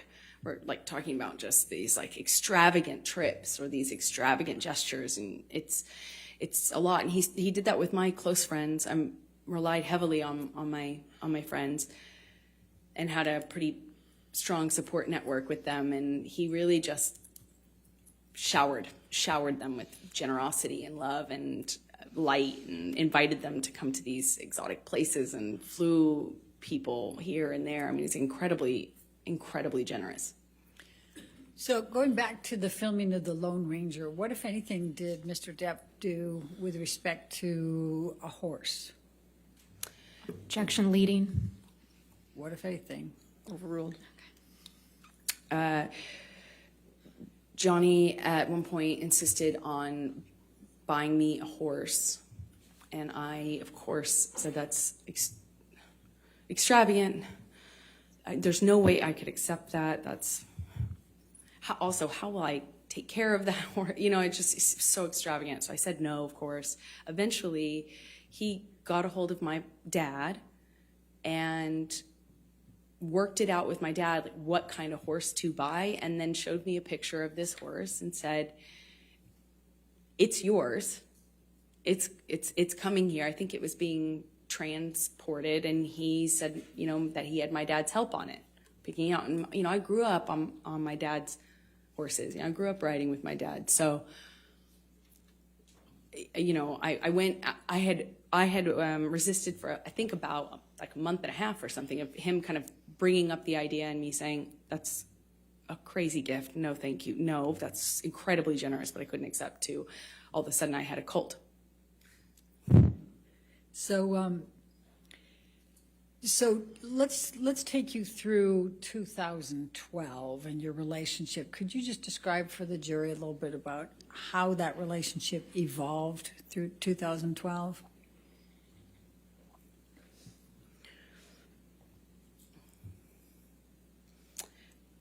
It was always intense. It didn't become intense. It almost started that way. When I was with him, you know, I felt that electricity in my body. I felt like butterflies. I couldn't, you know, I couldn't see straight practically. It was just, you know, I was head over heels in love, and he felt like that to me. He felt like he was also in love. I didn't feel like he was faking it. I felt like what we had, it felt like to me at the time, there wasn't any love like that, you know? I mean, and then he started to kind of do this thing again where he'd disappear and he'd come back. And I remember at first when he first started drinking, I didn't really think much of it, but all of a sudden the behavior kind of started to go in line with the disappearing, and he'd come back and he'd just be different.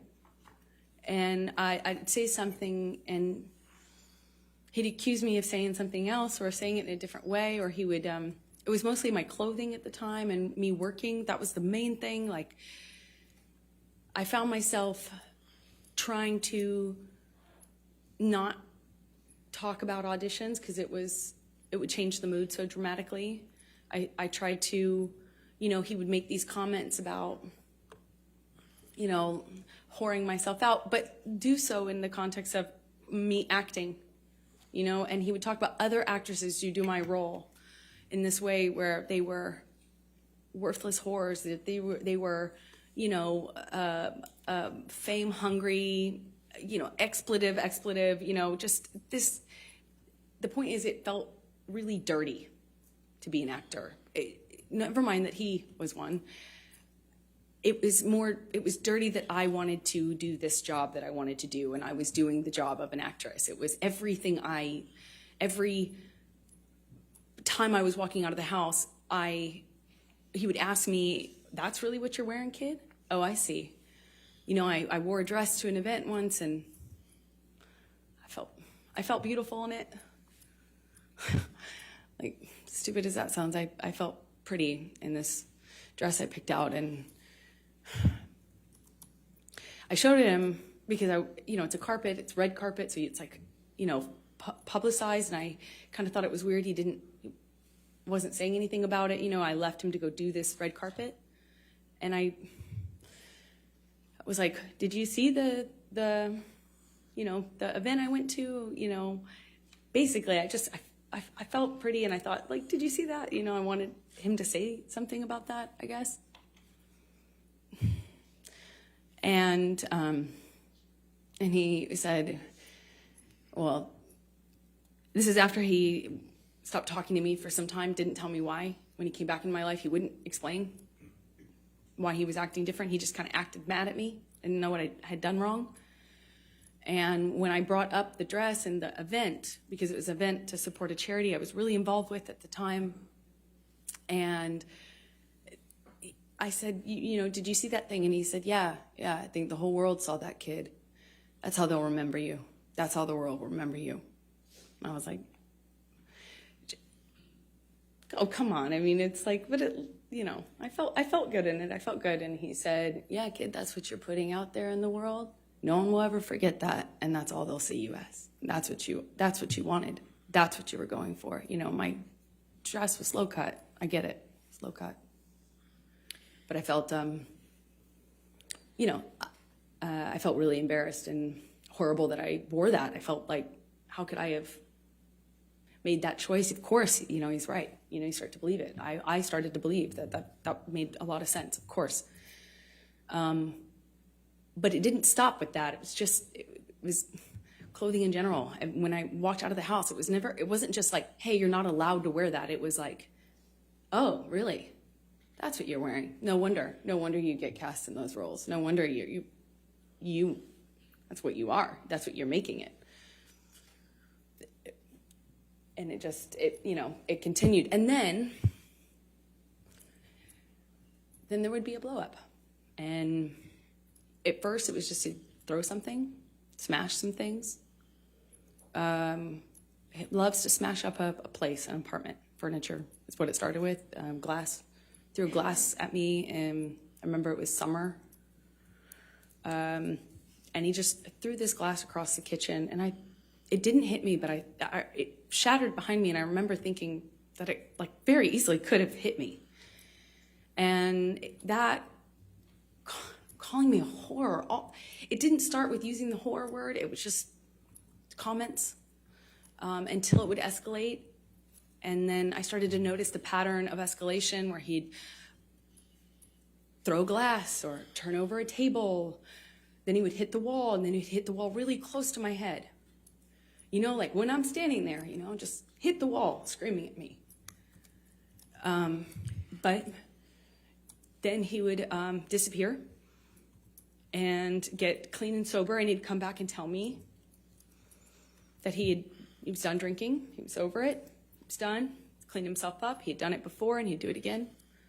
And then he would go back to this, like, wonderful, like, almost like just unreal, like, but real, you know, but unbelievably nice, sensitive, kind, warm, generous, interesting, funny man that I loved. And he would make me feel so loved, like I would feel so distant from that thing that was so scary that I would not even recognize it too. And that was how, you know, our relationship kind of started to develop in that first year. Do you remember the first time that he physically hit you? Yes. Please tell the jury about it. It was so, it's seemingly so stupid, so insignificant. I will never forget it. It changed my life. I was sitting on the couch, and we were talking. We were having a normal conversation, you know, just, there was no fighting, no argument, nothing. And he was drinking, and I didn't realize at the time, but I think he was using cocaine because it was like there was a jar of cocaine out on the table. I realize that sounds weird, but it was like an actual vintage jar of it. But I didn't see him use it at the time, so I didn't really factor that in. I just, you know, he's drinking and we're talking, and there's music playing, and he's smoking cigarettes, and we're sitting next to each other on the couch. And I asked him about the tattoo he has on his arm. And to me, it just looked like black marks. I didn't know what it said. It just looked like muddled, faded tattoo that was hard to read. And I said, what does it say? And he said it says wino. It says wino. And I didn't see that. I thought he was joking because it didn't look like it said that at all. And I laughed. It was that simple. I just laughed because I thought he was joking. And slapped me across the face. And I laughed. I laughed because I didn't know what else to do. I thought, this must be a joke. This must be a joke. Because I didn't know what was going on. I just stared at him, kind of laughing still, thinking that he was going to start laughing too to tell me it was a joke. But he didn't. He said, "You think it's so funny? You think it's funny, bitch. You think you're a funny bitch." And he slapped me again. Like, it was clear it wasn't a joke anymore. And I stopped laughing, but I didn't know what else to do. You know, I didn't know what to do. You would think you would have a response, but I, as a woman, had never been hit like that. I'm an adult, and I'm sitting next to the man I love, and he slapped me for no reason, it seemed like, and I missed the point. It was that stupid.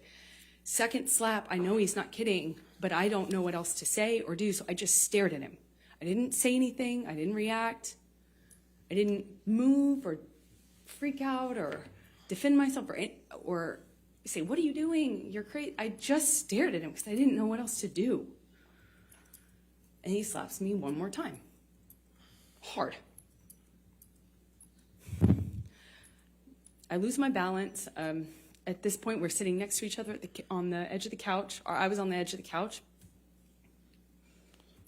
And I'm all of a sudden realizing that the worst thing has just happened to me that could possibly happen to you, I realized that I wish so much he had said he was joking. Because it didn't hurt. It didn't physically hurt me. I was just sitting there on this carpet, looking at the dirty carpet, wondering how I wound up on this carpet and why I never noticed that the carpet was so filthy before, and I just didn't know what else to do. I didn't know what to say. I didn't know how to react. I just sat there thinking, how much time do I have till I figure out what I need to do? Because, God, did he just hit me? No, I didn't want to leave him. I didn't want this to be the reality. I didn't want to have the man I was in love with. I know you don't come back from that. You know, I'm not dumb. I know you can't hit a woman. You can't hit a man. You can't hit anyone. You can't just hit somebody because I knew it was wrong, and I knew that I had to leave him. And that's what broke my heart, because I didn't want to leave him. I thought if I got up out of that room, I'd leave the best thing that ever happened to me.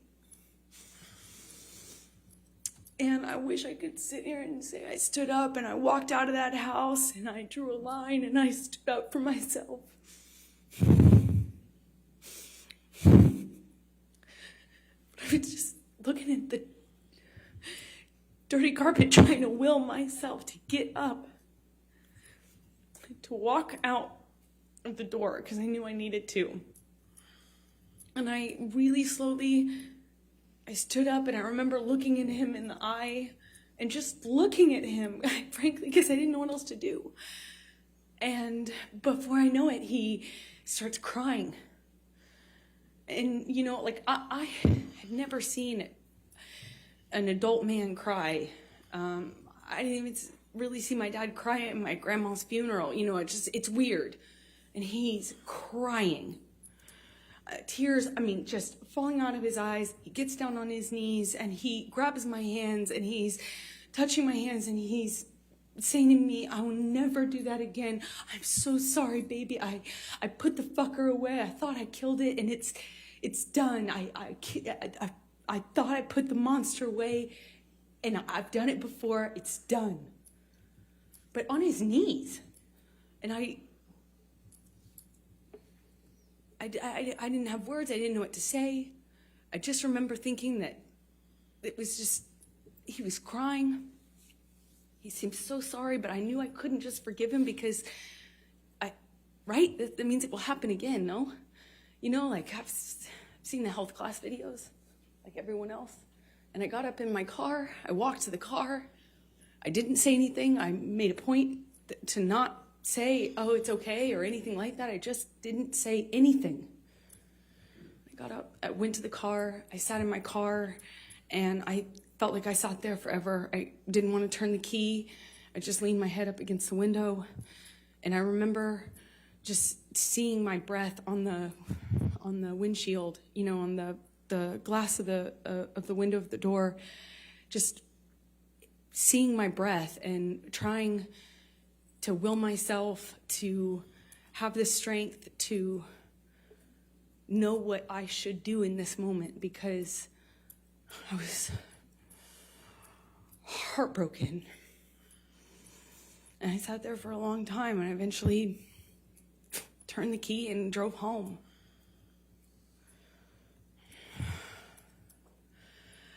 And what did you do after that? I don't know. I don't remember what I did when I got home. I don't remember.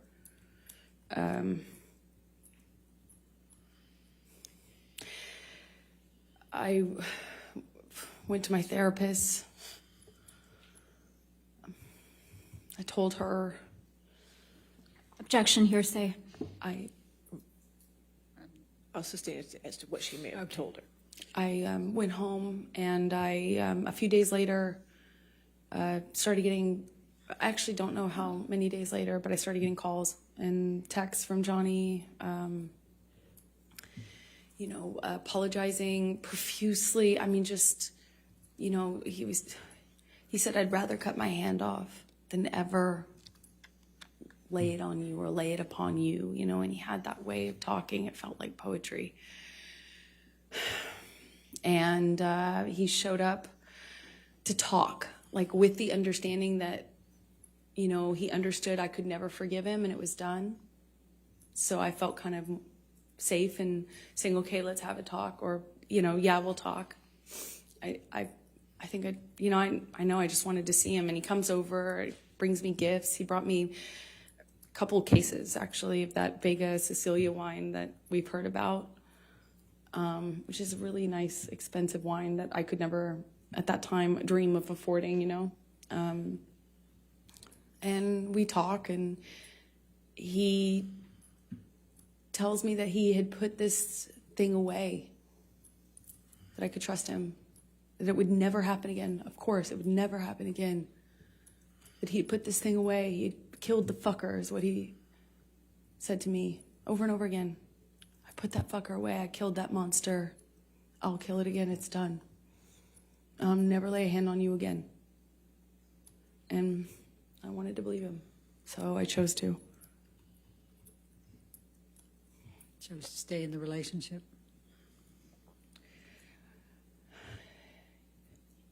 Yeah, I did. I believed it, but, you know, I believed it wouldn't. I believed that there was a line he wouldn't cross again, and that was it.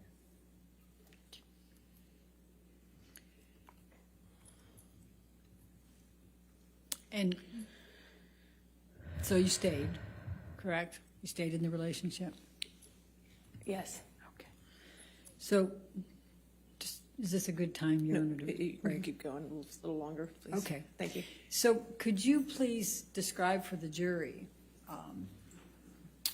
the evolution of your relationship after that time with Johnny?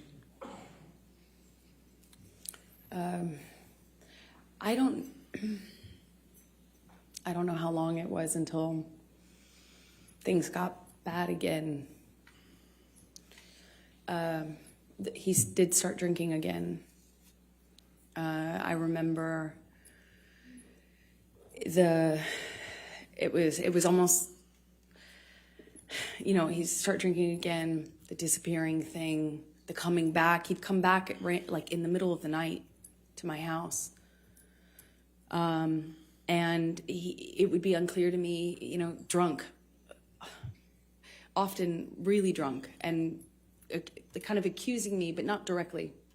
Nothing was very direct. It was a lot of accusations, but they were veiled. You know, what I was wearing, who I was with, why didn't I text him back? I didn't text him back right away. This was when I was at my place in Orange. Sometimes he would show up to catch me. Like that was a pretext for coming over. And by the time we were done talking, I would have thought I had convinced him that I loved him, that I only loved him, there was no one else, and then that we were back in an upswing and would go back to good, loving, like sick, romantic love, like kind, sweet, velvety love. And then it would be something I said, why did you say it that way? You know, if I had to leave for an audition, I could guarantee that when couldn't guarantee, but 2 of those in a row, and when I came back, he was angry at me, you know, and I wouldn't necessarily know why. And then he started accusing me of things, probably, like, at first it was indirect, and then it became really direct. Then the punching of the walls next to my head, which is a constant at that time in 2012 when he was drinking. Eventually that became... you know, him accusing me of cheating. I'd defend myself. I'd say, you know, that's crazy. You're wrong. I would never. The normal things. And it would escalate to the point where he would push me or shove me down, and then I'd get back up. And this happened several times. That's why it's not more specific, I suppose. When I'd get back up, I'd look him in the eye. I made a point of getting up and looking him in the eye. It's my way of defending myself at that time. And I'd look at him, and he'd ask me if I wanted to go again. and shoved me back down. Eventually, it just hit me. Remember, he hit me in the face when I denied having an affair with my ex-wife, my ex-partner at the time. And he said he had proof. I denied it. And I was walking out of the bedroom, slapped me across the face. I turned to look at him. And I said, Johnny, you hit me. You just hit me. I'm going to ask you, Michelle, can you bring up 1783, please? What number again, please? I'm sorry, What number? defendants 1783? 1783, thank you.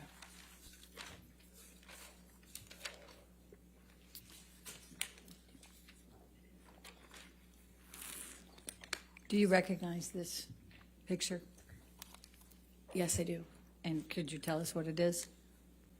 It's a picture of my face with a note that Johnny left for me by the coffee. Typically is where we'd leave notes like that. And does this accurately depict the scene portrayed? It was one of those scenes. As embarrassing as it sounds now, I don't know which scene this came from. There was a lot. It escalated quickly, fast, and it became. Amber, let me ask it a different way. Thank you. Is this a picture of you? Is it an accurate picture of you? Yes. Your Honor, I'm going to move the admission of 1783. Your Honor, we have an objection. May we Okay, approach? sure.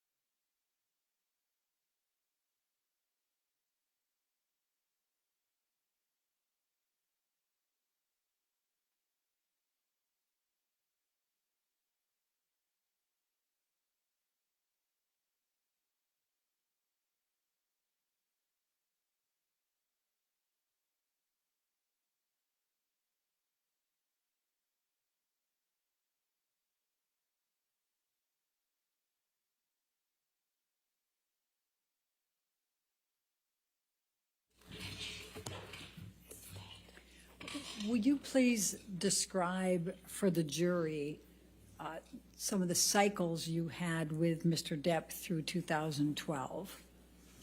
So, in 2012, the violence was pretty, relative to what it became, pretty,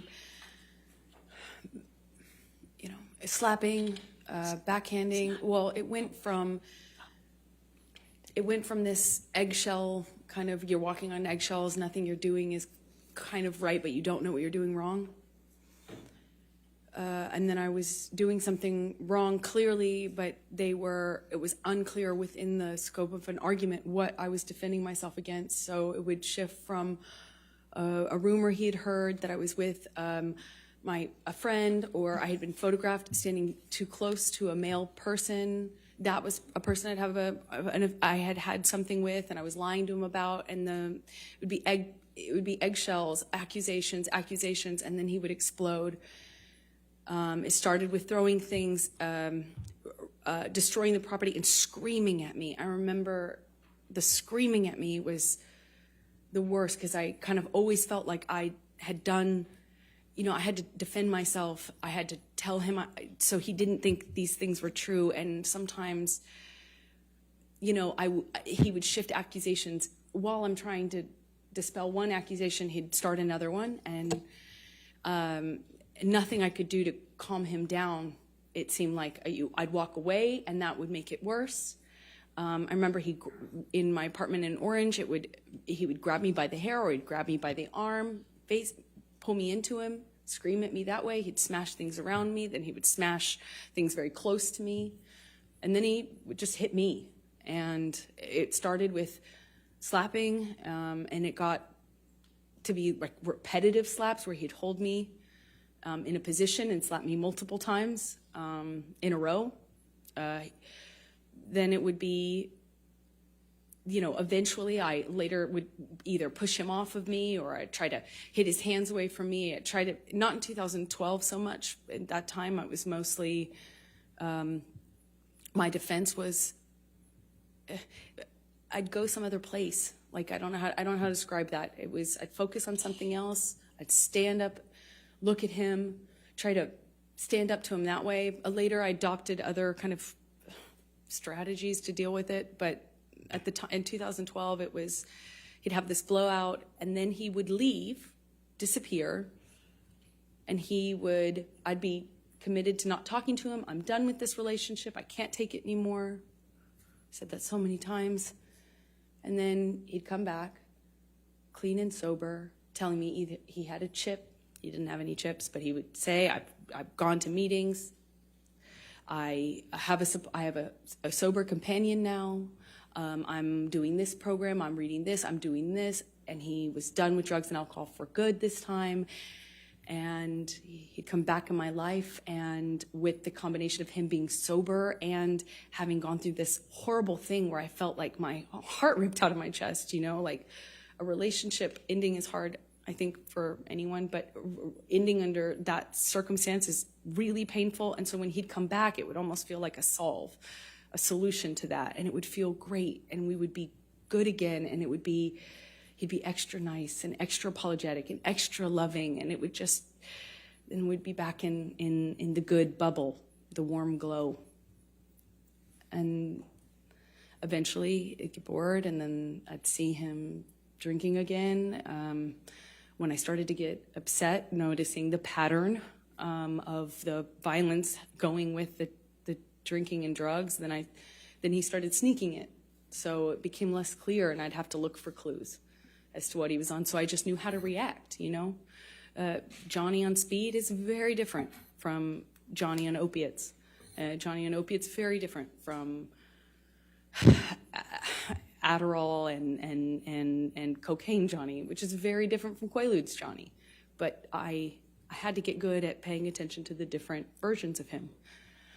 2012, I was in the beginning stages of this, just learning these patterns. I was just learning that drinking kind of correlated with the violence.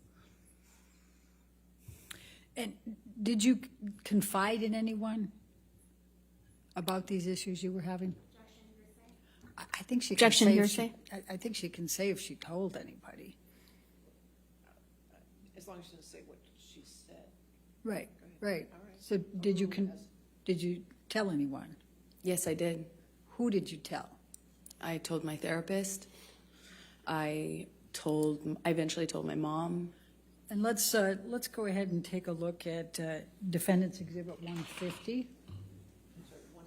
150.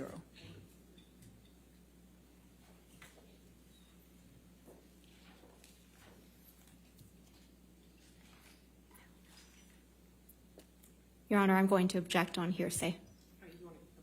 Yeah.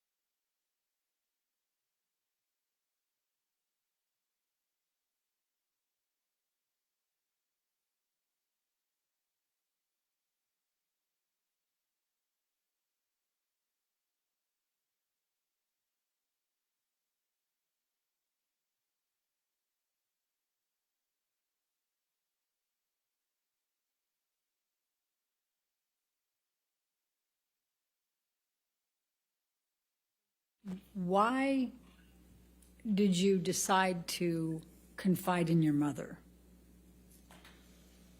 about the issues you were having with Mr. Depp?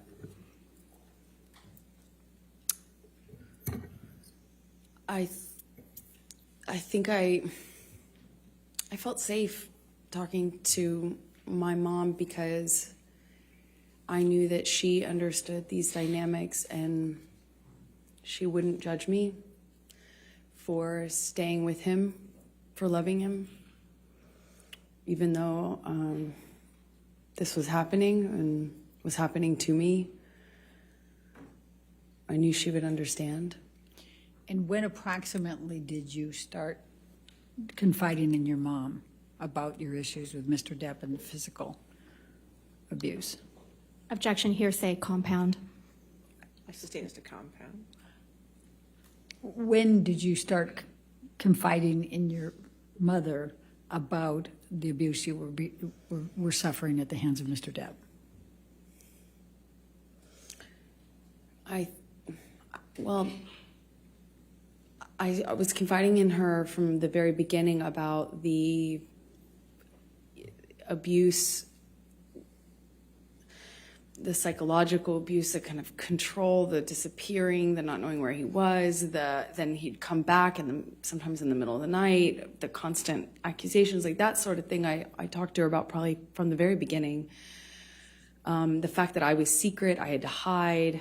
I couldn't tell any of my friends that I was with him for a long time because he told me everyone would blame me for the split with him and his partner, so I had to kind of sneak around and kind of get brought to his house, typically in a secretive way, and then he'd come to mine in a secretive way, and it was just all very, so very isolating. And I confided with her at the very beginning on that sort of thing, and then later opened up to her about some of the violence. I did it gently. First I just wanted to have someone to talk to about how scary it was. The rage and the uncontrolled violence, the rage that this man had, and why it was Objection, pointed Your at Honor, me. hearsay. May we approach, please? Okay.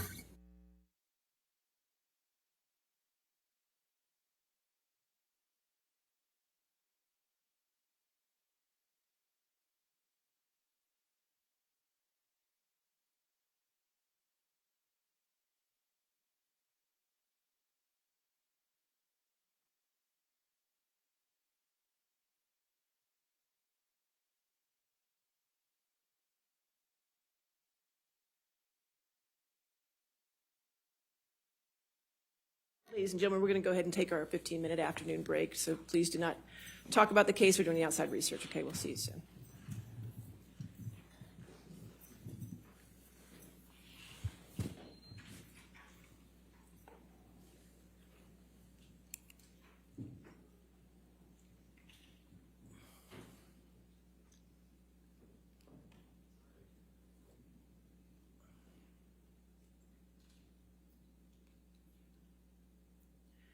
All right, and Ms. Heard, just a reminder that now that you're on the stand, you cannot discuss your testimony with anybody to include your attorneys, okay?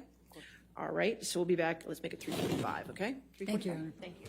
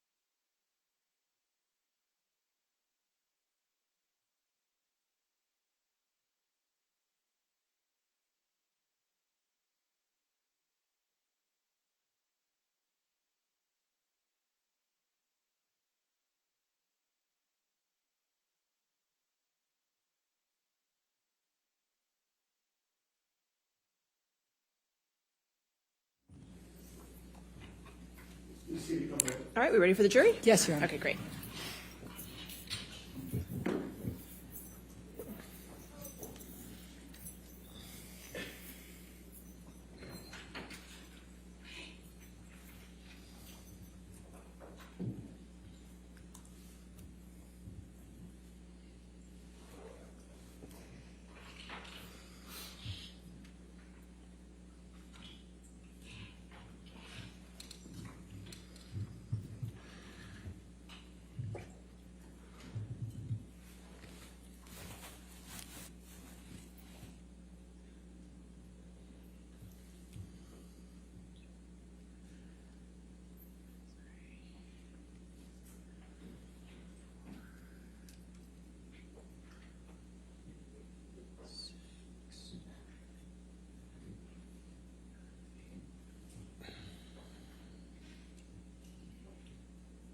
All right, thank you. Please be seated. Your next question. Thank you, Your Honor. Amber, I'm going to take you up to March of 2013. Can you describe your relationship with Mr. Depp during that month? And we'll start there. I remember that was after a period of really some. It was after a period of some peace, and then and sobriety. Johnny was sober, drinking Beck's, and my dad, who was struggling with alcohol and drug addiction at the time, had fallen off the wagon, and I remember he said, "Why don't we send a? I want to send a picture to your dad of support." Because my sister was upset with my dad, and so he poured a shot and kind of said, "Let's take a picture." I don't drink spirits, but I know that I kind of held up in that picture. It's kind of eerie because I just think it's bizarre. He had broken this long period of sobriety that I thought was going to be the end of him drinking forever. Sounds foolish now, but I held up this kind of glass with him, and we sent the picture to my dad because I didn't know what else to do, and I remember thinking it was weird that he was drinking, and then the month got really crazy from that point on. It was a bit of a revolving door of accusations. He was accusing me of having affairs with, frankly, just one person. I had an acquaintance with somebody, and he was accusing me of being with them, and then he was accusing me of being with my friend, the one I had seen in Spain. I'm in these kind of arguments, nothing I do is working. Walking out of the room is me leaving him, walking away from me, hey, where are you going? I'm talking to you. That it went from that to pulling me in by my arm, still shouting about the accusations. I'm trying to diffuse the situation by trying to tell him I'm not sleeping with this person and I'm not sleeping with that person. And it was kind of, as soon as it seemed as though I had convinced him of one, there was somebody else he was sure I was sleeping with. And it was a revolving door at that time. A painting I had hanging on the wall, done by my ex, who's an artist. That was, one day he was convinced that was proof I was sleeping with her or having an affair with her. I didn't really love him. And all the while, I'm madly in love with him and trying to convince him. So March started with this picture of him doing a shot, and he's kind of saying, let's send it to your dad to show support. And what I remember of March is just like it's almost like it was a never-ending fight. It was just, there were breaks in it. What kept me in it is because I kept waiting for the other shoe to drop, the sobriety shoe, if you will. I kept waiting for him to get to the point where it's not supportable, or anymore, and he's done with it, and he's ready to get clean and sober again, because there commences a period of like pure joy. And it was one fight after the other, March. So let me start with the painting incident. Please tell the jury what happened on that particular incident with the painting. As I mentioned, the painting, which had been hanging there for months,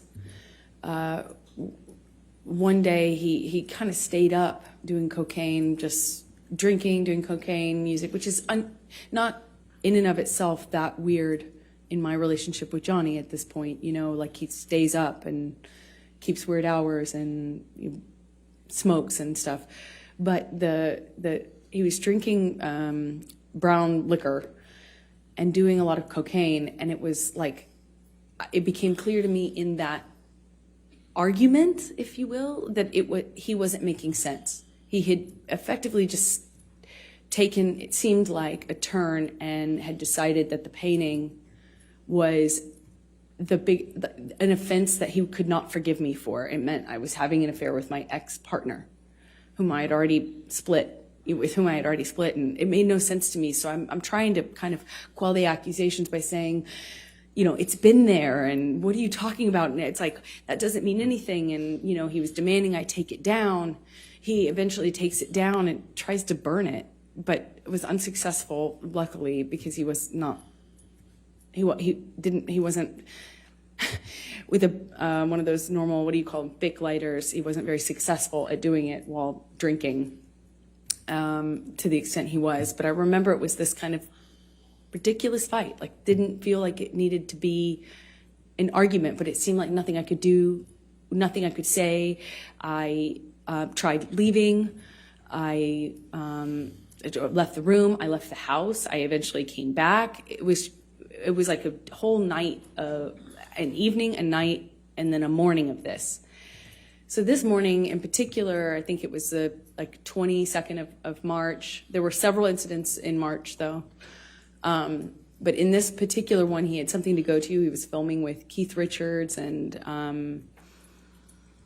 Tom Waits. Well, let me, before you go into that part, let's pull up Defendant's Exhibit 161, which is already admitted into evidence, I believe, Your Honor.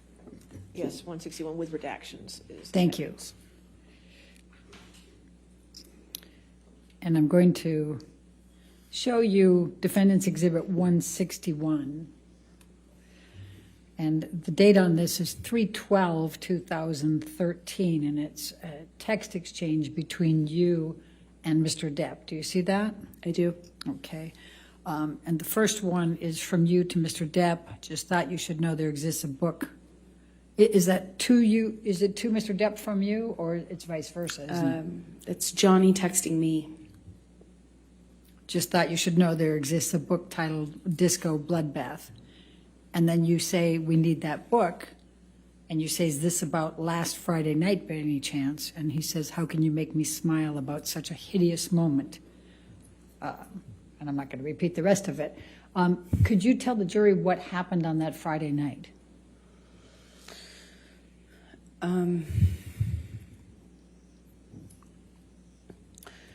There were, like I said, there was a few different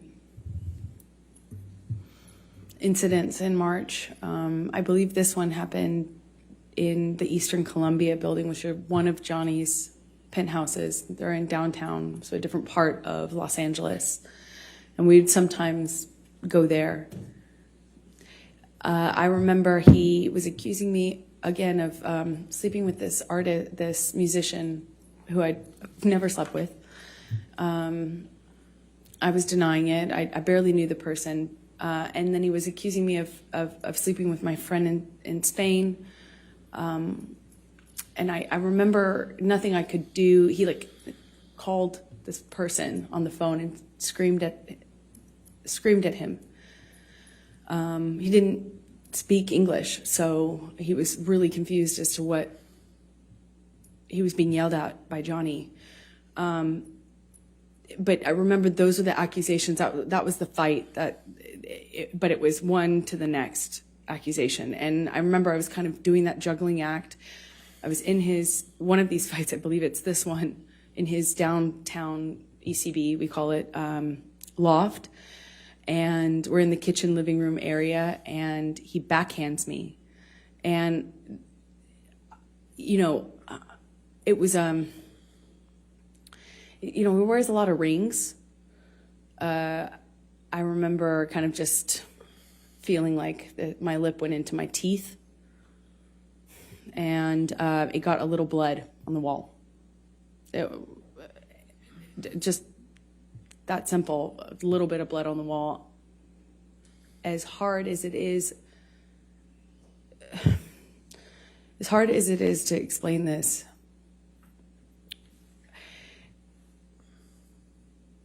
I was so caught up in the relationship and also very occupied in defending what I only could assume he believed, these accusations, that, I didn't internalize, like, I didn't make that big of a deal of it. I kind of pride myself on being tough, and, I don't make a big deal out of, smaller injuries. And I know that sounds horrible because and hard maybe to understand, but my best way to cope with it is I kind of, minimize it, make sure no one, make sure he knows that I'm tough and can't knock me down, and I make a joke of it, clearly. Make light. I'm going to, Michelle, if you can take this one down and bring up 170A. Did there come a time in March, Amber, where you sent a picture to your mom? Yes, this is sometime in March 2013. I sent it to her because I had been texting about some of the craziness, and Objection, hearsay. I'll sustain as to what she may have texted. All right, next question. Without saying what you said in the text, explain why you were sending it to your mom. I was reaching out. I was very lonely in what I was living in, and I wanted help. I wanted advice, help. I just wanted to talk to somebody and figure out how I could make this stop. And is this a picture that you took of yourself in March of 2013? I did. Your Honor, I'm going to move the admission of Defendant's Exhibit 170A. Any objection? No objection, Your All Honor. right, 170A in evidence. You can publish the picture. Thank you, Your Honor.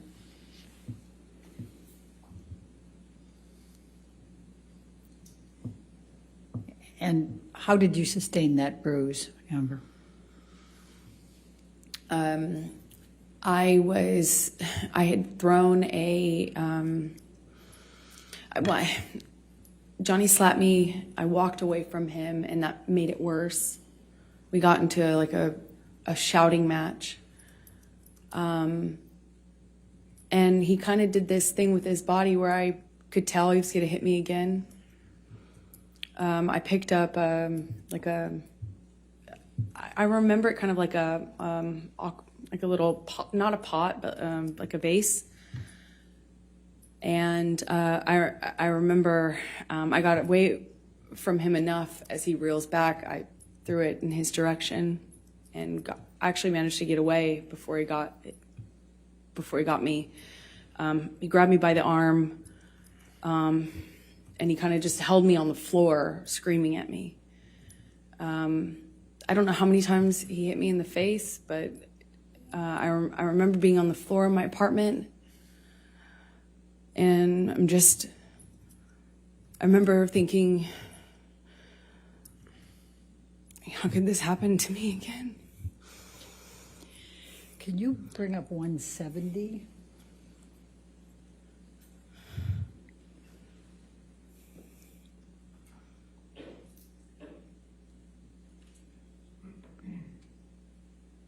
Thank Thank you, Michelle. And if we can, and just to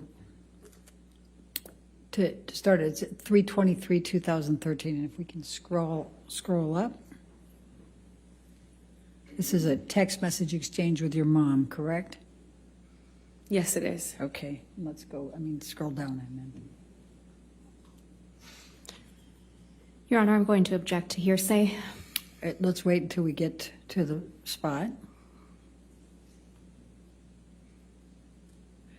All right, and is this the picture that you sent to your mom on 3/23/2013? Yes, it is. Your Honor, I'm going to move the admission of 170, just that picture that's on the text. With Along no words? Well, it says from 2 weeks ago on it. Your Honor. I'll sustain the objection. If we redact the from 2 weeks ago, can we admit it then? And then just have the showing that she sent it to her mom May for we the approach, date? Your Honor? Okay, sure.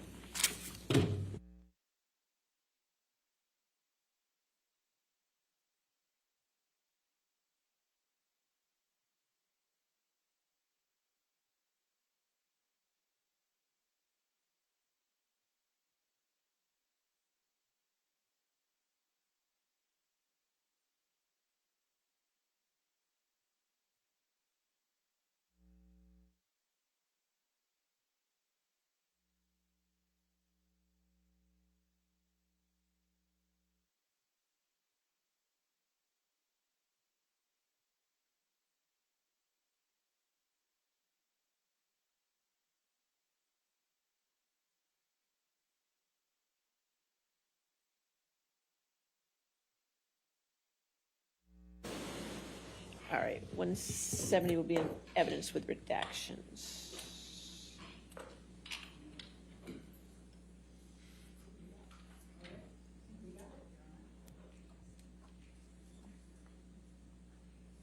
And may we publish to the jury, please? All right. And that's the picture you sent to your mom Yes, it is. on March 23rd, 2013? Yes, it was from a previous fight, Okay. the bruise. All right. Now, did you have any other altercations in March 2013 with Mr. Depp? Yes, we had a couple of these fights in Orange that were around this time, one of which I started to tell you about the painting. You know, and I know I've interrupted you now twice on that, but I realize the jury doesn't. Can you tell them what you mean by orange, at Orange? Sorry, Orange was my apartment that I kept in Los Angeles at the time. And it was an apartment. What type of an apartment? I rented the top of a duplex. So it was a house with the landlord living on the bottom floor. I rented the top floor. Okay, thank you. Now, please continue with the painting. I'm sorry.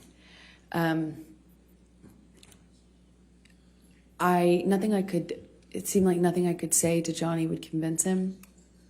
He wanted me to remove the painting. And he wanted me to admit to this affair that I wasn't having. And I didn't want to admit to it because it's not true. So I held out, and he just drank more and did more cocaine. And I woke up the next morning, I think it was on the 22nd or the 23rd. I woke up in the morning and the breakfast table was like cocaine and booze. And I realized that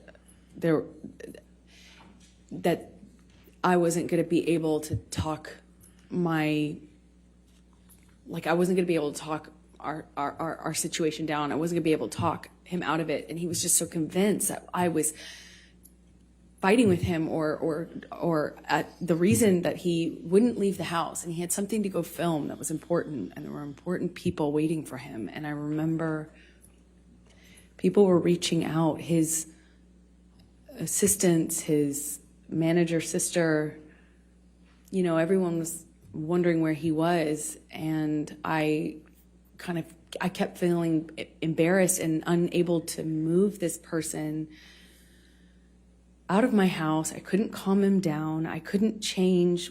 He was just so intent on me admitting the details of this affair that I wasn't having. And me pointing out that the cocaine wasn't making his situation any better made me the bad cop. Then I'm the nag. So eventually I called my sister. He had a kind of a buddy-buddy relationship with her at the time. And at the time, she occasionally did cocaine. I didn't, but she did. So I was like, hey, come take over. You know, maybe you can buddy him and talk him into leaving the house, just getting out of the house. And she did. I remember his assistants trying to get him out. Like, we eventually in the evening, I think early evening, he finally agrees to leave, but I can't tell our relationship status. I can't tell if he still is convinced of these things or if he's just going to sleep it off and it's going to go back to normal sobriety, sorry kind of phase. And he was still upset, but like seemingly calming down. So I agreed to go with him. He wanted me to go to the shoot. I had plans, so I kind of reluctantly agreed, but didn't want to set anything off. I didn't want to engage anymore. I didn't want to do anything that could be perceived as antagonizing him or engaging more. So I went with him. We grabbed the dogs. We get in the car. We're on the way there. We're headed up. Sweetser is the street. It's a major street that leads up to Johnny's houses. He effectively owns the end of the street. It's like a cul-de-sac. So we're nowhere near his home, but we were driving up this street, and he has the window down. He's smoking. It wasn't all the way down, but, you know, he's constantly smoking, and at some point he starts howling out of the window and then grabs two small dogs. Well, one was Johnny's dog and one was my dog, but he grabs, if I remember correctly, Boo, his dog, slightly chunkier teacup Yorkie, and he grabs this teacup Yorkie and holds Boo out of the window of the moving car. And he's howling like an animal while holding the dog out of the window. And everyone in the car, I'll never forget it, everyone just froze. No one did anything. And I too was like torn as to what I should do, because I didn't want to do anything to cause him to react, drop the dog. You know, it was just this eerie moment where he's howling and holding this animal outside of the car window. And more than that weird memory is I have a memory of everyone just kind of not really reacting to him. Like, no one really kind of did anything. I eventually kind of pulled his arms gently back into the vehicle and kind of got the dog back on the seat, and we continued driving, but no one reacted. It just kind of avoided dealing with it. We get to the place, the house where he was filming this thing that he was late for, I suppose, for the day. And we walk in. Meanwhile, I've been bombarded by text messages and calls and conversations with everyone seemingly so stressed about... Objection, hearsay. All right. Just don't tell us what somebody else said, just what you observed. I understood everyone was stressed. They seemed stressed to me about the tardiness. Where is he? Let's get him there, you know, so we get him there. And no one reacts when we get in. I mean, we walk into this house where everyone was waiting for him, and everyone smiles and says, you know, hey, boss. Objection, hearsay. Okay. Sorry. Okay.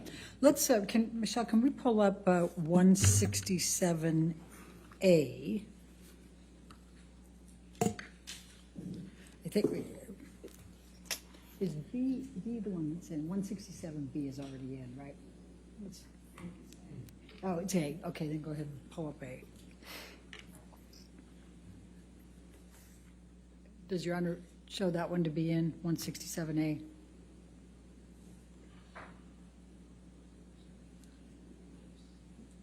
Defendants, I'm sorry. Well, yeah, this might be your 167A, but it's in evidence as a plaintiff's number, and I'm not sure which plaintiff's number it is.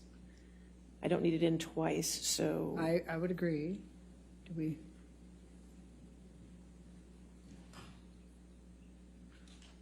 Your Honor, I don't think it's this version of the photograph that's been admitted, so It's a different version, it's a same different- photograph, but a little different, is that what we're? It's not the same photograph. Okay, not the same right, well, photograph, then- then we'll go with it. Then what Okay. number is it? Do you recognize this photo?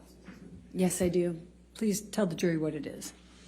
It's a picture I took of my breakfast table that morning.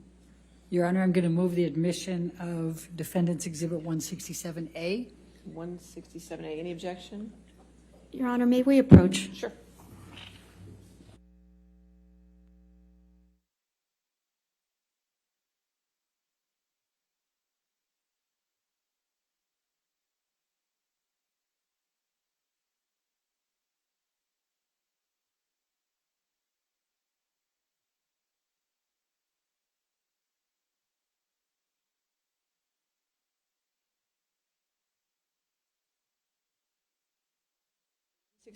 A is in evidence. You can publish. So may we publish that? Thank you, Your Honor. Okay, and Amber, you said that you took this that morning, is that Yes. correct? Could you tell the jury what the box is that has the property with the skull bones, property of JD? That's Johnny's drug box. I've seen it used for pills, but at the time it was bags of Coke, like dime bags of Coke. Okay, and what are these white lines on the table to the left of that box? That is cocaine. Okay. And do you know what is in these two glasses that have kind of a gold colored liquor? Yes, they're different, actually. It's confusing. They're different, different liquids. The one in the back in the larger glass is, I believe at the time I was doing these tabs, or Barocca, that's what they're called. They're little tablets. And anyway, I remember at the time that that's what I was putting in my water because I had just come back from France where they sell them. And then the brown liquid in the shot glass is Johnny's liquor. I don't know what it's called, but we kept it in the freezer. At the time, it was at that time, March 2013, I hadn't, I still didn't have the, hard line. I won't even keep that, in my freezer sort of attitude or posture with him. I wasn't that bold at the time, I didn't like it, but I didn't have that strength. I kind of, at that time, I think was doing things like trying to pour it out when I could. So what is the bag, the brown bag on the left side? What is that? That's a DOP kit. It's his prescriptions and cigarette, tobacco, weed, things like that. Okay, and then above it there appears to be a CD of some sort, DVD, something. Do you recognize that? Yes, it's the single.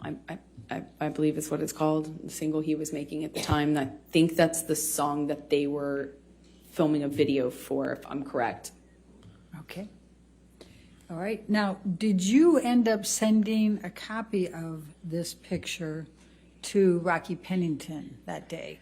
I did. I sent it to my best friend at the time, and it was like, look at my morning. Objection, hearsay. Okay, you can't say what you said, but you sent it to your friend, correct? I Let's sent go it to to my friend. 167, please.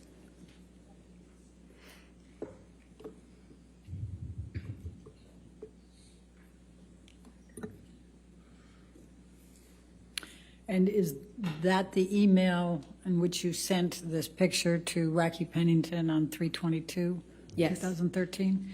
Your Honor, I'd like to move the admission of the picture with the redaction of the message on it with the top, with identifier redactions, and we'd take out the rest of it. All right, any objection? No objection. All right, so we'll do those redactions, 167 in evidence with redactions.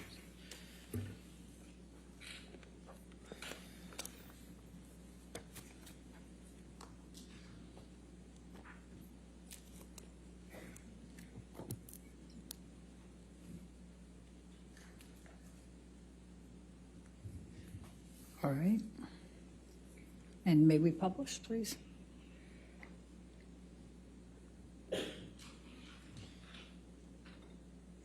All right, and is this the text message, the email that you sent to Rocky with this picture?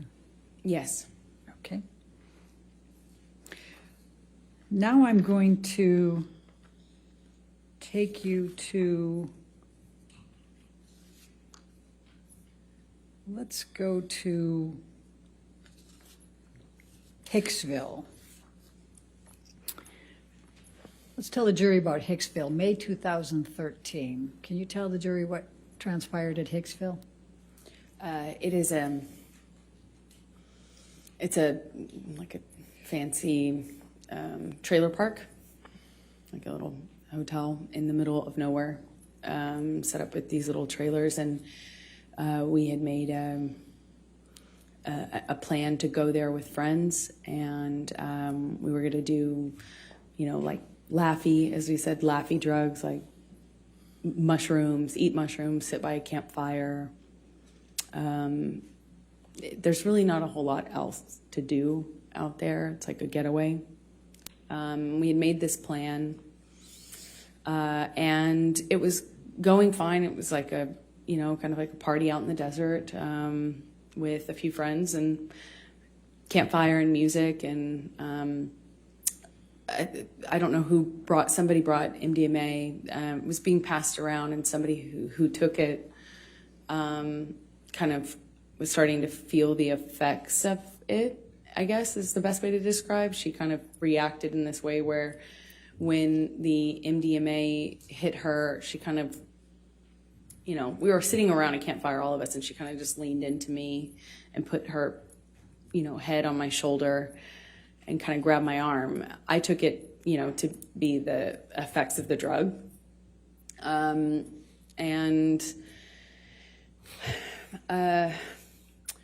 think I had eaten a mushroom cap, but was not feeling anything at the time.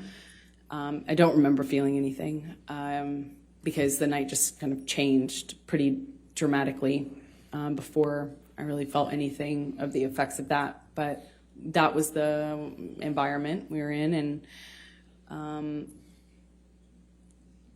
and as soon as she kind of did this thing where she leaned into me, Johnny gets really activated. He gets really upset, and he starts, well, at first she thought he was kidding too. She thought he was kind of making a joke. I think we all did. Everyone kind of responded at first, like it was a joke, but he was like, hey man, what are you doing? What do you think you're doing? And she kind of giggled and kind of leaned into me more. And I knew in my body just instantly that it wasn't a joke, but she didn't. So she's kind of still attached to my arm when he says it again to her louder. He says, hey man, you think you're touching my fucking girl? You think you're touching my fucking girl? That's my fucking girl. And he gets louder and louder. And she kind of did this thing, half understanding what was going on. I think she kind of started to cry at this point, but she kind of threw up her hands, and Johnny grabbed her wrist and kind of twisted it and pulled her into him and said, do you know how many pounds of pressure it takes to break a human wrist? Huh? And he kind of held her, and she just looked frozen. And she's crying, and was just denying understanding what was going on. I stepped in. I kind of take Johnny's arm around, kind of take Johnny's hand, and kind of we start communicating. I don't remember if he immediately was accusing me or if it was sometime after. I wish I remembered, but we agreed that we'd go and talk about it in the trailer. So we walked to the trailer, and when we're in the trailer, Johnny, by the time we get into the trailer, Johnny tells me that I had been instigating the, and asking for this, and that I had invited it, and that I hadn't been honest with him about my relationship with this woman. And I didn't really know her that well. I mean, I actually don't know her at all, but I had met her. And I remember in the trailer, he's accusing me of lying about it, and that I had something with her. I'm trying to diffuse that. I'm trying to calm him down. And he just turned all that, it seemed like he turned all that rage onto the trailer itself. And he just started smashing things. He picked up something on the table and threw it right into the glass cabinet. He hit with his hand a wall sconce. He cleared the tabletop on the little fold down, like kitchen dining room area in this trailer. I mean, it's a trailer, so there's only so much you can do. And he's screaming at me, just screaming at me. And I eventually go back into the bedroom area. He comes into the bedroom area. We had what I can only describe as it sounded like nonsense from him. It wasn't making sense. And I realized that he's just probably really high. Because it wasn't making sense anymore. It wasn't like a direct accusation. He wasn't hearing me when I was saying I wasn't involved, wasn't cheating on him. I wasn't secretly trying to engage this woman in some sort of sexual affair. And then it became clear to me he was like looking for something. He cleared things off the bed. I went into the bathroom, and as I come out, he asked me where it is and how long I've been hiding it. And I was like, what are you talking about? And he says, you know what I'm fucking talking about. You know what I'm fucking talking about. Be honest with me. Where are you hiding it? And he kind of like makes to look into the bathroom. And I gestured to the bathroom, which was to my right. I kind of like gestured to him, and I said, like, what am I hiding, and where am I gonna hide it? And we're standing in this little hallway area outside of the bathroom, and he starts, what feels like patting me down, or saying he's patting me down. I can't recall, but he ripped my dress, the strap top part of my dress. I had just dyed this thing myself pink, and it's just one of those things. I was like, I just finished that dress. And he's like grabbing my breasts, he's touching my thighs, he rips my underwear off, and then he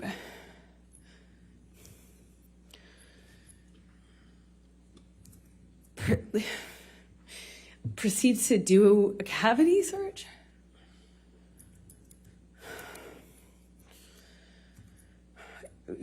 He said he was looking for his drugs, his cocaine, his coke. I was wondering how somebody who didn't do cocaine and was against it, that was in and of itself causing problems in our relationship. How could I hide? Why would I hide his drugs from, like he was insinuating that I was doing it or something? It made no sense. And he was telling me we're gonna conduct a cavity search, shall we? Like, just shoved his fingers inside me.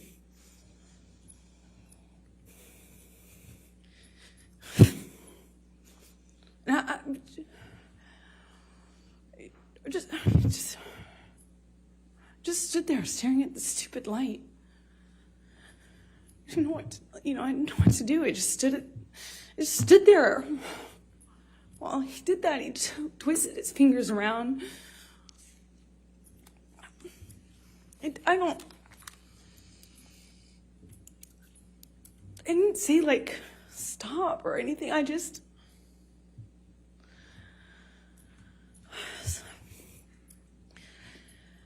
So the next morning, what transpired?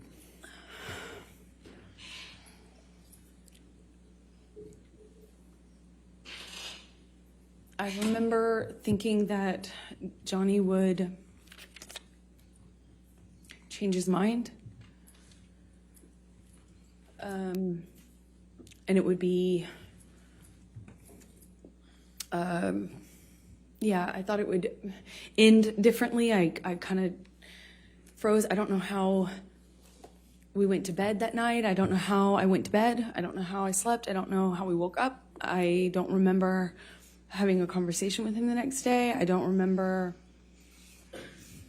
talking to him about it or confronting him about it. I remember wanting it to be okay. I remember just wanting whatever fucking weird trip, whatever trip that was to end, just to be over and for it to just go back to normal.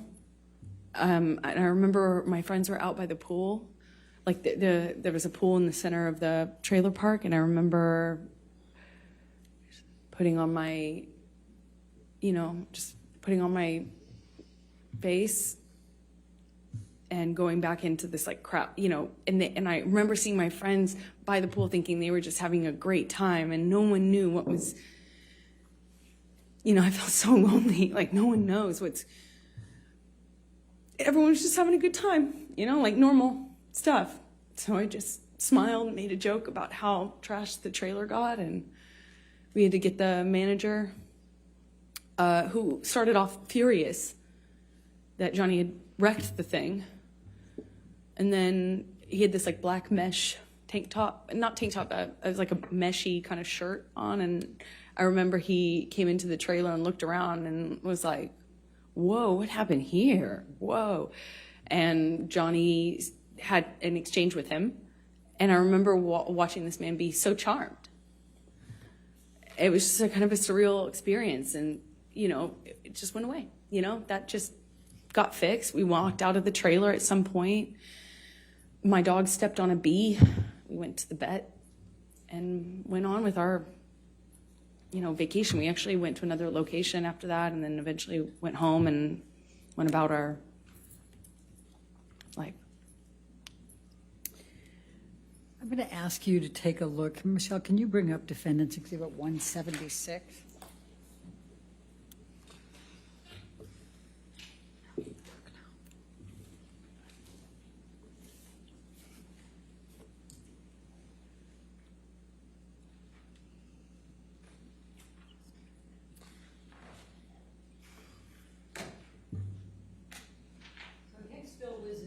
May of 2013, did there come a time that you wrote an email? Objection, leading, and hearsay, Your Honor. May we approach? All right.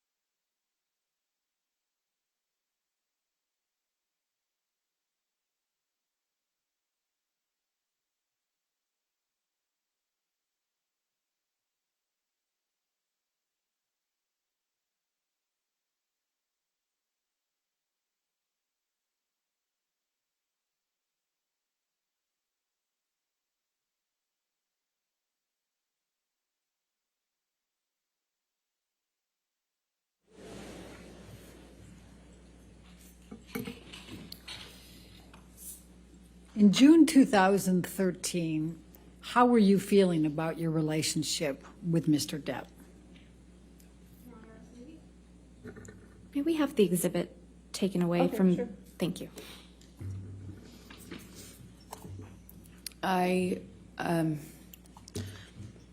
By June, I was so torn. I was so in love with this person. Because when it was good, it was so good. You've never felt love like that. At least that's how it felt. So much. I felt like he recognized me and I recognized him, and there was just something there that was the love of my life.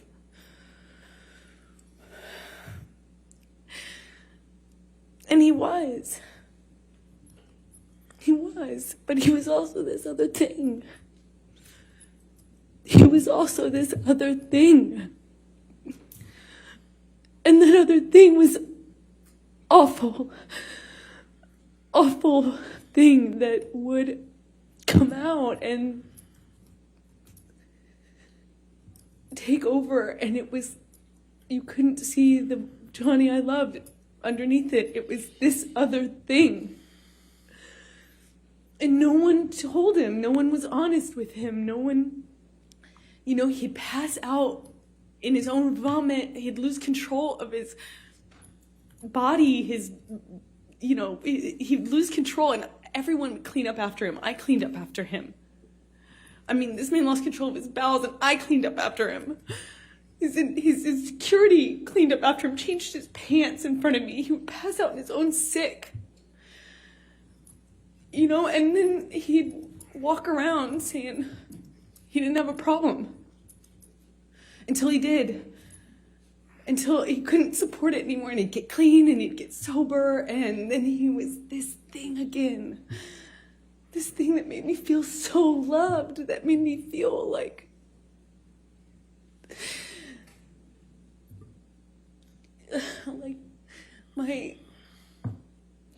my soulmate. As cheesy as that sounds, I just felt like he knew me.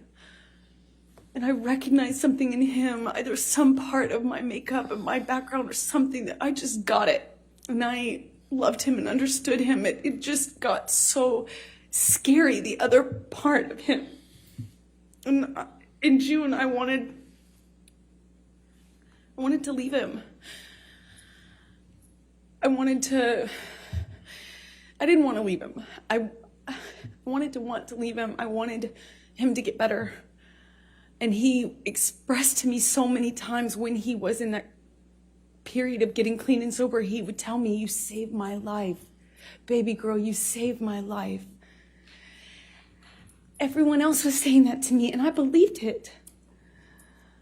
If everyone else was saying it, he was saying it. I thought, just like his other friends who had gotten clean and sober and stayed that way, his older friends, these rock stars that he hung out with that had gotten clean and sober and they had 20, 30 years, something, I thought, and Johnny told me he would be that person, that he was going to be that person, and I believed it.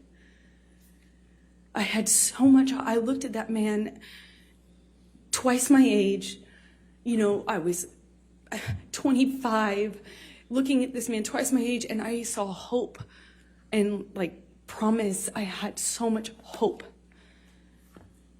The whole thing, kids and growing old together, sort of hope. If it was just for this one thing that he could do, which would save his life, which would be to get clean and sober. And I believed it. And I wrote this letter to myself, among many letters to myself. Objection, hearsay. All she did was refer to that she wrote it. She isn't saying what she said. I'll overrule for that. Thank point, you. Okay. I wrote that letter because I thought it would be read to him. I could read it to him. I could say it to him in intervention, in help. And he would later thank me for, as he used to thank me all the time for saving his life.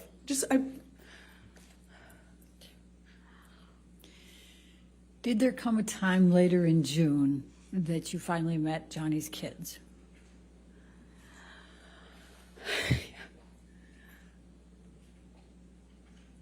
I'm sorry.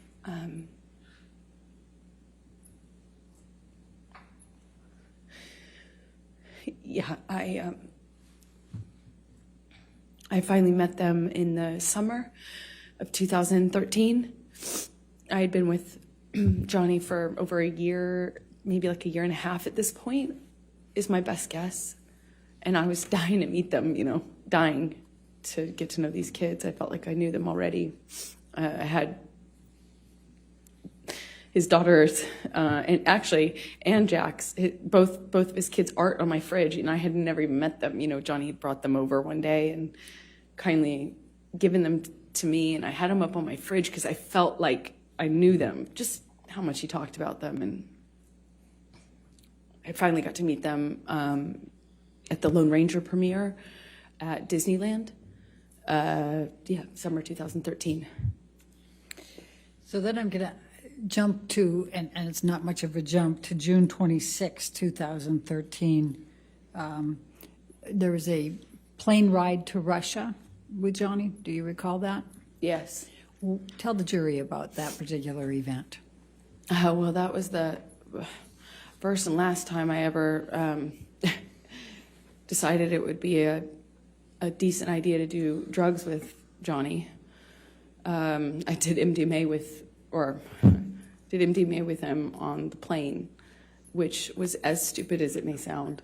I just had never, I was very against, obviously the cocaine had been a problem. I was very much against him using cocaine. I was against the drinking, supportive of the sobriety, but I'm 26 maybe, ish. And I wanted, I had never heard of anyone making MDMA like what I had done MDMA before. I thought it's a lovey drug. It's it's like a kind of, I never knew anyone to get violent on it. And, I thought, well, this is a relatively contained environment. Maybe this will be different. Maybe I can be a good cop and be part of the, I don't have to be the lesbian counselor all the time, as you would say. I can maybe be the fun girlfriend. And I learned the hard way that was not happening. So what happened? Well, we took MDMA. I took a capsule. It's like a powder in a capsule. I took a capsule, and Johnny took several. I didn't count, but it's very different when you see someone take one versus a handful of something. But nothing that seemed to set any alarm bells off, and things were going fine until the flight attendant got involved. The flight attendant came by, was engaging with us. I don't think that they're really, it felt like it was before the effects of the drug took over. So it was relatively quick, soon after we first took our dose, if you can say. And the flight attendant, Johnny offered her some. She, of course, said no. And then after some back and forth between them, Johnny convinced her that it would be fine. So she acquiesced and took MDMA with us. And within, a few minutes go by, and the same thing happened that happened on the mushrooms at Hicksville with the woman, Kelly Sue, who I've told you about. Flight attendant got friendly with me, but just friendly, just like MDMA friendly, was kind of, I'm a woman, he's a man, so she was naturally, I think, more comfortable with me physically. She kind of leaned into me and kind of sat on the arm of the chair I was sitting in. I mean, after all, she's on drugs, and Johnny grabs her hand and tells her not to touch me, and she kind of reacts in a way like she's defending herself and was trying to clarify, and he grabbed her by the wrist and slammed it down on the table and told her he could break her wrist. And I remember thinking, I've heard this before. And that was a pattern that would repeat itself a few times. These things would happen in these kind of cycles where there'd be a certain element that would get filtered for a while, whether it's an accusation or a gesture, and that would be the thing that he looped on. I called it loops. And he grabs her wrist and he tells her he could break her wrist. She cries instantly, denies it, is so apologetic. Eventually he lets go. She goes to the front of the plane where the flight attendant, normally hangs out, and the doors close, and I don't see her much of that whole flight. We land in Russia, and I don't really remember, I don't recall any violence on the plane between Johnny and I, but I remember feeling this tension because I was wondering when it was gonna aim at me. Because he had this particular thing about, at the time I understood he had a particular thing, a sensitivity about me and women, because I had a female partner. So I was feeling nervous, anxious, and I remember we had a very quiet ride, at least I didn't say anything, to the ride to the hotel. And almost as soon as we get into the hotel room, Johnny's accusing me of effectively having engaged that, caused that. I, of course, deny it, point out what I thought was obvious, that, we'd given her drugs, wasn't an affair, wasn't, and I'm trying to argue and defend myself at the same time. And at one point, Johnny just shoves me, just shoves me hard. And I fall back onto this glass table. I catch myself on the table. I don't know how some furniture got knocked around. There was I'm trying to stand up for myself. I'm trying to stand up, literally. I'm not, at this point, I don't even try to hit back or try to run. I'm in this hotel room trying to do my best to fight mostly the verbal accusations, but also I try to stay on my feet, At some point, Johnny whacks me in the face, and I don't remember feeling pain or awareness of my nose or anything. I don't remember thinking that. I remember kind of crying and feeling. I went into the bathroom and I wanted him to have I just remember wanting him to realize what had happened. I wanted him to kind of snap out of it. I wanted him to care. I wanted him to realize what was going on, because a big part of this, I felt like he wasn't aware. There was this sense that he didn't know what was going on.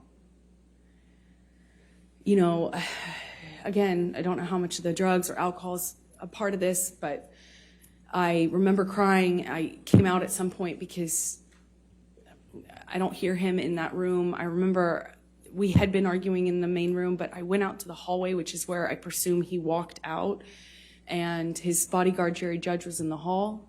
And I don't recall seeing Johnny in the hallway, but I remember seeing Jerry Judge, who gestured to my nose. Objection, hearsay. She's just saying gesture. He hasn't said anything yet. All right, gesture's fine. I'll overrule the objection. He gestures to my nose and holds out his handkerchief, like a cloth handkerchief. And I instantly felt really embarrassed.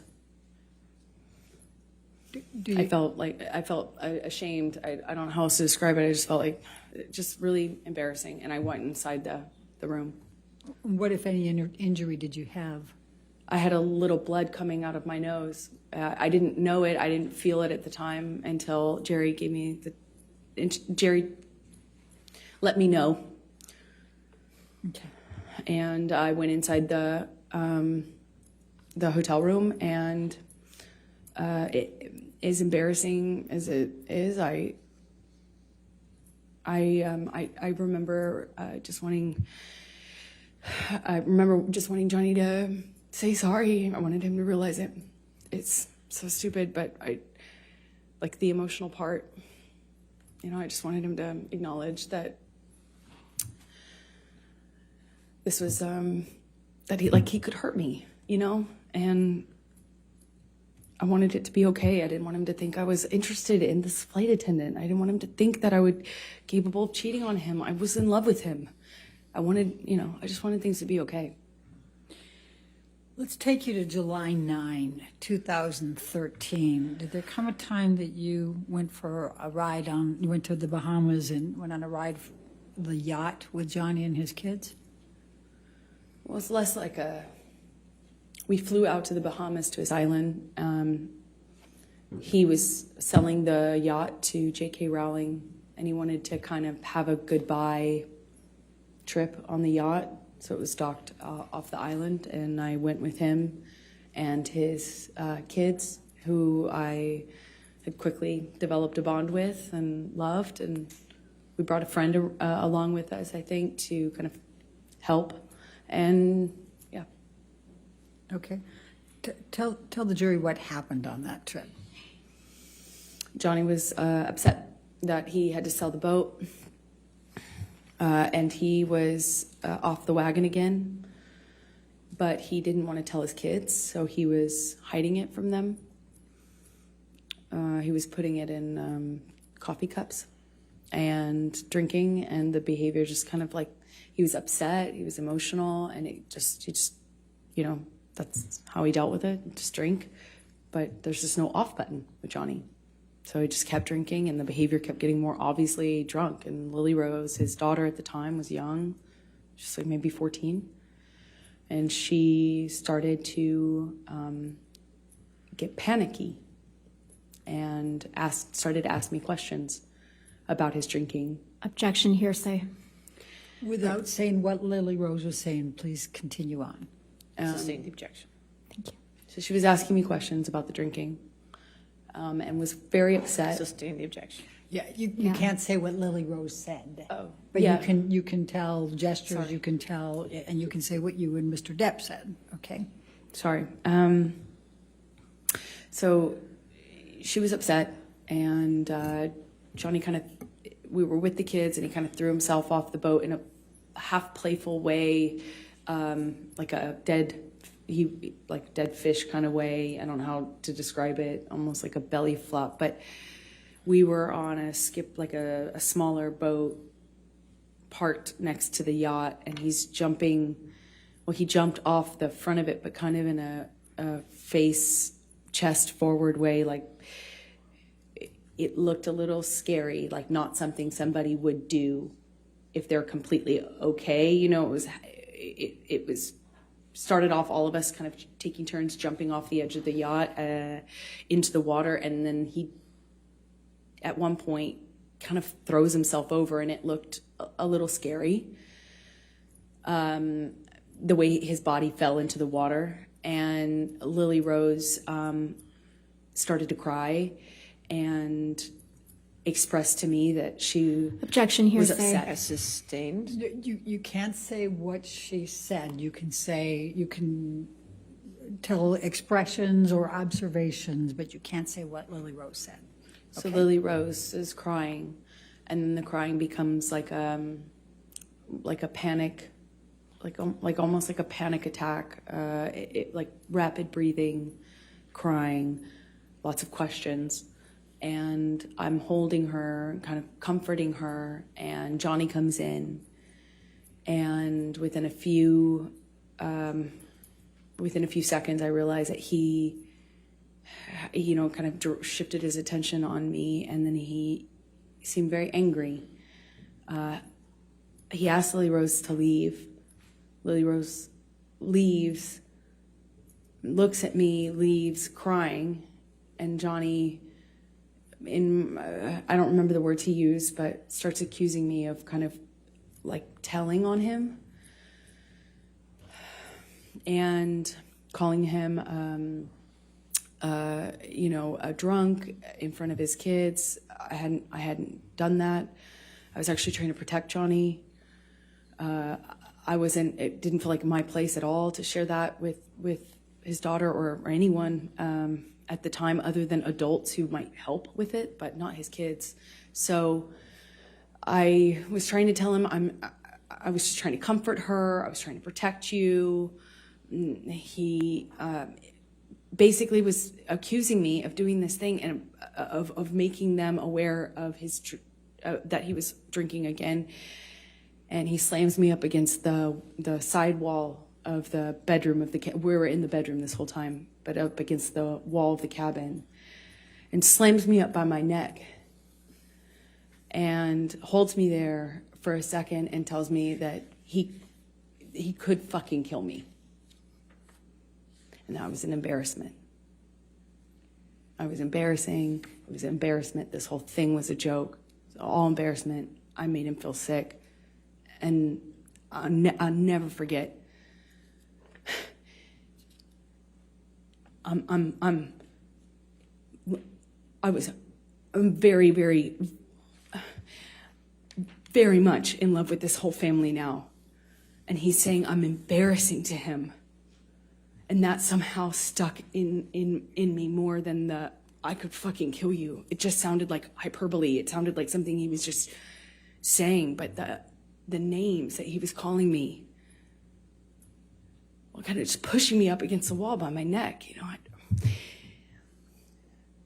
hurt my feelings. It hurt. When I saw Lily Rose again, we get, I won't say what she told me, but the next thing we do is we call for a helicopter to come and take us off of the boat, or off of the island. So we leave the boat, go to the landing of a part of the island, or maybe it was a different, island we had to get to leave, and we take off. I'm holding Lily Rose literally holding her under my arm while she's crying, and we're lifting off. And Jack ended up not coming with us at the last minute. He stayed behind. And we were taking off, and I remember being really torn about leaving. I felt bad about leaving, even though that had happened. I still felt awful leaving. I felt awful leaving him. I also felt like I had done something wrong. He was mad at me. I wasn't sure, what I had done, but I remember not being, I'm getting all these text messages from him calling me all these names, and it barely coherent, barely. And I'm holding his daughter crying. And let me just stop you for a moment. Michelle, can you pull up Defendant's Exhibit 180? Do you believe that's already in It is already into evidence, Your Honor, so if we may publish it to the jury. And Amber, I'm going to ask you to take a look at 180. And this is text messages from Mr. Depp to you. Do you recall these? Yes, I do. And are these the text messages? Yes, that's what he was sending me while I was taking care of his daughter.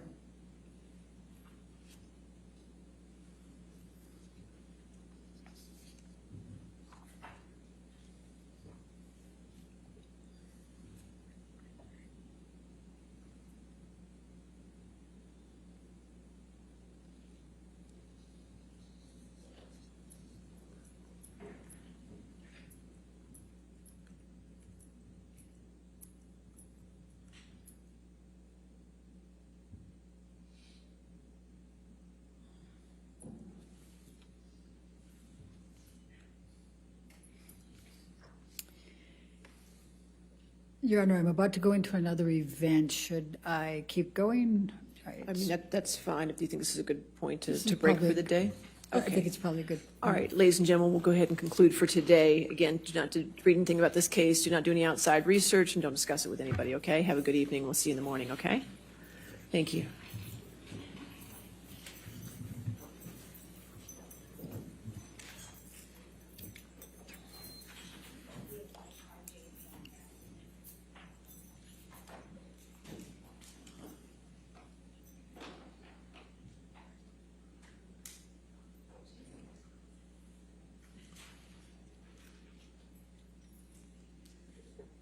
And again, ma'am, since you're still in the stand, you cannot discuss your testimony with anybody to include your attorneys, okay? All right. Anything further before? All right, we'll see you in the morning. Thank you, Your Honor.